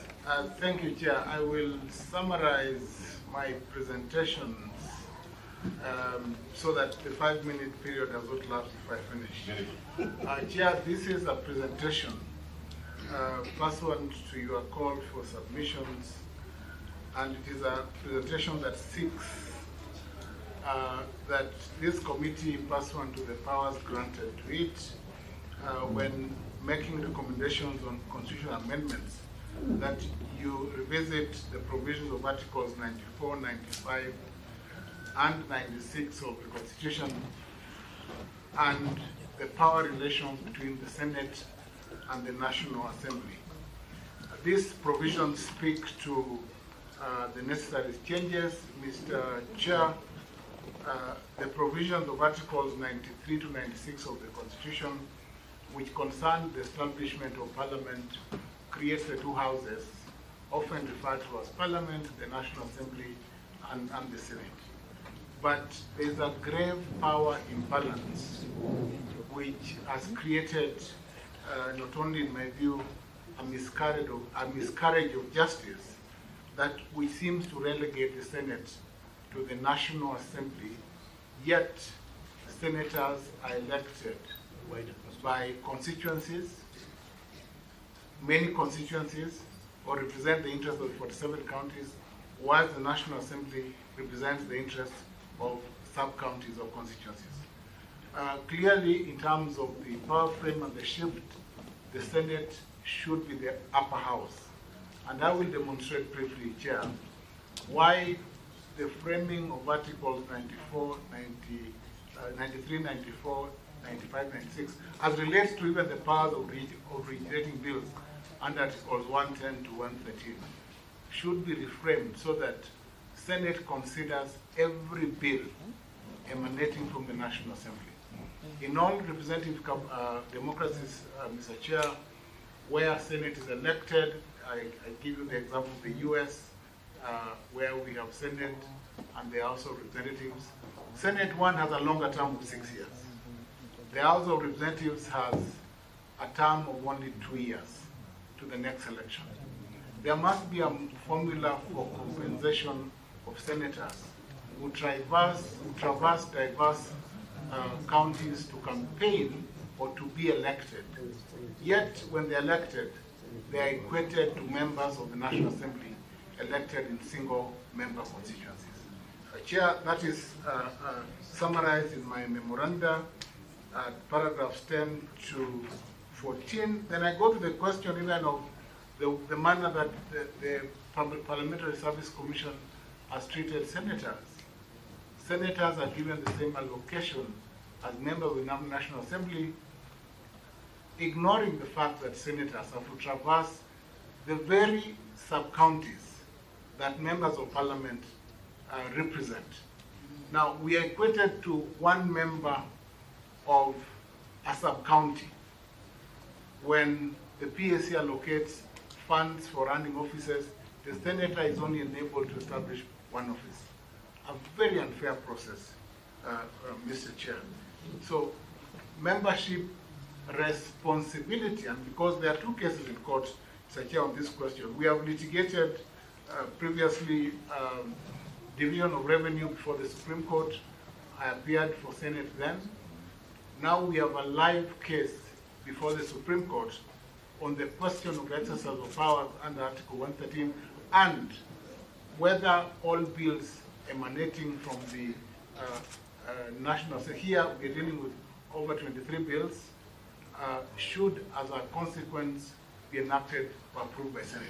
I think the right way to go is for this committee to recommend when reviewing the Constitution that Senate, as a superior house, should give a stamp of authority to every bill enacted by the National Assembly. If I go to the comparative, let me go to Canada. I've tried the US. Even in Canada, the Senate is again a superior organ. In the UK, where the Lords are called into membership, of course the House of Lords is not as strong as the lower house, but because they are nominated. So where you have a system where senators are elected, I think create a strong Senate. Give senior members like yourself a chance to vie for Senate instead of going back to the National Assembly, and give Senate the requisite authority that it ought to have, so that in representative democracy like this, we have a Senate that then stamps authority. If you look at the functions, even impeachments, the Constitution has, in a sense, created a grave imbalance. Origination of money bills, a grave imbalance. And remuneration and justified equity. It is unjustifiable that a member doing more work is remunerated less because you have a wider area to cover, you have more people to cover, you spend more resources when campaigning, you spend more resources on a daily basis because you have a wide coverage, and yet you're treated as though you belong to a single constituency. I think these are some of the things that need to be addressed. Now, on the, if I look at even the history of this country, this is because I'm a researcher, under the independent constitution, when we had 40 districts and a number of senators, Section 34 of the Constitution then defined representation then. Even if we go back to the spirit of that Constitution, the intention in the representation was to create a bicameral system that gave more power to Senate. And I think it is important that we go back there. I know that our system is mongrel. I know that this committee is entirely toying with the idea of having a leader of opposition, and we have a leader of minority. I think we are a leader of minority in the National Assembly. We think, or you know, Professor? No, I know. I know that that idea is on course. Yet we have adopted a presidential system. When you have a presidential system, and you want to slide into a mongrel system where you want to pick half parliamentary and creep presidential, then you have a tough challenge in terms of law, because then you have a framework. Your framework will not sit in with the presidential system that we have adopted. Because then if you, technically, you are the leader of opposition sitting in parliament, because a leader of opposition as contemplated in the parliamentary system is one who would sit in parliament and respond to the queen or the king then, to the, not queen or queen, to the head of, to the prime minister, answering on the part of government.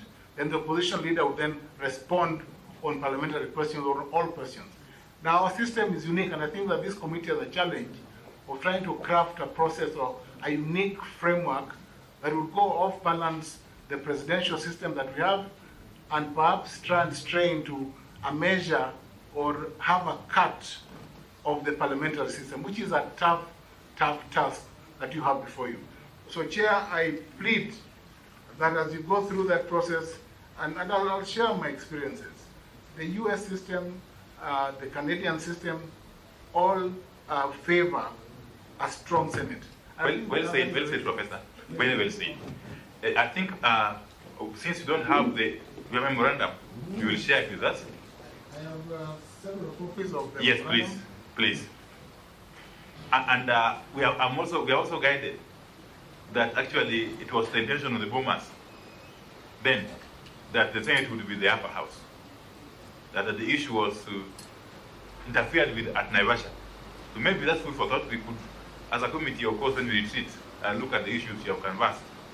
And for Senator Cherot is banning Yeah, just a quick comment, Chair, to Senator Professor Ojenda, is that he has many friends of the committee who agree with him on the things that he's canvassing, and it's a travesty of justice that SRC has never seen that to be unfortunate, and to allow that situation to be obtaining for more than 10 years is not something that perhaps can be wished away for far too long. I think it's part of the greater inequality that you're talking about, including actually overally in the entire society. So you're on the right track, Prof. Thank you. Prof, if I can, Prof. Prof was my teacher in school in Moi University. Prof, without a doubt, I was there when the Senate was being established. And all these were some of the discussions we had. I was in the first local Senate.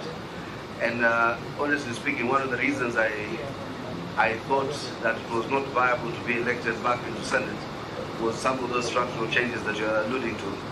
That you are elected with a wider footprint and then put into almost a box of inertia.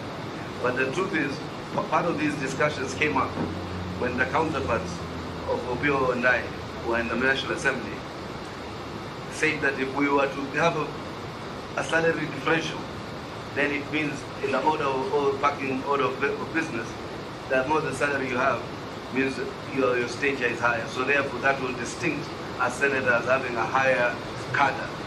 In fact, even the salaries of the National Assembly Speaker, I remember then the National Assembly argued that even if it is to differentiate the Speaker as number 3, just by having an extra 1,000 shillings, so that it is clear that who is the most senior Speaker.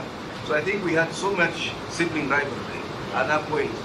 But the Senate at that time had the stature of certain key leaders. If you look at the first Senate, all of us looked at the Senate of the Obama ilk or making.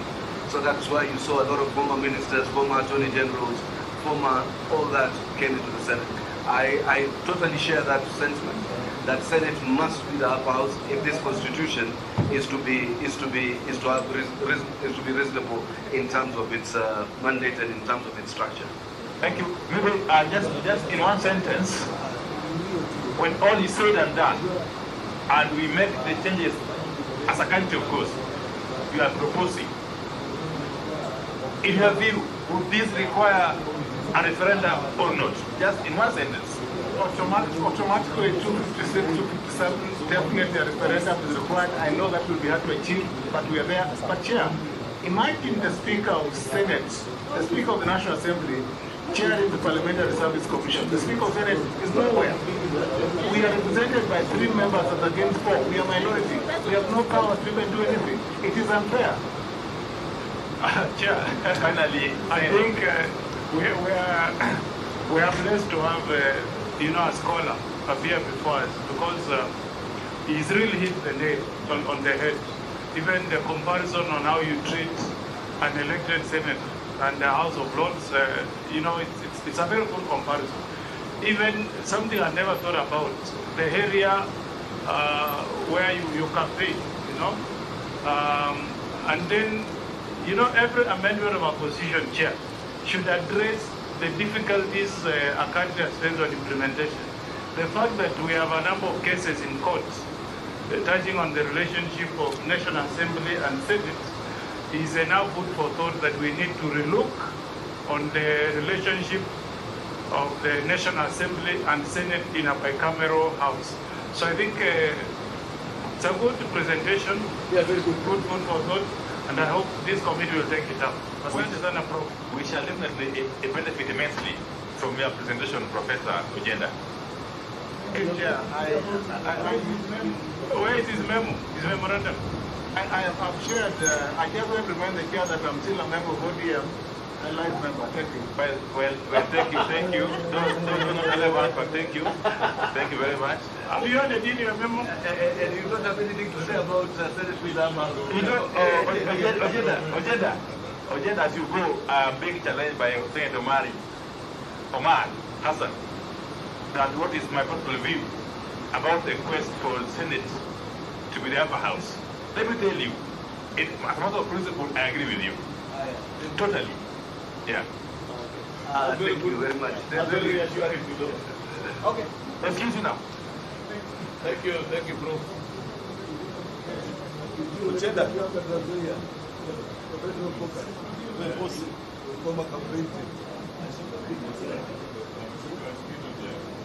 Which group is this now? Tanzania. Continue, tafadhali.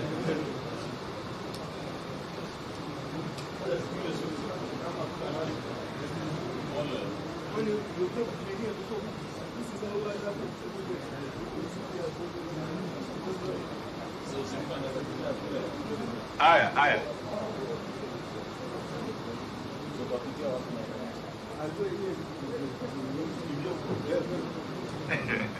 Professor, who is very well reasoned. The Tanzania group.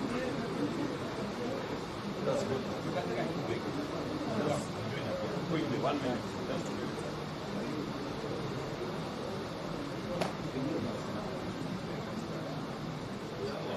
Okay. Wacha waingie tu. Sini group moja. Mbona wengine wanatolewa?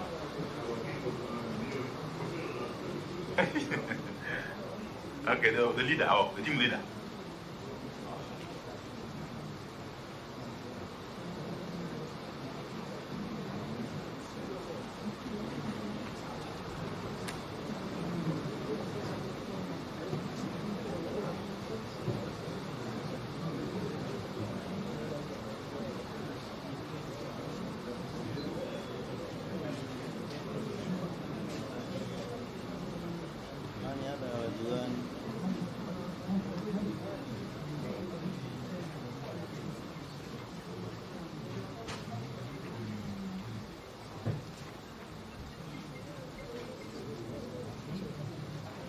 Okay, thank you very much. Very quickly, we have Honorable Amina Abdallah from Malindi, the Honorable Waziri Eugene Wamalwa, the Honorable Senator Okongo Mugeni. Personally, I'm Opio Wandai. We have got Governor, Her Excellency Cecily Mbarire of Embu County. Chairman. Asante sana. Naitwa Bishop Martin Mafumbo. Natoka Trans Nzoia County. Mimi ndio ninaongoza hii timu ambayo tumekuja nayo ya jamii zote za Trans Nzoia, zaidi ya jamii 43 pamoja na wawakilishi wengine. Kwa hivyo kabla tujaendelea, kuna ningetaka nikueleze kwamba wale tumekuja nao tuko na jamii 43, lakini kwa sababu ni wachache wamekubalika kuingia mahali hapa, chairman, kwanza ninakuheshimu pamoja na kamati yako. Wengine wako umumu, wengine wako hapa nje. Si wangesimama tu hapo nyuma. Tuliambiwa wasikuje, kama wangeturuhusu ingekuwa ni vizuri sana. At least because they are just for 10 minutes, 15 minutes. Kama tu uko nyuma ndio wao pia wajisikie. Tafadhali. Wako Bomas. Tafadhali chair. Thank you very much for that. Ndio chairman. So endelea ama tungoje? Endelea tu. Haya, asante. Hapa nimesema tuko na jamii 43 ambao ningetaka tafadhali chairman, wale wachache wako mahali hapa uniruhusu ni wa introduce. Nataka kabila zote 43 ambao mko mahali hapa, simameni. Simama tu wenye mko hapa. Chairman, hapa tuko na jamii mwakilishi wa Gema, ndio huyo hapa. Pale nyuma tuko na mwakilishi wa Somali, ndio yule pale. Pale tuna mwakilishi, nimengojea chairman amalize. Haya chairman, inaanza tena hapa. Mama, niko na mwakilishi wa Gema, anawakilisha jamii ya Gema Trans Nzoia County. Pale niko na jamii ya Wasomali, anawakilisha Wasomali Trans Nzoia County. Kachini. Pale niko na jamii ya Jaluo, anawakilisha jamii ya Jaluo kutoka Trans Nzoia County. Hapa chini kwanza kwa kabila. Hapa tuko na jamii ya Wamaragoli, anawakilisha jamii ya Wamaragoli kutoka Trans Nzoia County. Tuko na jamii ya Wakamba kutoka Trans Nzoia County, unaweza kuketi chini. Tuko na jamii ya Idaho kutoka Trans Nzoia County. Tuko na jamii ya Teso kutoka Trans Nzoia County, na tuko na jamii ya Wabukusu kutoka Trans Nzoia County. Ndio vile mwenyekiti wa wafanyabiashara. Yes. Anawakilisha kila mtu. Unaishi Kitale? Naishi Kitale. Trans Nzoia County. Asante. Alafu kule nyuma pia tuko na jamii ya Wabukusu kutoka Trans Nzoia County. Tuko na chairman ya Waturukana kutoka Trans Nzoia County, ndio yule mahali pale. Tuko na mwakilishi wetu pia anaitwa Kaburu kutoka katika jamii ya Wabukusu, na tuko na chairman wetu ambaye pia anawakilisha jamii ya Wanyala. Marama. Marama. Yes. Very good. So unaona tumekuja jamii yote. Alafu kikundi cha pili tuko na professionals. Simama, huyu anawakilisha professionals. Alafu pia tuko na professionals wako hapa. Alafu pia tuko na kikundi ya tatu ambao ni viongozi wa kidini kutoka Interreligious Council, dini zote kutoka Trans Nzoia. Mimi nikiwa katibu wao hapa. Alafu mama ndugu, tuko na secretary ni Muislamu kwa Islamic Faith. Alafu wa mwisho kabisa katika hiki kikundi ambayo tumekuja mbele zako bwana chairman, tuko na wale waliadhiriwa na mambo ya clashes ya mashamba, wakahamishwa kwa mashamba, ambao waliadhiriwa leo hawana mashamba, wanaishi kwa center, lakini shamba zao kuna watu wanaketi. Yuko hapa mwakilishi wao. Simama. Huyu mama hapa ni mwakilishi wa wale walihamishwa kutoka katika mashamba. Tumekuja na wao wako hapa, lakini ni mmoja. Through you chairman, kwa sababu mlikuwa umetuambia mtatupa 30 minutes. Hapana. Mungu dakika 20, lakini endelea. Endelea. Nilikuwa nataka alafu nimesahau. Tafadhali nisamehe. Niko na mheshimiwa kutoka County Assembly ya Trans Nzoia.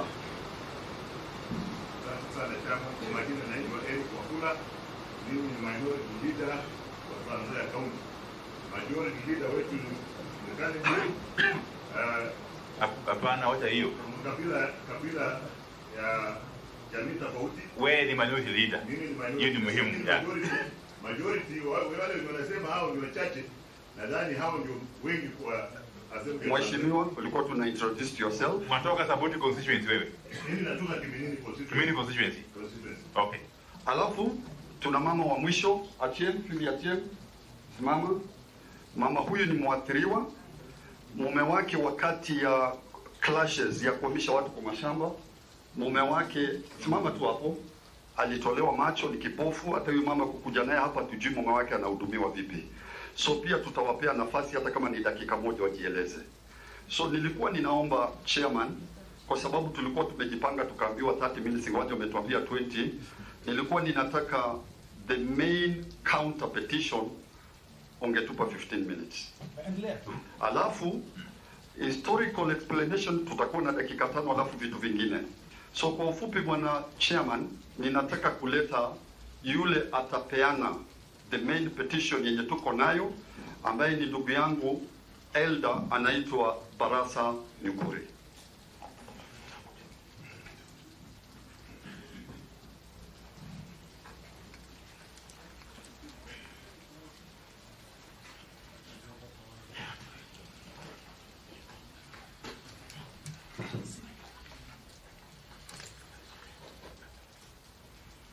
Chair, members of the National Dialogue Committee, my name is Barasa Nyukuri, a professional and one of the students on conflict resolution from the 90s. I've published books and articles in journals.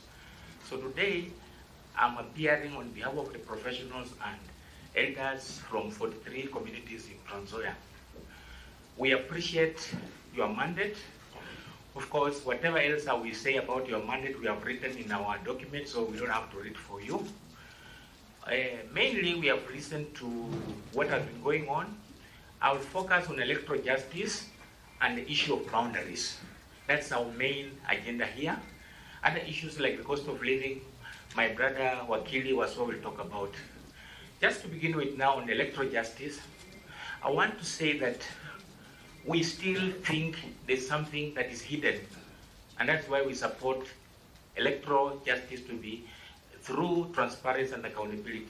Article 86 of the Constitution talks about an election that is accurate, verifiable, free and fair. So we need also to justify that, and that is one of the mandates of IEBC under Article 884. So electoral justice is mandatory because the power of the ballot is the one that rules, and that is the will of the majority must reign. If it doesn't become the power of the ballot, then the opposite will reign, which we don't want. We don't want suspicion and mistrust. Year in every election, people are worried. Their mistake is just casting a vote. So we want electoral justice for all. Let the winner have it. The losers must also be satisfied that they lost, but freely and fairly. So for us, there's no shortcut to that. I will come to now the issue of boundaries. I will begin with the boundaries for constituencies and wards. If we look at Article 89 of the Constitution, Chair, that mandate is solely within the IEBC, Independent Electoral and Boundaries Commission, under Article 89. When we come to count boundaries, under Article 188, the Constitution, in its directive principle, says Parliament shall form an independent boundaries commission. So far, we don't have a boundaries commission. The law that governs creation of boundaries is still pending in the Senate. The Senate Boundaries Bill 2023. Maybe you will help us by helping us fast track it. But otherwise, it's outside the mandate of this particular committee to discuss boundaries. Because what will be the work of the Independent Boundaries Commission for counties? And anything to you say which bills? I want to repeat it by saying Article 188, and I'm sure we have our friends who can read it, and I'm sure you are capable, says Parliament shall create an independent boundaries commission for purpose of counties, solely for that purpose. But here you have so many other agendas, so you are not solely for that purpose of boundaries. For me, you should down your tools on boundaries. That's my take. You say we have got no jurisdiction. Yes, you don't have jurisdiction. When it comes to issue of in law, when you have no jurisdiction, you down your tools. So talk about other things, make recommendation for us to have the Count Boundaries Commission or Independent Boundaries Commission. That will be the help you can do. You cannot go ahead and even name because you will have taken over the mandate of somebody else. Please don't do that. And you say there's a bill. Yes, the bill is there, the Senate Bill, yes. County Boundaries Bill 2023, that is now pending in the Senate. Help us to fast track it so that once it becomes law, they will create for us an independent boundaries commission, and then they can now take that mandate for us to move on. We have a copy of that. If you want to look at it, we will share with you. So now I want to move. Chair, if you allow me. In terms of boundaries for constituencies and wards, of course you can make recommendations, and even the public as us can make recommendations. We will want to have 3 constituencies, for instance, created in Trans Nzoia. That's in Cherangani, can be split into 2. Sabot can also be split into 2, and Kiminini into 2.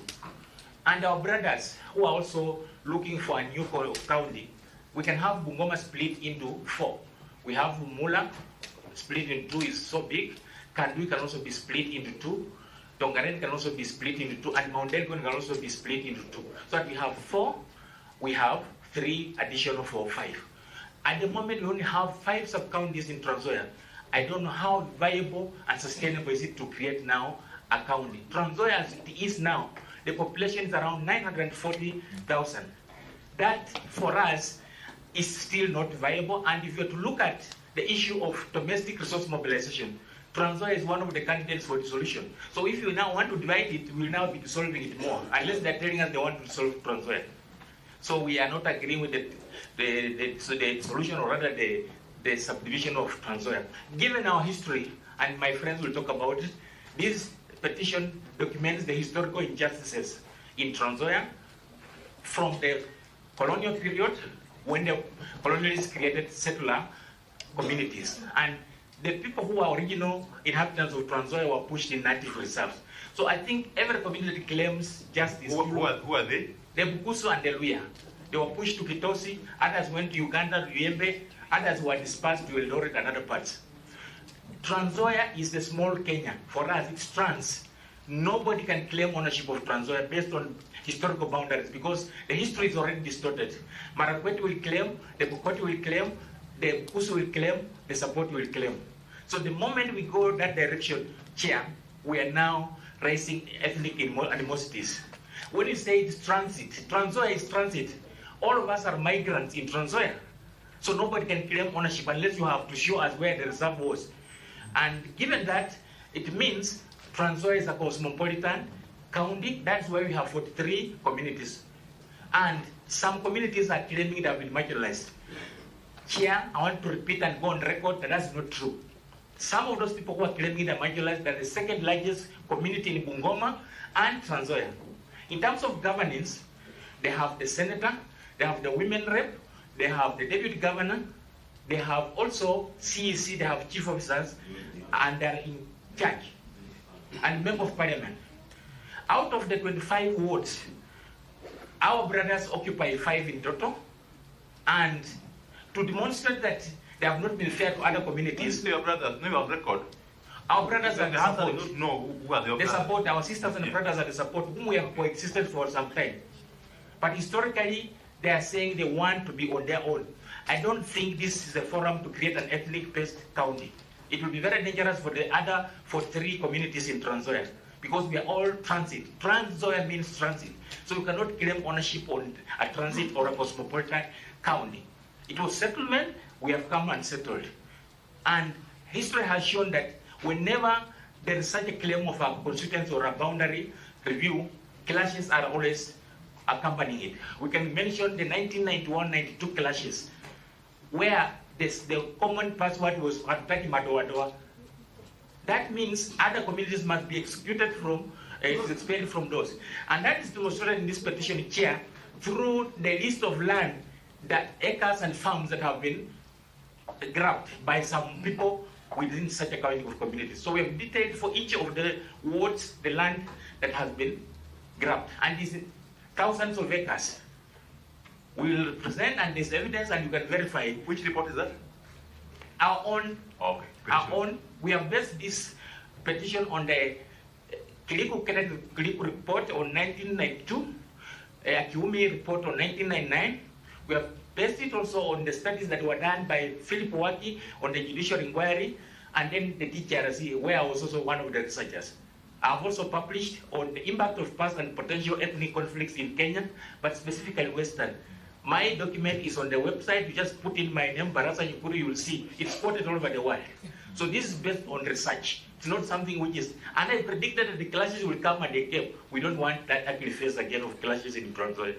It will disorganize us. Some people don't have a home, simply because their land, as we have come with some of those mamas, they don't have a home. Their land was taken away, cattle also taken away, all property destroyed, and even documents.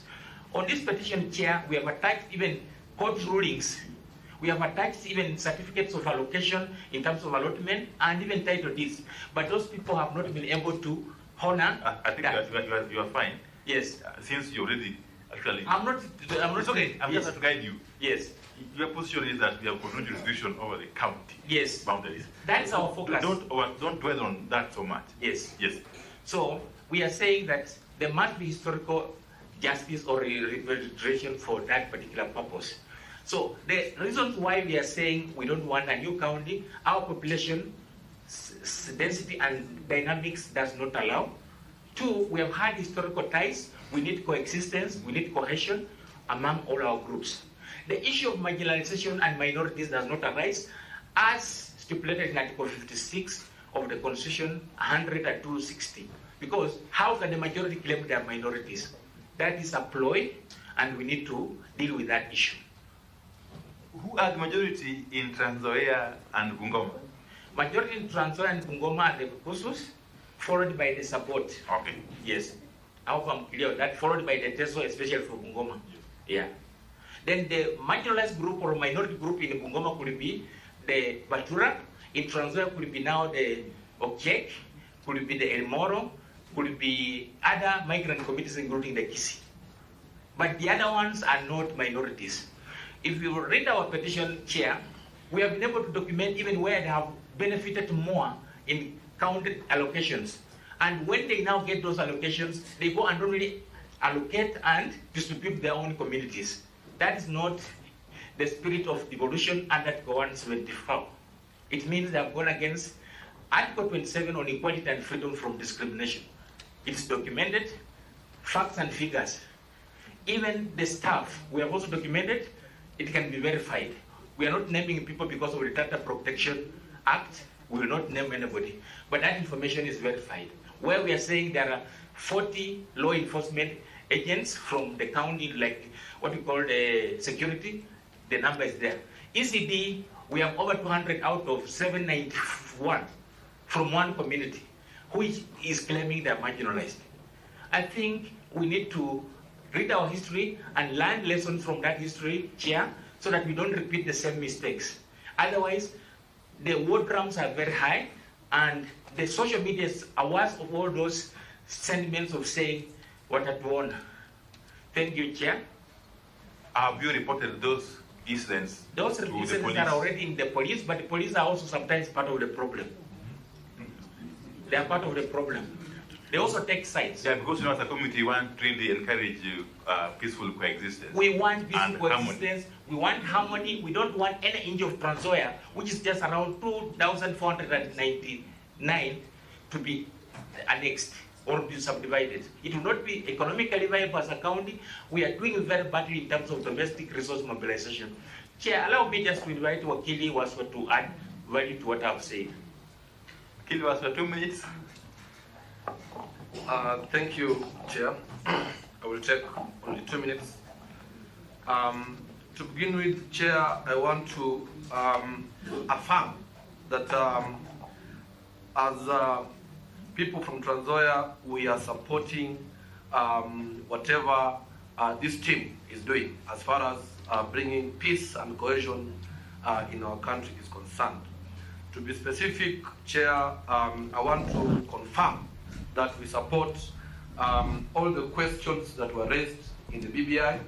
All those questions that were raised, they go beyond individual questions and address the issues of peace, and therefore we are in support of the same.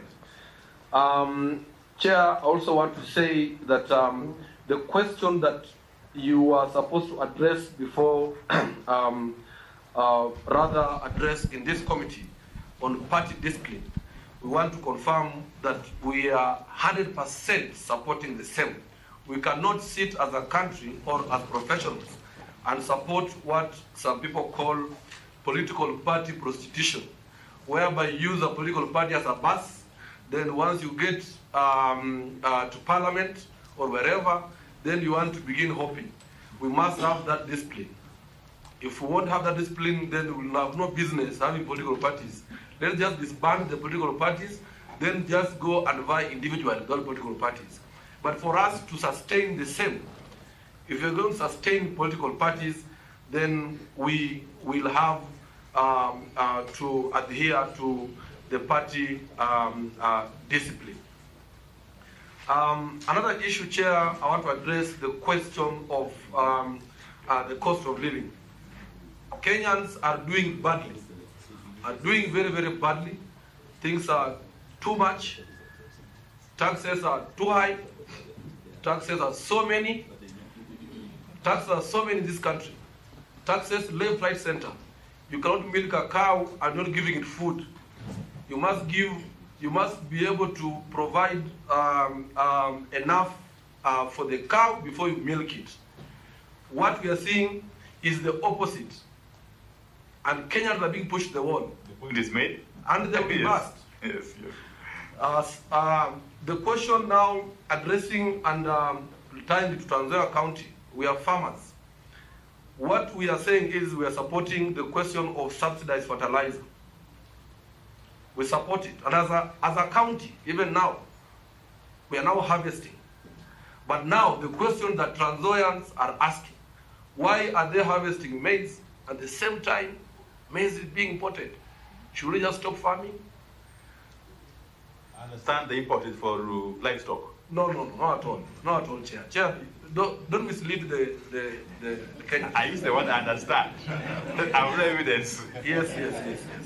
So, Chair, don't mislead the Kenyans. What we are saying is we must allow, if at all we are to empower Trans Nzoia County, who are seriously and large-scale maize farmers, then we must support them fully, give them fertilizer the way we are doing, the government is doing, and we support the government by doing that.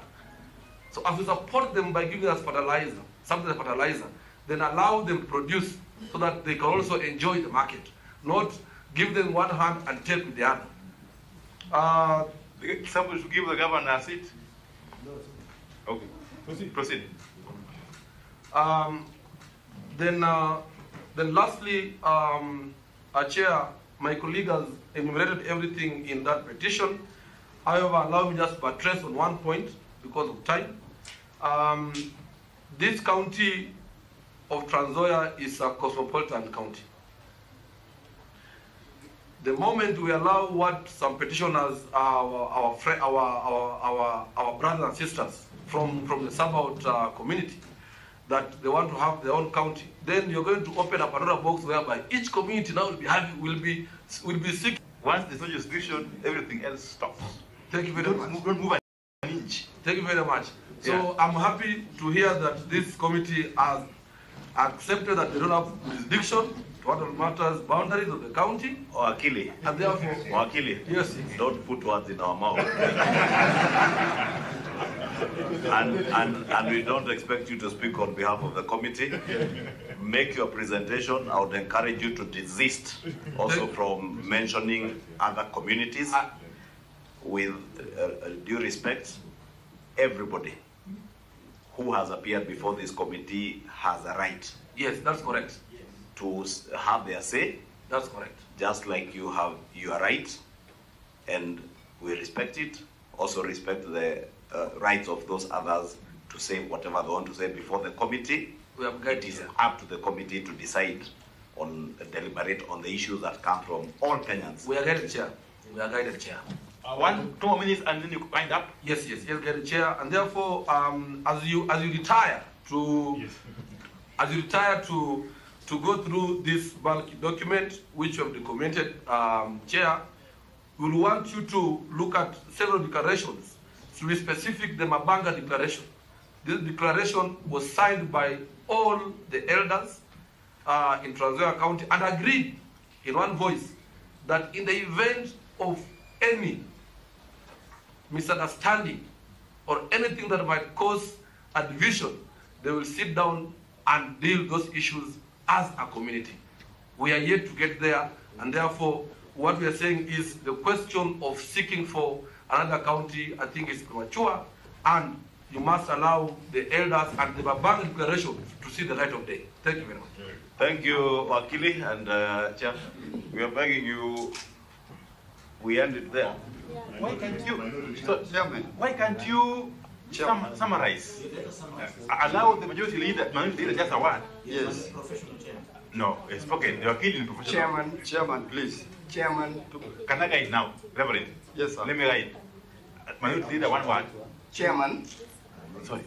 Kila ambacho ningependa kusema ni kwamba tumekuwa na 5 displacements in Bungoma and Trans Nzoia. And most of these displacements,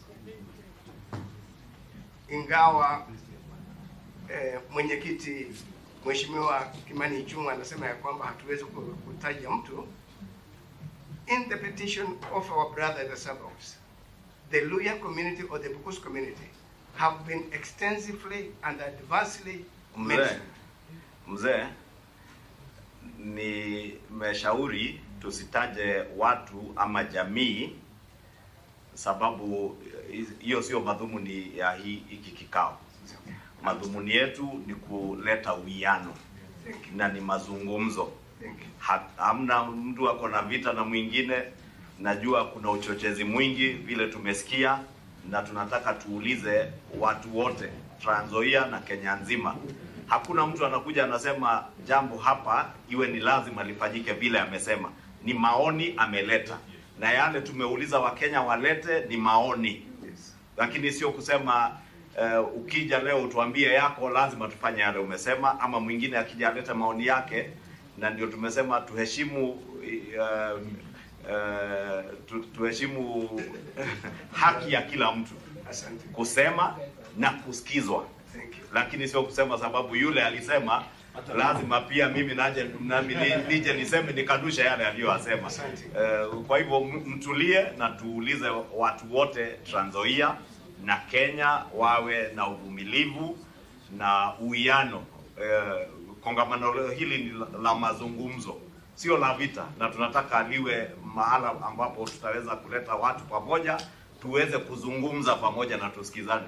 Na napenda vile wakili amesema wazee wa Trans Nzoia washaona ya kuwa panaweza pakawa na mtafaruku kidogo baina ya jamii, na wanauliza tuje pamoja tuongee kama jamii. Na hayo ndio mambo tunataka tu encourage mzee.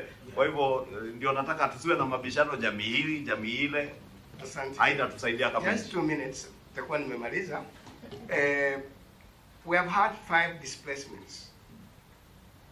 The first one ni wazungu walifukuza watu wetu kutoka Trans Nzoia na wakacreate kitu kinaitwa native reserve ambayo ni Bungoma.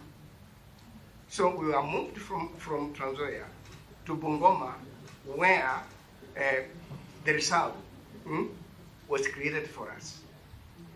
The second displacement came when now the White Highlands, after 70 years, wazungu wameenda, matajiri wengine wanaingia. The laborers who are mainly the Bukusus in Trans Nzoia, they were poor.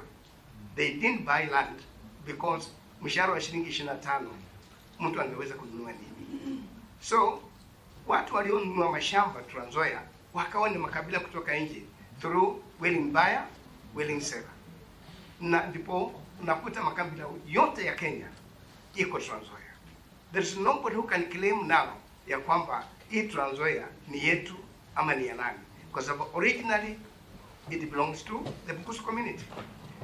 The third displacement, wakati ambapo watu wamefukuzwa wakakosa mahali pa kwenda, wakaingia maforest, wakaanza kulima huko.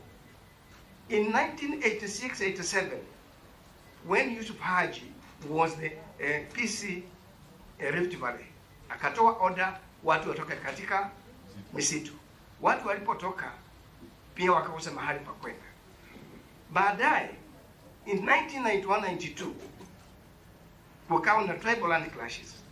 Na hizi clashes ilikuja hivi kwa sababu one of the nominated members of parliament 1988 ambaye alisema ya kwamba jamii yao ambao sasa ni jamii ya Wasabaot ya kwamba hawana makao, hawana mahali pa kukaa, na wengine wengi wako Uganda.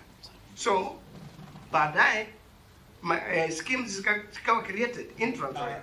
Hiyo record iko kwa hizo reports mbili, very well captured. So leave it at that. I want to give the leader of minority 1 minute, then we close.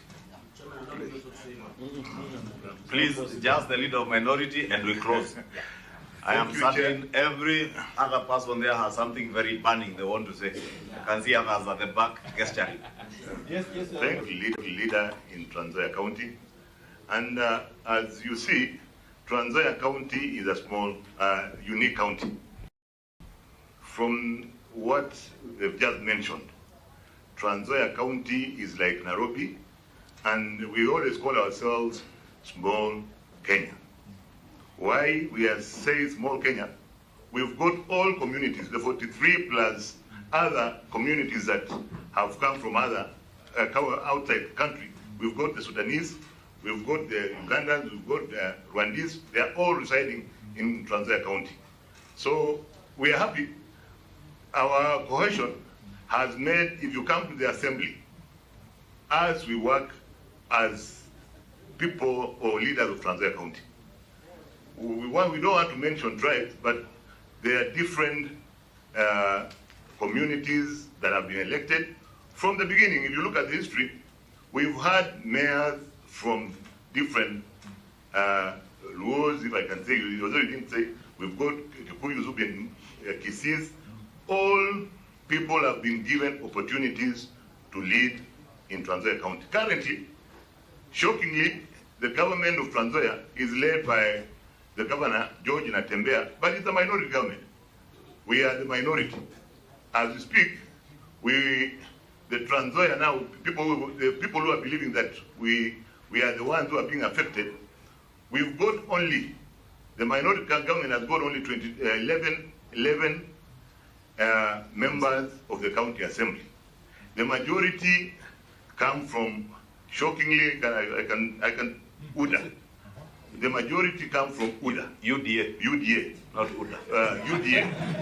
So the uniqueness of Trans Nzoia County, there is no single individual that can say we have been marginalized. And even previously, like in the past 5 years, the leader, the deputy speaker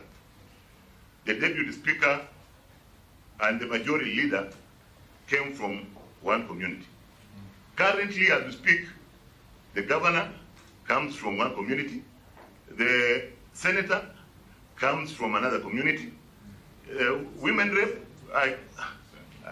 The point is made. Yeah. And we know all those things. Yeah. So the uniqueness of Trans Nzoia County, I want to request the committee, please let Trans Nzoia County, our 5 sub-counties remain. Because if you can imagine, if you reduce, we are only 5 sub-counties. If you reduce to Thank you.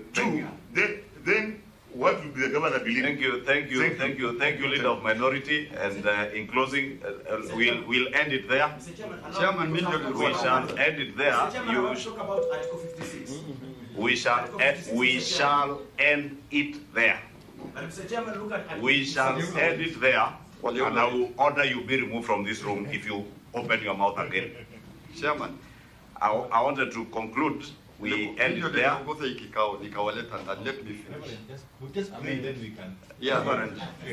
In 30 seconds, because you must also bear with us, we are time constrained. Yes. And we really want to thank you, because that will be my only comment. Thank you. We want to thank you for the very good presentations and encourage you to encourage, as Mzee said, and the gentleman who is next to the Mzee, the one who had a very eloquent presentation, continuous dialogue among us, the people of Trans Nzoia, so that you remain, as the leader of minority says, as one united county, knowing that Trans Nzoia is home to everybody. It's not home to any one particular community. It is home to the 43 Kenyan communities that live in Trans Nzoia. And that should be the spirit of this engagement. And I want to plead, because as you have rightly said, there's a lot of negative sentiments even on social media, to plead with the people of Trans Nzoia to be patient with each other and allow each other to have their say. Nothing said before this committee is what will be. It is simply Kenyans airing their views and giving their opinions in their perspective, and it should be allowed, just as you are allowed to air your perspective, others air their perspective. You never know, tomorrow maybe another group of another so perceived marginalized community. My own community is a minority in Trans Nzoia, and if they come here tomorrow and say, we listen to them, isn't it? So including mine. Including the minority. And I've had the leader of minority say, everybody has had a chance to be a mayor, councillor, and MCA. So we encourage you, and Reverend, we would pray that you will lead together with the elders of the Mabanga Declaration in bringing the people of Trans Nzoia together, just like we are endeavoring through this dialogue committee to bring the people of Kenya together. And that should be the spirit. 30 seconds. So tungeomba chairman muturuhusu kupeana zile document umekuja nayo.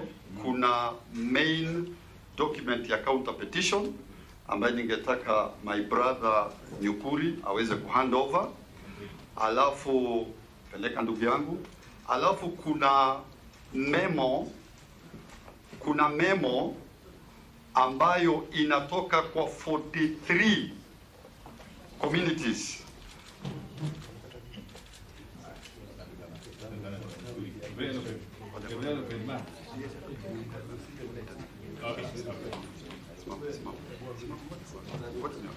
Alafu tuna memo chairman kutoka kwa 43 counties, 43 communities ambao wamesign in support of that counter petition. Itaongozwa na ndugu yetu anaitwa John Gagunda ambaye ni mwakilishi wa Gema kutoka Trans Nzoia na mwakilishi kutoka Idaho. Waenda wapeane. Kwenda peana kumezako. As you make your closing remarks, mchungaji. Alafu ya mwisho, memo ya mwisho kuja pika. Itapelekwa na leta memo ya mwisho. We have the Council of Governors waiting and we are keeping them. Ni ya viongozi wa kidini. Ukiona sisi tumekuja sisi kwa amani. Excellent. Very good. Very good. Na uwiano wa Kristo wa Islamu wote katika. Kuna hapa ya professional.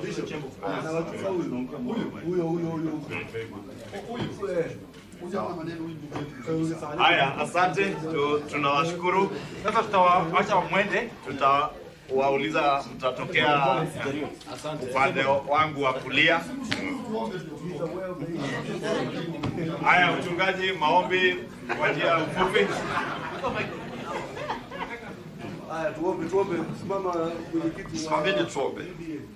Baba wetu wa mbinguni, katika jina la Yesu, jioni ya leo tunakushukuru na kukuabudu kwa kutuwezesha kufika katika hii kamati ambaye Bwana ilikupendeza wewe ikaweze kutengenezwa ili kuhusika kuleta amani hapa Kenya. Tunakushukuru kwa sababu ya Raila Odinga pamoja na rais wetu William Ruto, Baba, kwa kukubali kuwa mwanzo na hata kuongoza mbele kuleta amani katika nchi hii ya Kenya.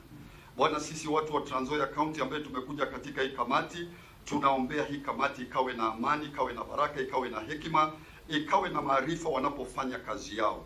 Tunaomba Bwana ukabariki Kenya, ukabariki Trans Nzoia, ukabariki kabila zote za Trans Nzoia. Zaidi ya yote tunawaombea ndugu zetu kutoka Mount Elgon, ndugu zetu wa Sabot waliokuja mahali hapa, ukawape amani, ukawabariki. Bwana, hata kama kuna jambo inawasumbua, wakatafute amani na jamii zingine. Tunakataa fujo Trans Nzoia, tunakataa fujo Kenya. Jina lako likatukuzwe, Mungu wetu wa Ibrahimu. Katika jina la Kristo Yesu mwana wa Mungu tumeomba na kushukuru. Amina. Ubarikiwe wanakamati. Asante na muweke amani yote.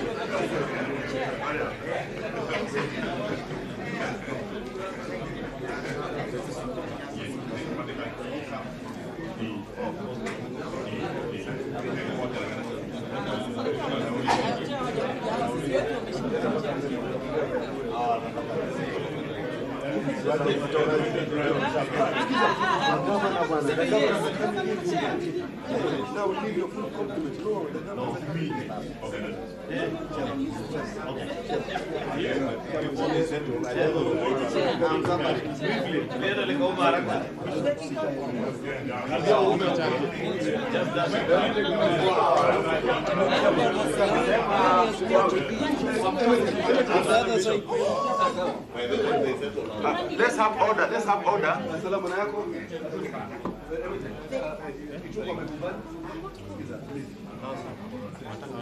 Yes, yes.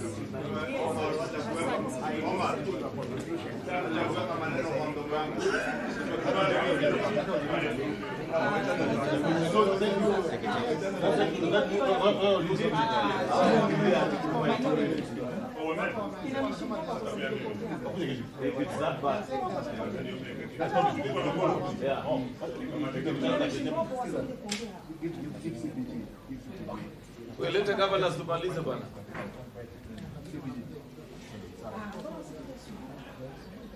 Sam, simulate governors. Okay.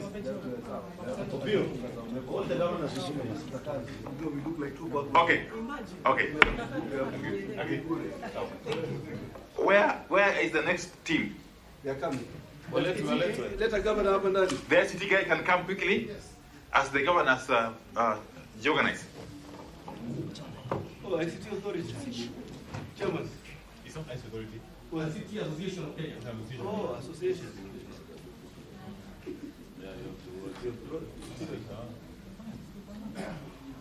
This is which team? ICT. Just find out. Yeah.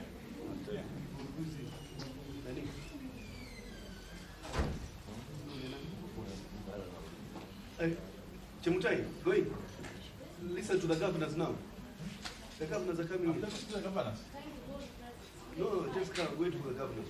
Wanaenda kuinterview wale alafu watarudi. Oh, okay. Sawa. Watarudi kesho hawa. Yes, very quickly, sir. I know you. I'm sure you know us. My name is Opio Wandai. My name is Aaron Cheruiyot. Yes. Hassan Omar. Honorable Kimani Ichung'wah just stepped out briefly, coming back. Proceed. Yes. I am. Yes. Although I am here in the capacity of Secretary General of the ICT Association of Kenya. Having received your request to come and make some oral submissions on the issues that are currently at deliberation by this honorable committee. Let me guide you. Yes. In the interest of time. Because I'm told we have got your memorandum. We have it with us. I'm advised. Is it true? Evangelist, do you have the memorandum? All the same, what you need to do is to simply summarize your issues in under 10 minutes. Then if there are any clarifications, you shall seek from himself. Very well, Chair. The rest shall deal with an informal memorandum. Very well. So for purposes of greater relevance, I think I will first focus on the first issue, which relates to electoral justice and related matters, more to do with the restructuring of the IEBC, the boundary delimitation and the audit of the 2022 presidential election. With regard to the restructuring of the IEBC, our position would be that there is nothing much in terms of restructuring that should happen, because as currently contextualized in the Constitution, we believe it is proper in form. Now, the issue of the appointment of commissioners, there is in existence the selection panel, which is supposed to carry out that task of determining who becomes a commissioner. And in our very humble view, is a very inclusive process, because it is done by persons appointed by entities across the country. We have Parliament duly represented with their representatives, the Inter-Religious Council, the Public Service Commission, the Law Society of Kenya. And for purposes of getting a professional entity, we do believe that such approach would be more favorable as compared to a situation where we go the political party's way, which then would increase the degree of vested interest and horse trading, which would even take longer in terms of realizing that objective. The boundary delimitation, our current position of the Constitution is that the only boundaries that can change are those boundaries of wards. Because as per the Constitution, the number of constituencies is prescribed. It cannot be altered. So what cannot be altered are the names and boundaries of the constituencies. But there can be a variation in the number of wards, So we do submit that at the proper order of time, we can have the boundaries realigned. And the upshot of this is that there is no constituency that under whatever circumstances can be lost in the event of any delimitation. The constituency number will remain. What can only vary is the boundaries, unless through this committee there is made a proposal either to increase or decrease the number of constituencies. But as things stand, we cannot lose any constituency, even those ones that are perceived to be lower in terms of their population, because the Constitution protects constituencies and only leaves the legroom to variation of the number of wards. The audit of the 2022 general election is important. The reason why audit is usually carried out is not because you don't trust that things have been done properly. It's because you want to assure yourself of that reality. And indeed, it's our view that every time prior to elections, we should have the systems audited prior to the election. And then subsequently, we can do another audit just to confirm. And it is proper to put in context the place of systems within the election process. Of course, the final results that determine the person who wins the presidential elections are those declared at the polling station. So the system is basically there as a way of creating some form of assurance that whatever is happening in the polling station is what ultimately is reported.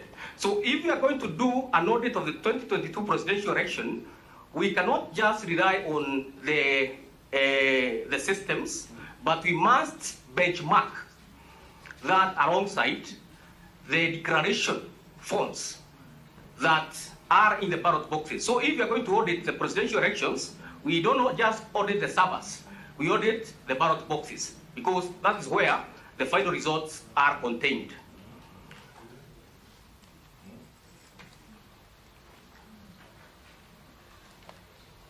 For better conduct of and use of technology, we would propose that we try and grow a local ICT system. Because majorly, the system we have is the one used for transmission, electronic vote transmission. We do not have a digital election per se. Everything relating to election is conducted in fairly a manual approach. We vote manually, we cast a ballot manually. So the only point where technology comes is where we have to do the vote transmission. And it's a system that we can grow. And our proposal would be that we have a team under the aegis of the Political Parties Liaison Committee that can come up with a system that political parties themselves will audit prior to the election and see how the movement of figures progresses from the polling station up to the tallying center. Because the main issue that there is not a system issue, it is a trust issue. You have a good system. Mr. Kamoto, you are doing well, but you have got only 2 minutes remaining. Thank you, Chair. I will endeavor to remain within the time. So the aspect that must be given consideration is how we can grow our own system, have it audited or make it auditable prior and after the election. Otherwise, the issue that we seem to be confronting with regard to the audit is a question of trust. I will focus now on the other issue, which is fidelity to political parties and coalitions. Now, the whole aim of regulating the political party space is at least to ensure discipline. However, we must recall that there is a right to make political choices which must never be muzzled. That is to say, if today I am elected based on a ticket of Party A, and then in the course of time, I encounter a Damascus movement and realize that I joined the vehicle to the wrong destination, then I should not be prevented absolutely from decamping. It should be possible for me, once I realize that I'm heading to the wrong destination, I should be allowed to alight conveniently and then reroute again and get where I belong, because political choices are dynamic. So what might be a choice today, and a good ideology in this case would be the arena of marriage. If you get into an arrangement with a partner, and then you realize at some point that there are irreconcilable differences, then should we keep you in that house up to the point where you suffer domestic violence? I would take the negative position with regard to that reality. So members should be given the liberty to change their party choices whenever they so wish. Then in terms of entrenchment of the national... Now I'll stop you. Yes. Yes, because since you have got written submission, just make a closing remark. We shall deal with the rest of the material in my written submission. Very well, Chair. Allow me to make the closing remark in the... Waiting behind. Yes. Yes. Allow me to make the closing remark by addressing this issue of the Constituency Development Fund. I believe this is an issue that can be attended to without the necessity of a referendum, because it doesn't affect the function of Parliament. It only touches on developmental issues, and the fact that the parliamentarians are not per se the ones who run the National Constitutional Development Fund, then it means it's possible for us to change the constitution without having to go the referendum way, because what would require a referendum is if we were to change the functions. You made the point. The cabinet is alive to the provisions of 255, 256, 257. The point is quite clear that you support the fund to be entrenched. Yes, thank you. Yes. Thank you. Advise that the members of the committee have got no questions, and therefore on that note we shall excuse you. And thank you very much for a very, very precise and concise presentation, and we wish you all the best. Thank you, Chair. Me. Yeah.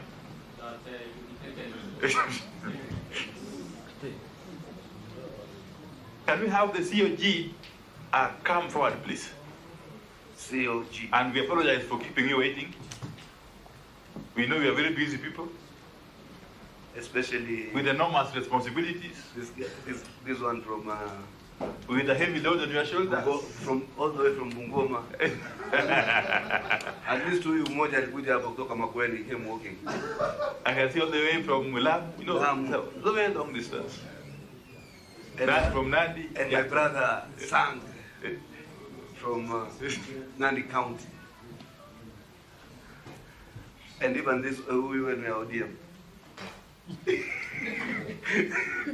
Order, Bomas. I'm on my change load.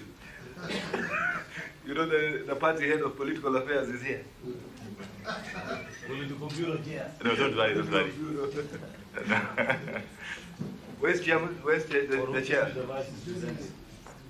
No, the chair is here. You are the one presenting Ahmed. Thank you. Okay. The last time you retrieved your data. fellow was supposed to address us on issues. Yeah, he addressed us on I just wanted to ask him what is the understanding of He's a lawyer. I mean, I know him. The name is Comendia. He's a lawyer. But he came on IGT. Yeah. So mimi nilikuwa nangoja tuongee mambo ya saba. That's what I wanted to ask him. What's your knowledge of Asaba? He looked to be, anyway, he looked to be a deep sea, holding brief. Unajua kuna association. How many? So on that one we didn't get the right. No. Give it a minute. Nani hiyo ya ICT tulizama. Anaongea tu mambo ya. Yeah, he was a Bibi. appears to be a UDA activist. Yes.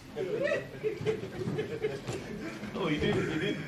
He also didn't speak to any mediation. Yeah. The only problem he was off topic. Yeah. He was put on a topic in this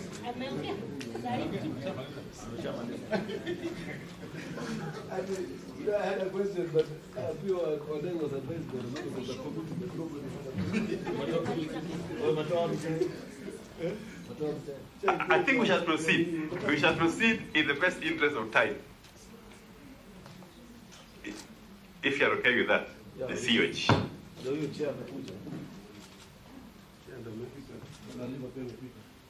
I'm waiting for the chair to sign the document. Then we can proceed. And by way of introduction, I don't think you need any introduction on our part.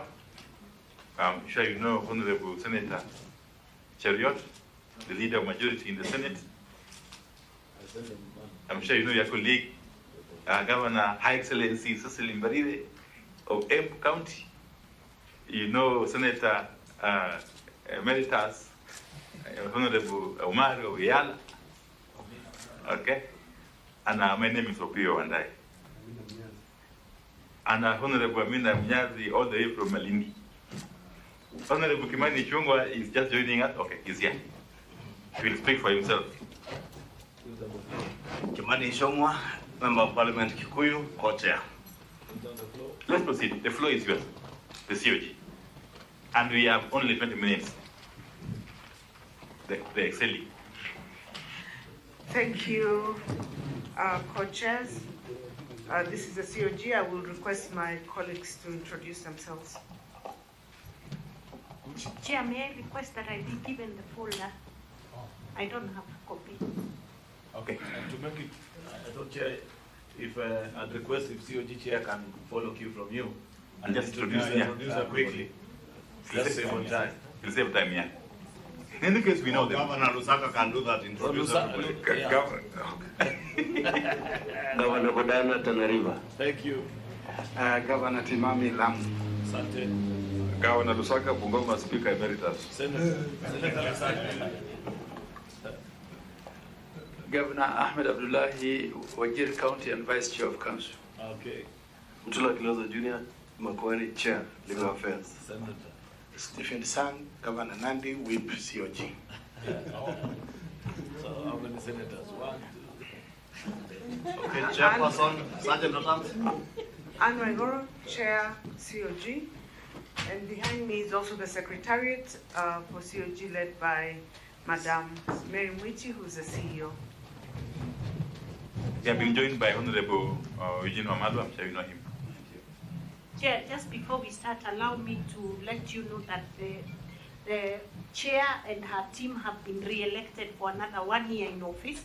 So I want to take this opportunity to congratulate them on their re-election. Well done. Thank you very much, and congrats from us. Thank you, Governor Cicely, and thank you, team. Yes, please proceed. Chairperson. Okay. Thank you. This is a submission from the Council of Governors in recognition of the fact that the sovereign power of the state is exercised at 2 levels of government. That is the national government and the county governments, whose distinctness is recognized by Article 6.2 of the Constitution. Maybe, Governor, to guide you, to save on time, you have 20 minutes. Don't take us through the whole write-up. Don't worry. Just do highlights. It is it's very basic. Taking into cognizance the establishment of the National Dialogue Committee to foster productive dialogue and consensus building in adherence to the Constitution and laws of the Republic of Kenya. We note that the committee will recommend suitable constitutional legal policy reforms concerning the matters of significance to the devolved system of governance and to the people of Kenya. In view of the foregoing, the Council of Governors, on behalf of 47 county governments, makes the following proposals. Number one, on boundaries delimitations. The Council notes that the process of the review of boundaries is due, latest March 2024, which is the 12-year outer limit required by Article 89(2) of the Constitution, and the continued delay in the constitution of the IEBC, the body mandated under the Constitution to review the boundaries of the electoral units, is most unfortunate. We therefore call upon the committee leaders and political actors to have a chance, to give a chance to the selection panel to complete the exercise. We also call on Parliament to provide the required budgetary allocation to IEBC so that there are no further delays. And further, we urge that Parliament fast-tracks the enactment of the County Boundaries Bill to provide for the legal framework for the review of the same. On B, proposed devolution-related issues for consideration by the committee. The Council proposes the following issues, which will go a milestone in the implementation of devolution for consideration by the committee. Number one, funding and periodic costing of the national and county functions. Pursuant to Article 216 of the Constitution, the Commission on Revenue Allocation is established to make recommendations concerning the basis for the equitable sharing of revenue raised by the national government between the national and county government. The Council of Governors is proposing that the National Treasury and the Controller of Budget be assigned the responsibility of periodically costing national and county functions to determine the basis for equitable sharing of revenue every 5 years. We also recommend development of a policy to guide the periodic costing of all national and county functions. And we further propose transfer of resources of county functions that have been transferred, which resources are still being held at the national government. Number two, complete transfer of functions from the national government to counties. The Council of Governors is appreciative of the functions that have already been devolved, but is asking that the remaining functions that are still outstanding and still being held at the national government to be transferred to the county. In addition, this will include restructuring or winding up of parastatals that carry out county government functions, and these parastatals have employed staff, whereas counties also have the staff performing the same functions, leading to not only duplication but wastage of resources. The Council further recommends that all laws developed under the promulgation of the Constitution and after that clawback on devolution should be repealed, and we have attached a comprehensive list of all the sectoral laws that claw back on devolution. Additionally, we recommend the development of legal notices revoking previous legal notices delineating the county and national government functions. Number three, increase of the equitable share of revenue for the county governments to 45%. Articles 203(2) and 3 of the Constitution stipulate that for every financial year, the equitable share of the revenue raised nationally that is allocated to county governments shall not be less than 15% of all revenue collected by the national government, calculated on the basis of the most recent audited accounts of revenue received. The Council recommends an amendment to Article 203(2) and 3 of the Constitution to the effect that every financial year, the equitable share of revenue allocated to county governments shall not be less than 45% of the previous year's revenue collected by the national government and calculated on the basis of declared national exchequer accounts. And we have given details of how we've come up with that. Number 4, borrowing powers by the county governments. We recognize that Article 212 of the Constitution allows the county government to borrow only if the national government guarantees the loan and the same is approved by the county assembly. The public finance management sets the debt ceiling for the country.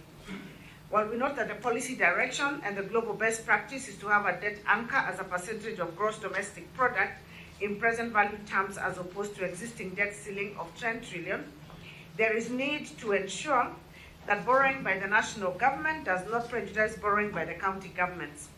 Over time, the stock of public debt has been used to deny counties their share of revenue, with counties not having contributed to its increase. This is therefore to ring-fence an amount for borrowing by county governments and also ensure the process is approved by the Senate as a representative of county governments. We therefore recommend an amendment to Article 212 of the Constitution to provide that 20% of the debt ceiling is ring-fenced for county borrowing. Number 5, the National Treasury.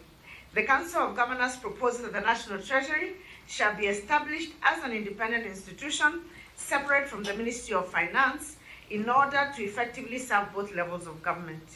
With this, there shall be 2 IFMI systems, one designated for the national government and the other for the county governments. And in view of the devolution of services, we propose that the approval of withdrawals from the County Revenue Fund by the Controller of Budget be at the county or regional COB offices level and not the national office level, as the case at this point in time. Number 6, anchoring and resourcing the intergovernmental relations structures into law. Article 189 of the Constitution provides for the cooperation between national and county governments. However, it fails to anchor the necessary intergovernmental institutions established under the Intergovernmental Relations Act No. 2 of 2012, which facilitates consultation between the 2 levels. We therefore recommend the anchorage of the national and county government coordinating summit, which is the apex body for intergovernmental relations between the 2 levels of government and in 2 levels of government in the Constitution.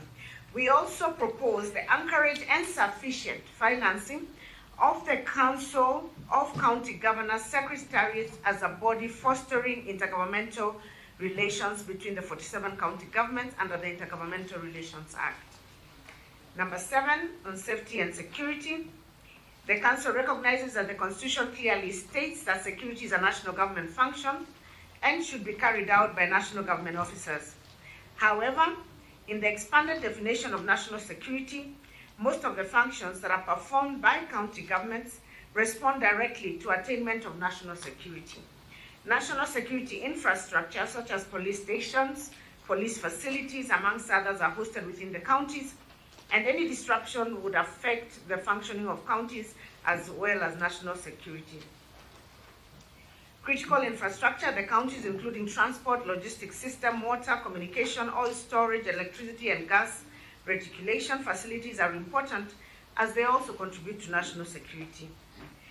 The exclusion of the county governments in the national security process may have been overlooked in the enactment of the Constitution 2010.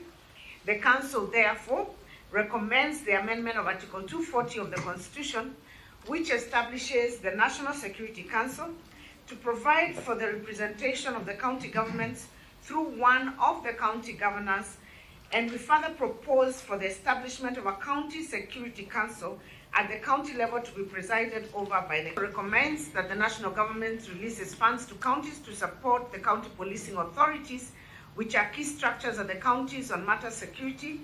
This is pursuant to Section 41 of the National Police Service Act. Number 8, on impeachment of governors and deputies. The Council proposes changes to the process of impeachment of county governors to prohibit any impeachments within a period of 24 months after their election into office and 12 months towards the next general election.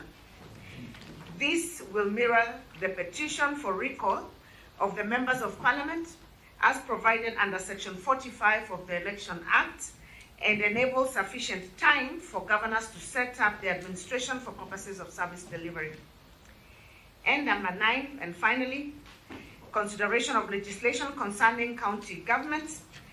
The Senate represents counties and serves to protect the interests of the counties and their governments under Article 96(1) of the Constitution. The Council proposes that the mandate of the Senate in considering, debating, and approving bills concerning counties should be expanded beyond the provisions of Article 110(1), as all the bills passed by Parliament concern the county government. I submit, co-chairs. Thank you very much, the COG chair. And I'm sure I did not even get 15 minutes. You did very well. You have done very well. You did exceptionally well, and we must congratulate you. No wonder you have been re-elected as the chair of COG. Now, we shall open the floor, but I'll start with Senator Aaron Chariot, if he has any issue. He mentioned to me that he wants to go somewhere. Without starting with the last issue. Which one? Thank you. Go 110-1. Oh, 110-1. Yeah. In fact, I was wondering whether it's a bribe to me. Anyway, Chair, just a comment on item 4 on borrowing by powers by the county government. Listen to the very interesting proposal from COG. Makes sense to me. The challenge, of course, has been how to ring fence what they want us to ring fence. It will interest them to know that presently we are actually doing the mediation on this particular bill because the National Assembly and the Senate disagreed on how it's to be handled. I wish they would have been more elaborate on how this proposal to ring fence will work, because in your presentation, Chair, just says this is therefore to ring fence an amount for borrowing by county governments and also ensure the process is approved by the Senate as representatives of the county. Please, if you could take time to expand on that, I'd really appreciate, as this is such a good opportunity while we do those discussions. Just as a comment out of that, Speaker, this issue of debt by counties is something that worries me, though, because I have a report on my chair, on my desk. So let's give Governor Mwadime a seat, please. Karibu, Mheshimiwa. Okay, good. I was saying, Chair, I have a report on my desk on expenditure by county governments, Regulation 25, and the violation which affects, unfortunately, 47 out of 47. All of you that are here, including Sesson to my right, that not a single county is dedicating the threshold of 30% to development. The figure is actually dropping due to the same mistakes that were made by the national government. We are beginning to see it in counties. Growing size of recurrent and shrinking in development vote.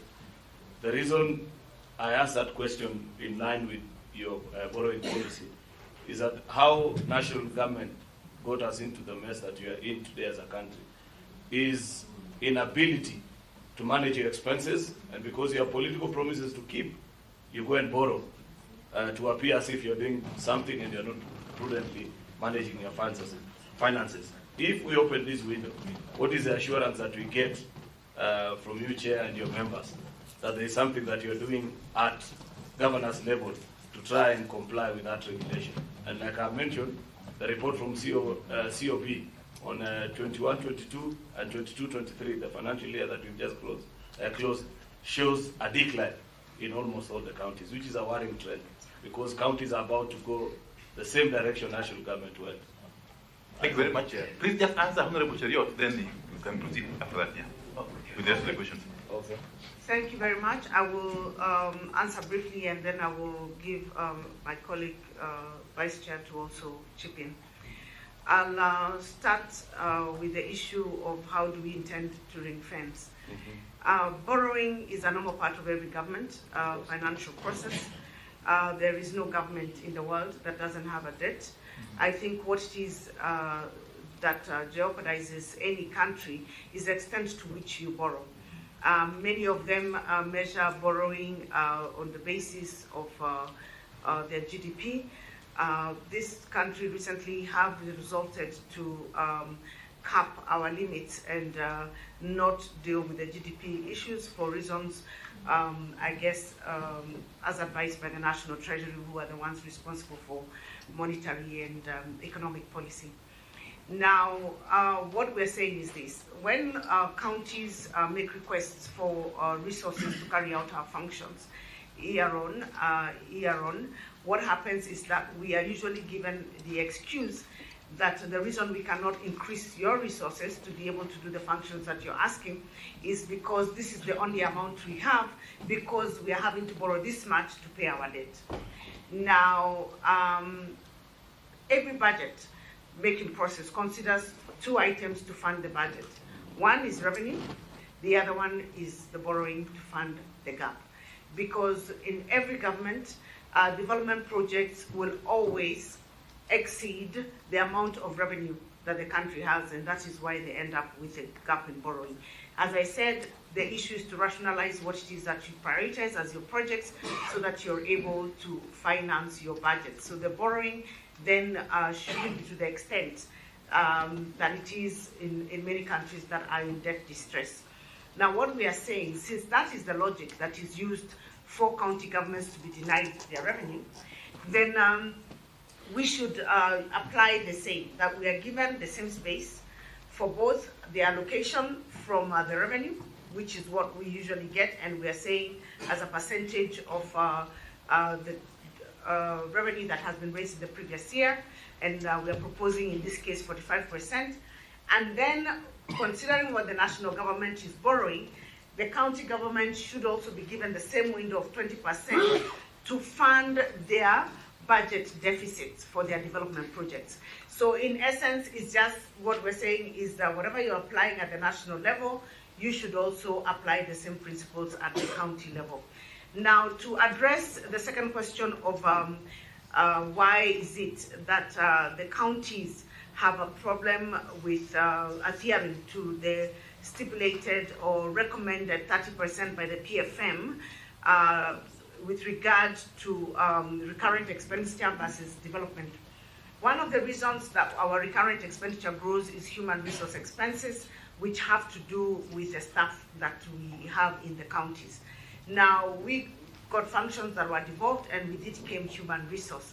We also found human resource of the counties from the county authorities.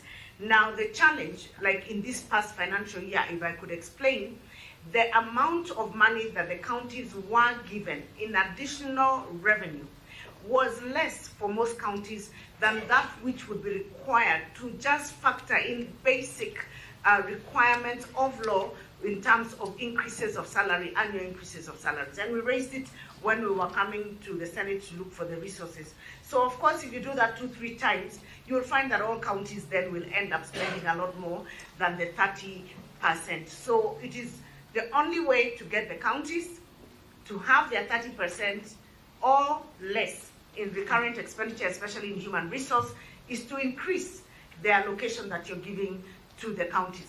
But if you keep the allocation at a lower pace than the increase in recurrent expenditure, both when you factor inflation and they factor increased taxes, like right now we have increased taxes, and then you factor increased salary increment but that are mandatory by law, you will find that over the years, the cost of recurrent expenditure for counties will exceed the 30% threshold.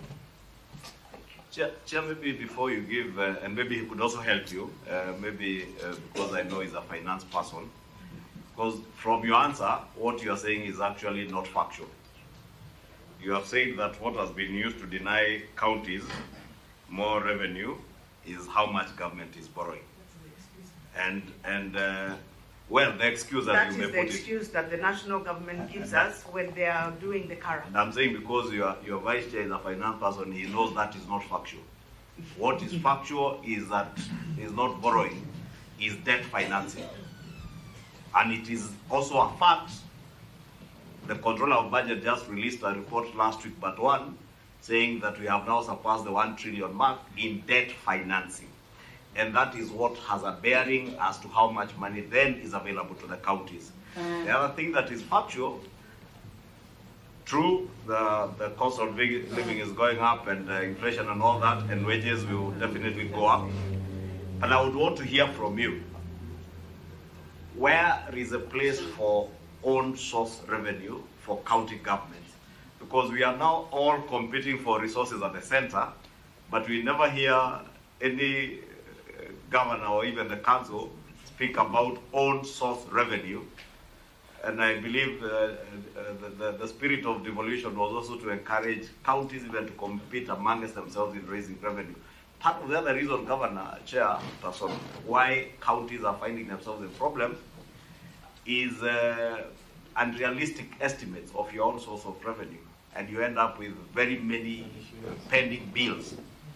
I'll give you a case example of a county that I know that the last financial year they raised about 2.1 billion shillings, and they have now estimated for the next financial year that they will raise 7.9 billion. And they will go ahead and procure and incur pending bills. Then that drives the demand for more resources more than probably the other issues of inflation and all that. Because if you have to factor in inflation, the other thing that is factual, and I say this with all due respect to the council, because I have sat in parliament as the chair of the Budget and Appropriations Committee. Part of what is factored, and I'm certain even Senator Aaron or Senator Mukani would have bear me witness, the cost of inflation is always factored. Always. Yeah. So that's why I challenge you that on that particular aspect, what you are telling us is not factual. I actually beg to differ, because you know very well that as much as we raise revenue in the country, sometimes we also borrow to pay debts. We borrow from A to pay B, or we roll over our maturities and use maybe domestic and convert, but one borrowing to pay another debt, and that happens, and it is normal in all counties. So I think we can't assume, if you look at how much money that the country collects vis-a-vis how much money that we're spending in development and how much we're paying in debt, you will see that what I'm telling you is factual. The second thing is, even in the national government, they have never achieved 100% of their revenue collection target. Half the time, and I come from a background of Treasury, I was there for over 15 years. In all those 15 years, or over 15 years I was there was no day we said we had achieved 100% of our revenue target. We always get to, in fact, if you get to 85, 90%, it's considered a very good performance. So it is not unusual also to find the same in the country, in the county governments. And I have said on the issue, this I've said before in Senate, I think one of the things that would cure our pending bills, and pending bills, Chair, does not only apply to county governments. Whereas county governments have a fraction of pending bills, I think our total pending bills are about 115 billion shillings. And out of that, you will find that one county will probably have 90, and the rest then have the spread of the little. And the largest bearer of the pending bills is the city of Nairobi, because of the previous local authorities and also the previous regimes. You will find that the national government's pending bills are in excess of 400 billion. So when we talk about pending bills and we talk about this financial management, let us be careful not to cast aspersions on the county governments at the expense or at the detriment of the expense of our reputation vis-a-vis the national, because Chair, some of us have the facts, and we will also respond with the facts. Thank you. Vice Chair. Thank you very much to chairs. Issues raised, just add a few things. With all due respect, whether we call it debt financing or debt, it's our feeling that the national government is front-loading its share through debt. In that, when they borrow upfront and spend more on repaying debt, and when we come to the division of revenue, debt is used to explain why we can't get money, it's not fair. If we just even look at the current revenue share formula in the Constitution has provided a ceiling of 15% as counties' percentage of shareable revenue. It would have made sense for us to have a law in place to say, even with respect to the fiscal space, national government can only use up to 85% because they ought to pay their debts from the revenue share that they have, which is 85%. So now they are using the entire fiscal space for borrowing, and that doesn't leave counties with anything. A framework was suggested that says counties can borrow up to 20% of their equitable share. I think that's too low. It should be pegged on the available amount to be borrowed. You know, the space that there is. I'll leave borrowing at that. Coming to the issue of recurrent expenditure, I think Chair has explained this has to do with the fact that expenditure is outgrowing revenue for counties. Every year we go to we go through a very intense DORA negotiations, division of revenue negotiations, where CRA comes up with numbers, and the National Treasury and the National Executive then take it upon themselves to decide what to give to counties. So we go through all these protectory negotiations, and at the end of the day, it is,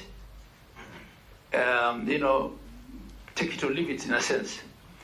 And if we don't get the support of the Houses of Parliament to actually increase the share, we're left high and dry. This is what has been happening. Then we'll end up with a situation where the growth in our expenditure, in our establishment cost, operating cost, every single year outweighs the increase in the equitable share. 2, development begets more expenditure. The more dispensaries we construct, for instance, or the more water wells we drill, the more we have to employ people to operationalize those, and then up goes our establishment cost. I think these are some of the things that drive this. And then the extraneous factors. We are out of a drought situation. When I took up office this term, if I started building anything, I'll be insulted on radio and I'll be cursed. Why? Because people are dying of hunger. I had to divert money from development to keep people alive. And that was in many counties, a lot of the ASAL counties actually. So the solution then is give us more money. And how do you give us more money? Just let's be true to the constitutional requirement that resources follow functions. We're not asking for resources outside of what is available to do devolved functions. If there's money at Afia House that's for primary health care, give it to us. If there's money at Maji House that's available to do ponds and water wells, give it to us. That way, we'll have dealt with that issue. On on-source revenue, I want to dissuade ourselves from this notion that counties ought to be funded from on-source revenue. It's not the case. Because at the time that we adopted this constitutional framework, the functions counties are doing were already being funded from the National Exchequer. Health was being funded from National Exchequer. Agriculture was being funded. And Article 209 has not given counties a lot of powers to actually collect revenues. Our mandate is pretty much limited to land rates and entertainment, taxes, alcohol, and user levies, for collecting garbage bins. I mean, you don't raise a lot of money from that, surely. So much as we are trying to actually increase that, and counties are not equally endowed in raising revenue. The amount that Nairobi will collect in say, land rates, you wouldn't get that from Wajir or Mandera or, Taita Taveta. So let's be real. Just give us what is due to us. Okay, Governor, on this particular subject, we may debate until the cows come home. And if you read Article 203 of the Constitution, sub-Article 1B on the criteria, not national interest, the second one, because I heard Governor Igoro whisper that excuses, not reasons. It's actually a constitutional provision, and your chair legal knows that any provision must be made in respect to all the public debt and other national obligations. Therefore, that's a subject of discussion. As I say, that we can debate until, including whether counties have contributed to the rise of public debt. And Governor Igoro rightly put it, just as you say about, speak about pending bills, it is also factual that part of this public debt is debt that came from the defunct local authorities. Again, Nairobi County being top among those counties. I want to move you to your first issue on the reconstitution of IEBC and boundaries delimitation. And on page 2, and you are asking, you therefore call upon the committee leaders and political workers to give a chance to the selection panel to complete the exercise of composition of IEBC within the stipulated timelines to undertake this important exercise. Just a direct question, is that to say that you support the selection panel as established under the IEBC Amendment Act of 2022 or 2023 to continue with its work and complete that process, and through that selection model of a panel? I will ask Governor. Can they take a few then? Maybe you can take, you'll answer that one. You can take a few, then you respond, Chair. Omalwa, then Omar. Yes, and I think on that same point, on page 3 of your presentation, I think apart from the reconstitution of IEBC, you're also urging Parliament to fast track the enactment of the County Boundaries Bill. I think this is before the Senate, as we were told, so that they're able to execute their work under Article 188 of the Constitution. But according to you, you are saying that this will help address the continued disputes between the county governments on their boundaries and the shared resources. But there's another issue that is before this committee. It's not just the disputes on the boundaries, but it is creation of new counties. So far, I think there are proposals for almost over 10 counties. I think looking at some of you here, you are affected by that proposal. I think Wajir Governor, a team from Wajir came. Governor Bungoma, there's a team from Bungoma. And about 10 of you are affected by that.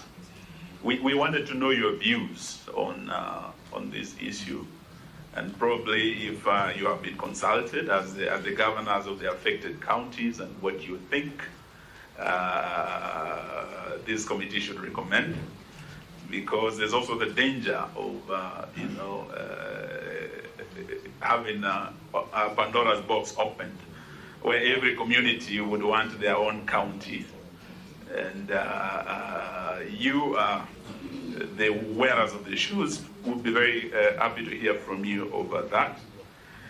The other issue, of course, you have proposed increment from, I think, up to 45%. I think there had been a BBI proposal that had gone through, I think, most of your county assemblies. And I think there had been some build-up of consensus around 35%. But your proposal is actually beyond that. You're looking at 45%. I think it'll be good to hear your justification on that. Though as your former minister, I would really support, in fact, the more resources to the counties. I think you are shouldering the greatest responsibilities in terms of the big four. You are the ones on the ground actually carrying everything. And I would like to see that process that is ongoing of ensuring that all the vote functions come to you, and of course resources follow the functions. I think that is a very interesting proposal. Would like to hear more about the justification. Thank you. Thank you.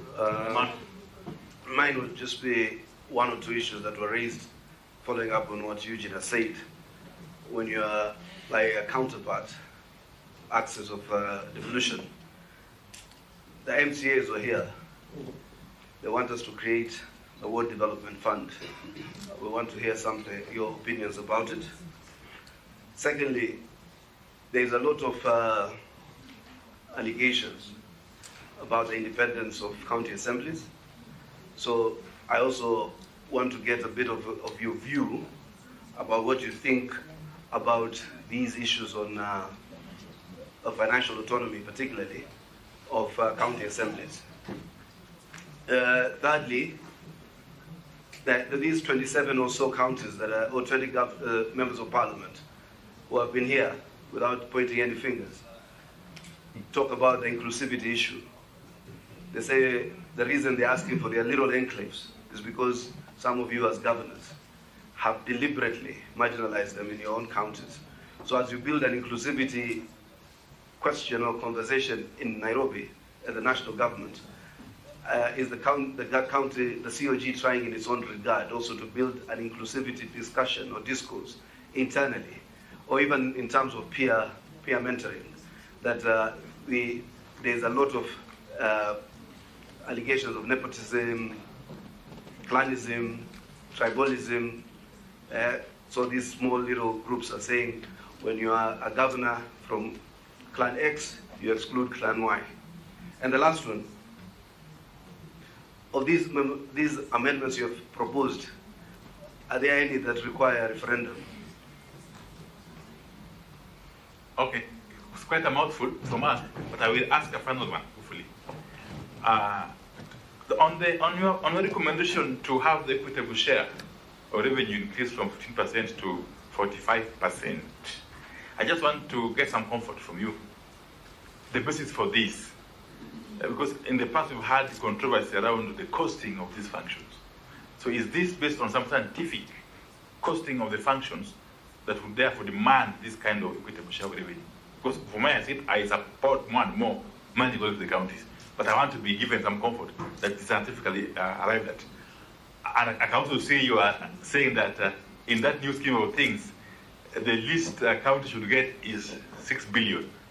You have to be sure that that is supported by some science. Two, and finally, really, is the issue of the MCAs. You know, MCAs are an integral part of the county government management, if I may call it so, for lack of a better word. There's been an outcry that the MCAs are very poorly remunerated, and this affecting their work in terms of oversight, legislation, and representation. I'm sure when the MCAs are uncomfortable, the county government work is also affected. So do you support the idea that the remuneration of MCAs should be addressed by way of enhancing it, okay, so as to make the work of the county governments more effective and efficient? Thank you. All right. I will request my colleagues to chip in on the responses. The boundaries, one, will be handled by the legal governors amongst us, Governor Bungoma and the team. Sergeant, maybe you can add mics instead of passing around, but I see Mutula has one in front of him. Please, and maybe at the same time you could just allow whoever is capable of answering the question just to shoot. Yes. Excellent. I think I will just start off on summary and the last question of the county assemblies, because I've been on it for a while. I think in general, if you look at the disparities in terms of their salaries, you will understand where they're coming from. One, anyone who understands the politics of this country and the way their jobs were assessed by the SRC, you will know that they're, especially for you who are legislators, you'll know that the work of a legislator is not what is written on the terms of reference of a member of parliament. It's written oversight, representation, but you know, when you go to the ground, there's a lot more that you have to handle because of our culture and our society. You, no one will understand why a legislator cannot give or contribute to a funeral, or will not attend, or will not take care of, from your pocket, bursary and demands for healthcare. And it's the same thing for the members of the county assemblies. The other thing is that already Senate has provided for them an increased ceiling. But what has happened is that in the review of all the other cadres within the county governments, our county secretaries got more money, our county CCs got an increase, but the county assembly and the speakers got an increase, but the MCAs never got an increase. But they got an increase in their ceilings. So they have a ceiling, but they cannot spend. So they can actually get a little increase within the ceiling that is already provided by Senate without affecting the overall budget. Thanks. Governor, maybe you'd have answered together with that question on the position of the Council of Governors on the financial autonomy of county assemblies and Ward Development Fund. Okay, I'm going to answer the Ward Development Fund. Sorry. I think there's a genuine concern by the members of the county assemblies to ring-fence some Ward Development Fund. And the fear has been, because I've also been around for some time, the fear has been that sometimes development is best left to the whims of the governor who is there. So that if an MCA stands up and doesn't like the governor, or the governor doesn't like the MCA, then you just dictate that there will be no money going to that area for development. So as a council, we are proposing that out of the development fund, we ring-fence up to 5% of what has been allocated to go to the ward. That will ensure that every ward gets its share of development, irrespective of whether you agree or belong to the same political formation with the governor or not. The financial autonomy, in fact, again, is very good for us. We've already supported it. We want the county assemblies to have their own autonomy in terms of finance. It will get out of us, because again, it becomes sometimes a big challenge where they feel maybe the governor is sabotaging what they want to do. So we want them to manage their own funds. Therefore, as a council, the position is we support financial autonomy. Mutula, Governor Mutula? Yes. On the legal questions? Yes. One, let me just disclose that I participated in the 2016 law on the IEBC. Oh yes, you did. Yes, I was there. Now, for purposes of the COG, we didn't get into the details of who should or shouldn't sit in the selection panel for obvious reasons. We in a bipartisan manner, we left that issue on the detail. What we have emphasized, that it is nearly tragic not to have a commission. It's nearly tragic to have half a commission like we were having, and therefore this matter must be resolved as quickly as possible, so that then whatever method that is used, the principle is in the law that you must have a selection panel. As to who sits in the panel, that we have left to you without getting into the detail. Why, if you, in the 2016 framework, and you know how we ended up in the selection panel, we ended up picking church leaders to pick IEBC, for example, and it was one term. So we have left the details to you, but we are emphasizing but more so on the mode of selecting the new commissioners. Would you, as a council, support the selection panel route, or what was christened the IPPG, for instance, route, or what happens in other jurisdictions in the Commonwealth where the president unilaterally decides Governor Mutula is a good man, he can become a commissioner of IEBC, Kimani Ichung'wah cannot, Governor Igoro can, between those, because that's the debate really, which route to pursue, and from your reading, you are asking for a speedy resolution of that matter through the selection panel. That's what I wanted to confirm, whether you are supporting the selection panel. We have stated, yes, about the selection panel. Selection panel is your position. Yes, and the reasons are, are obvious. From our historical perspective from 1992, you don't want to reinvent history. It's there in the law, and facts. Not political parties. No, the details as to who sits in the selection panel, like in the case in UK, would be either political parties, etc. We didn't want to get into those details. Okay. Yeah, because then we didn't want to compromise the otherwise. Yeah. Sorry. Yes. But is it your position that the current selection panel continues with the work? It's not clear. Yeah. So we avoided the question of current. We said selection panel. Not current.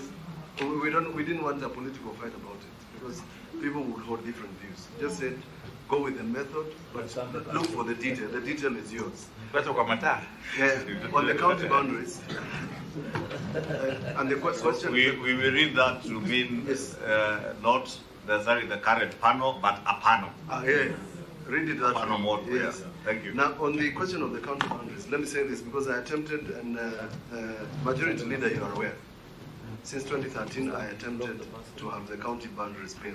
Yeah. Since 2013, I drafted three bills from 2017 to 2022. Chairman, although we don't have a brief from the council on the creation because we are not aware. We were not briefed on the creation, the proposed creation of the new counties. You can't even get there without determining the boundaries of counties. Because how will you split one county if you don't know where the boundary is? Yeah. But the contradiction is this, Chairman, that whilst constituencies are known, whilst wards are known, boundaries of counties appear ambiguous. So the delimitation is important so that you can resolve the question of county boundaries before you get to the question whether you will increase or reduce.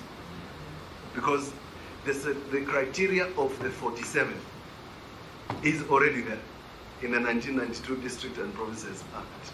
You don't have any other method. And in any event, Chairman, for that territory of Kenya, you have to do a referendum. It is disputed, sorry. What? That criteria was disputed vehemently this morning by Mwingi people. By Mwingi, the people of Mwingi. Mwingi. My neighbors. Yes. Neighbors that when Makueni District yes. and Tarakaniti District were created way back in 1992 or thereabout, they were gazetted.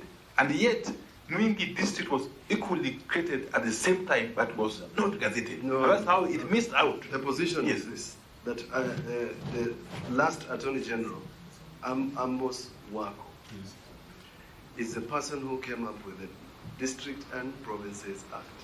Any other gazette notice that came after that was not considered for purposes of constitutional making. That is a fact. And there are many other gazette notices that followed. But the correct position is that the 47 counties are anchored on the 1992 law, which was the compromise by the constitutional lawmakers. Thank you. More emphatically, the COG is of the position yes. that you don't support an increment in the number of counties. I'm saying, for purposes of our brief, the county boundaries now appear ambiguous. It is a contradiction to start talking about other things before you define the county boundaries. We first fix the existing county boundaries before we even begin the question of delimiting. Yes. To new additional ones or reducing. There is no baby, so where will you get the other baby from? It's a simple thing. The question of the independence of county assemblies has been addressed. The question asked by my good friend and twin brother, Senator Oman, on referendum, I will tell you. Number 8 and 9 on our document are covered under Article 255. They will require a referendum. Independence of county assemblies, I fought very hard when I was sitting in the budget committee to ensure that the county assemblies are given financial autonomy, which was done through a circular. What they're asking is an amendment to the PFM. And since, Chairman, you have been sitting in that committee, you know what they're talking about. Thank you. And now that you're sitting in the Council of Governors, I hope you have praised the Council more on the provisions of Article 2 or 3. Yeah, the one of 45% will be important to hear. Is it the justification for the 45%? Is that what Timami is? And the minimum of 6 billion.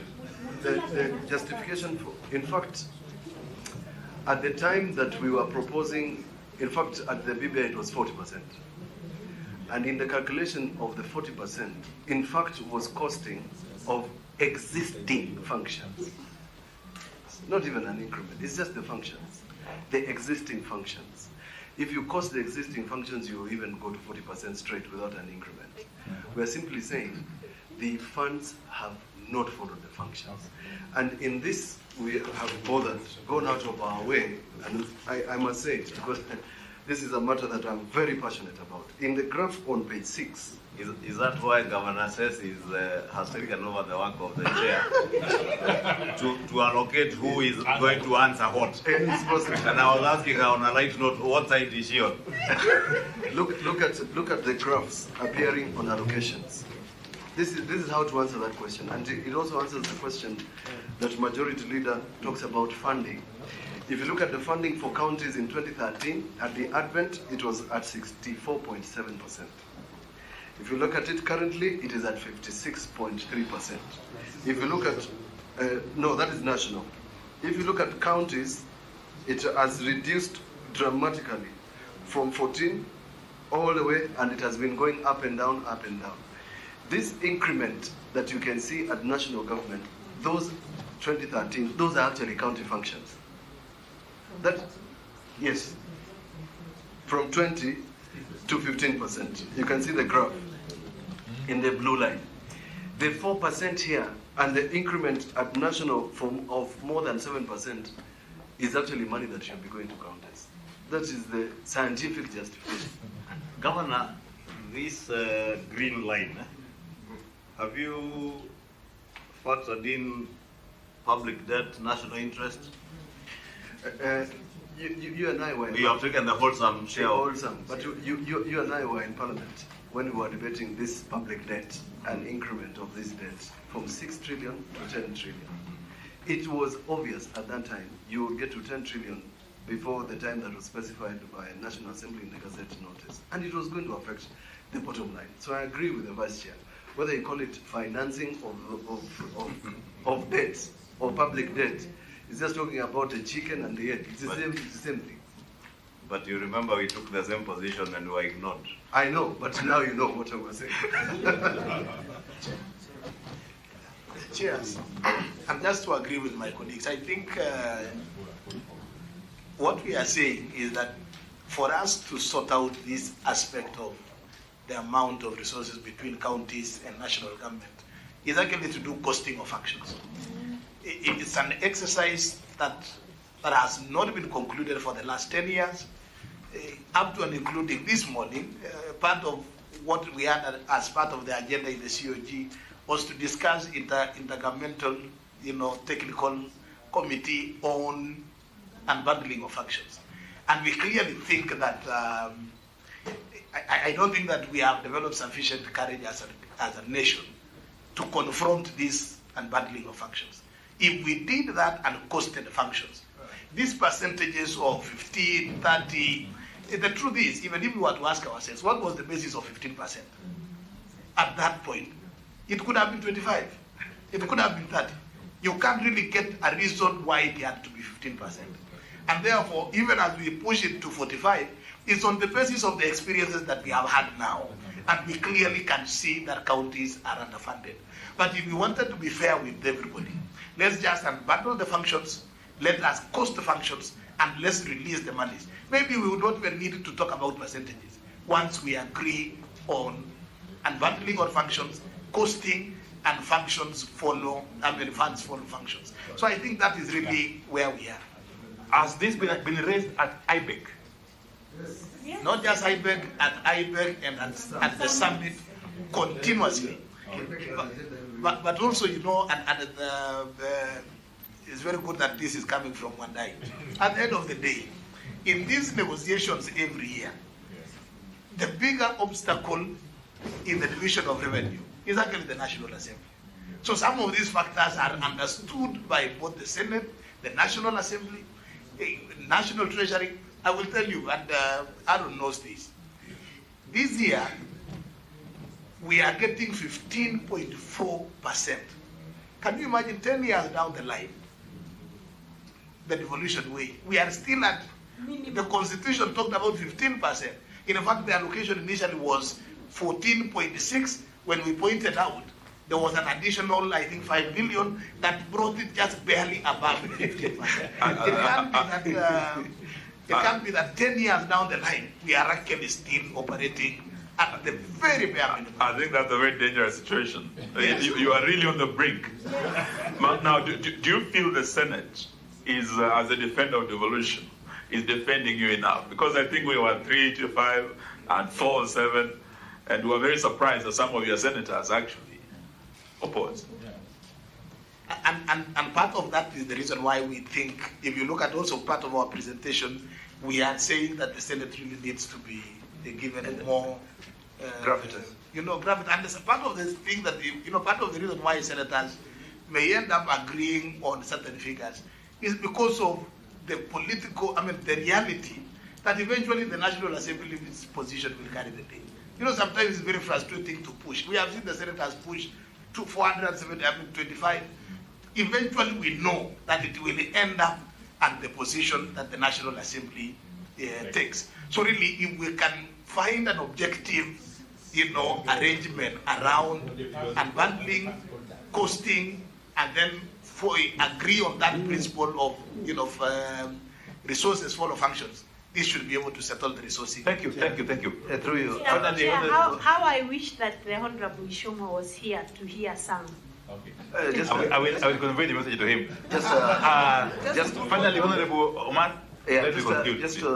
To conclude, as you answer. My colleagues here wanted to say something. Please answer at once. Exactly. After him, then we can. Ultimately, to become a governor, you're a politician. So that doesn't, just the fact that you have a county government. But there is a question, I've seen your position on gender. Within your presentation, there's another insertion which talks about gender, which is very elaborate. I think we can pick from that. But I would really want to appreciate your position on the leader of official opposition. Your politicians of a certain gravitas. Leader of official opposition, PACS, and the constitutionalization of some of these other funds like NGAF, World Development Fund, and the CDF. And I would just add one other issue you left out completely is the cost of living. And this is a major issue for this committee. We know that some of the counties have also drastically raised some taxes and levies. I think Nairobi to be in particular. But there are some of you, governors, who have been very sensitive to the suffering of Kenyans. And actually down there you have adjusted a bit. I think we want to appreciate those of you who have done that, because Kenyans are hurting. Kenyans are hurting. I would like to hear your views on that also. Whether some of these taxes, levies can be dropped. On fuel alone, we have like 16. Electricity, we have like 8. Well, what are your views on this? Thank you. Leader Cheriot, it will be wrong if I don't respond. The Senate has been mentioned, and sometimes adversely, as a leader of the House, it will be proper for me to respond. I think I hear the discussion, and I see what Eugene is trying to say about the division, for example, in the House, because it's been a very controversial issue, and I know what governors say. But I want to say that Senate relied on the wisdom of so many things. History, resources available. When I say history, for example, Chair, I know for a fact that we've held our ground sometimes in the past, and they've been stalemate. And 3-4 months down the line, because county governments haven't received a share, governors themselves have gone and said, what are you guys still fighting about? Can you release that money as it is? By COG itself, and it's on record. So sometimes you wonder how difficult it is to fight and whether it is worth the eventual fight together. And when you're seated at a table, because our members of our committee consult and say, so what is it that will be more comfortable and what is available? That's what eventually gets shared out. Chair, just as a final comment, there is something that I noted, which I really wish to plead with our governors to understand, because I got this from the conversation between the chair on our side and chair on their side, and I think a few of the governors when they spoke. We all love evolution. I certainly do, and I believe that we need to support them. We need to send far more resources to our counties than we already are doing. However, I'd wish to plead with our governors not to accept the demeanor that the national government accepted many years in the past, and hence we found ourselves in the situation. Because I saw when questions are raised, our governors go on defense mode on many of these issues. When you say on-source revenue, you say, oh, on-source revenue is not supposed to fund counties. Yet we know for a fact that there are counties which, after changeover of administration, county governments are collecting almost double the amount that the previous administration used to collect in the same jurisdiction. And there are examples. Counties that used to report 400, 500, you now have a new governor in office, they're upwards of 600 and 700. Therefore, if it becomes the official position, as is being explained right now, that, you know, we cannot use it to fund operations in our counties, then even your own staff, they take that demeanor and say, anyway, it's just about funeral collections and I don't know what, yet it is a serious kitty. And the same could be said of pending bills that you spoke about and so many other pool resources. So I want to believe that much as we agree with you, your Vice Chair, that it is important to send additional resources to you, let the demeanor also change so that we know and appreciate that you also have learned from the very bad experience that our national government has set for all of us. We don't want counties to find themselves in that situation. I thank you, Chair. Thank you very much. Let's now wind up, please. Yeah, thank you. I'm just going to respond to Majority Leader Senate with like 3 sentences. Then I'll hand over to my colleague on my left. They've been wanting to say something on the other questions that have been overtaken. And then the Vice Chair will close on the response to your question, Honorable Amalwa, on the issue of the cost of living and all the questions that we apparently jumped. So, just to say, Chair, that yes, there are counties that have increased their revenue, some of them being some of the ones that some of us are running. But if you look at our revenue, the county of Kirinyaga, at our highest so far, we have collected 580 million. But we received in total about 5.2 billion. It used to be 4.2 for many years. And then about a year ago, now this is the second time we've gotten 5.2. And then a little from development partners. So you can see the amount of revenue and the amount required to run the county is less than 10%. And so the fact is our own source revenue was never meant to run the counties because the devolved system of governance in Kenya is not a completely devolved system. If it was, we would be collecting pay-as-you-earn at the counties, we would be collecting VAT, we would be collecting the housing levy at our level, and then applying that to running the county. That's how states run. And if you look at other countries with devolution, there is the mixed breed like our system, and then there is the absolute devolved system where you're completely autonomous, like even in other countries like Nigeria, where they collect the revenue and run their counties. And that's very different from what we have. So in that case, when my revenue maximum can only be about between 8 and 10% of the required revenue for the county, the national government has to supplement. And that is why there is a provision in the Constitution of a minimum of 15% allocation. And it's supposed to be a minimum, not a maximum. I'll ask my colleagues on my left to please chip in where we left off. Honorable members of the committee, the issue of the minimum 6 billion revenue for counties. There are about 7-8 counties which adapt the small counties, not in size but in population.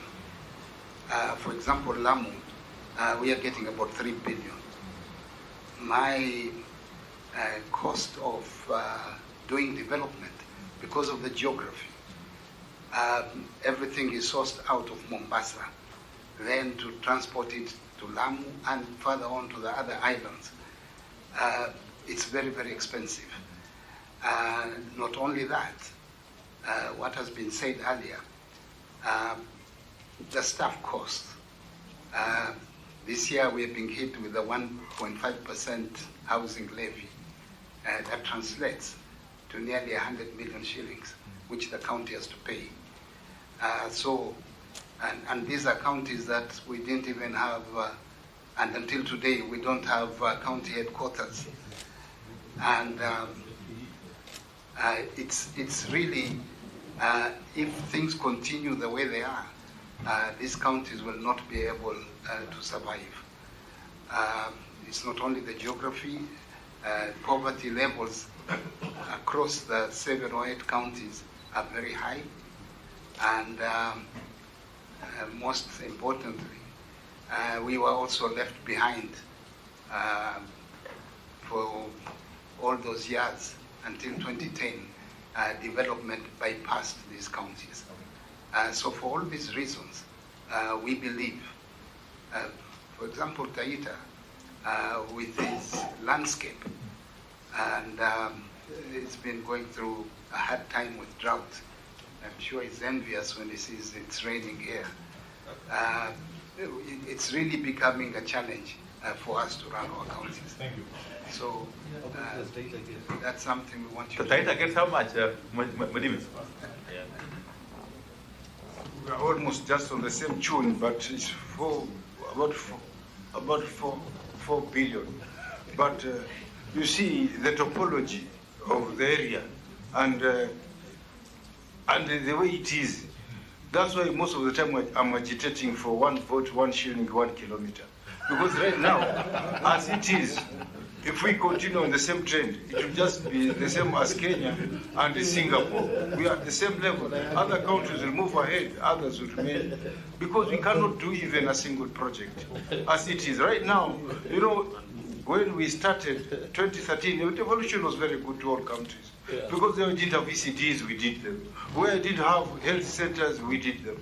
But alongside that, as time goes by, we had to engage staff. And where we are right now, if we just get the exchequer, from equitable share on a monthly basis, once we pay the staff, what remains, even buying medicine and doing these nitty-gritties. And mind you, some of us, we are placed logistically in a very difficult area. We are not like the governor of Nairobi or let's say Mombasa, because if you call a meeting in Nairobi, and all the meetings are done either Nairobi or Mombasa, as we have to travel by road. And you know, when you are traveling by road, you have to carry all the security guards, you have to carry, it's a lot of expenses. So these are some of the issues, I think, nitty-gritties, which you should go really deep, so that these 8 counties, you should bail them out. At least minimum 6 billion, this one can do. Apart from Lamu and Taita, the other one? Tarakanidhi is one of them. Okay. Vihiga. Siolo. Okay. Yeah. Embu too, yes. Siolo. Kuchas. Just 2 minutes of closing, but I'll give 1 minute to my whip and then. Honorable members, 2 things. I think Senator Aaron, what you are saying is well noted, on source revenue.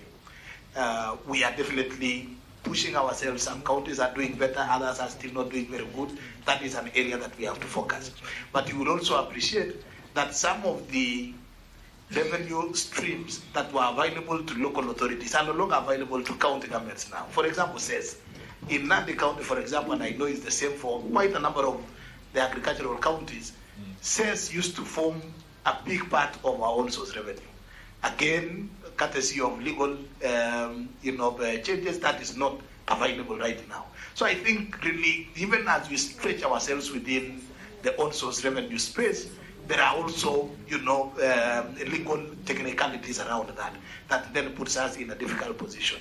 And finally, Chair, or members, you may have noticed that we have left out quite a number of areas that you are requesting us to comment on. The position that we took as council is to focus on the areas around devolution. Because even on matters of, for example, the position of official opposition, the position of prime cabinet and the likes, some of us belong to different formations that have already made presentations or will continue making presentations. So we really narrowed ourselves to around the issues of devolution. Yeah. Wednesday. Cost of living. Thank you. Vice Chair. I just want to chip in on the issue of the 6 billion. And I want to explain it without going into one man, one vote, and 1 kilometer, because that wouldn't even agree as a council amongst ourselves. But as an accountant, and I know Honorable Ichungwa is an accountant,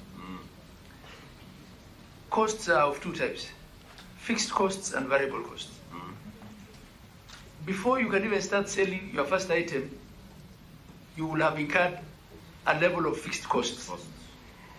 And the basic equal share in the formula of the CRA formula of sharing was to take care of that fixed cost. So what we're actually asking is that basic equal share to be able to cover the basic equal fixed operating cost for all counties before we start getting into their variable cost of the number of staff and the number of dispensaries. So there are counties that are unable to operate or have any money for development because whatever they're getting doesn't cover that basic fixed cost of running a county. So what we're asking is, can we up the basic equal share to cover that cost for everybody? Then, I don't want to get to OSR, that has been well covered. The cost of living, together with the issues of office of the opposition leader and the office of the prime cabinet secretary and all those things, were things that we thought we don't have a common position on as a council. And usually what I tell people is that the council is neither an appendage of the national executive nor the official opposition.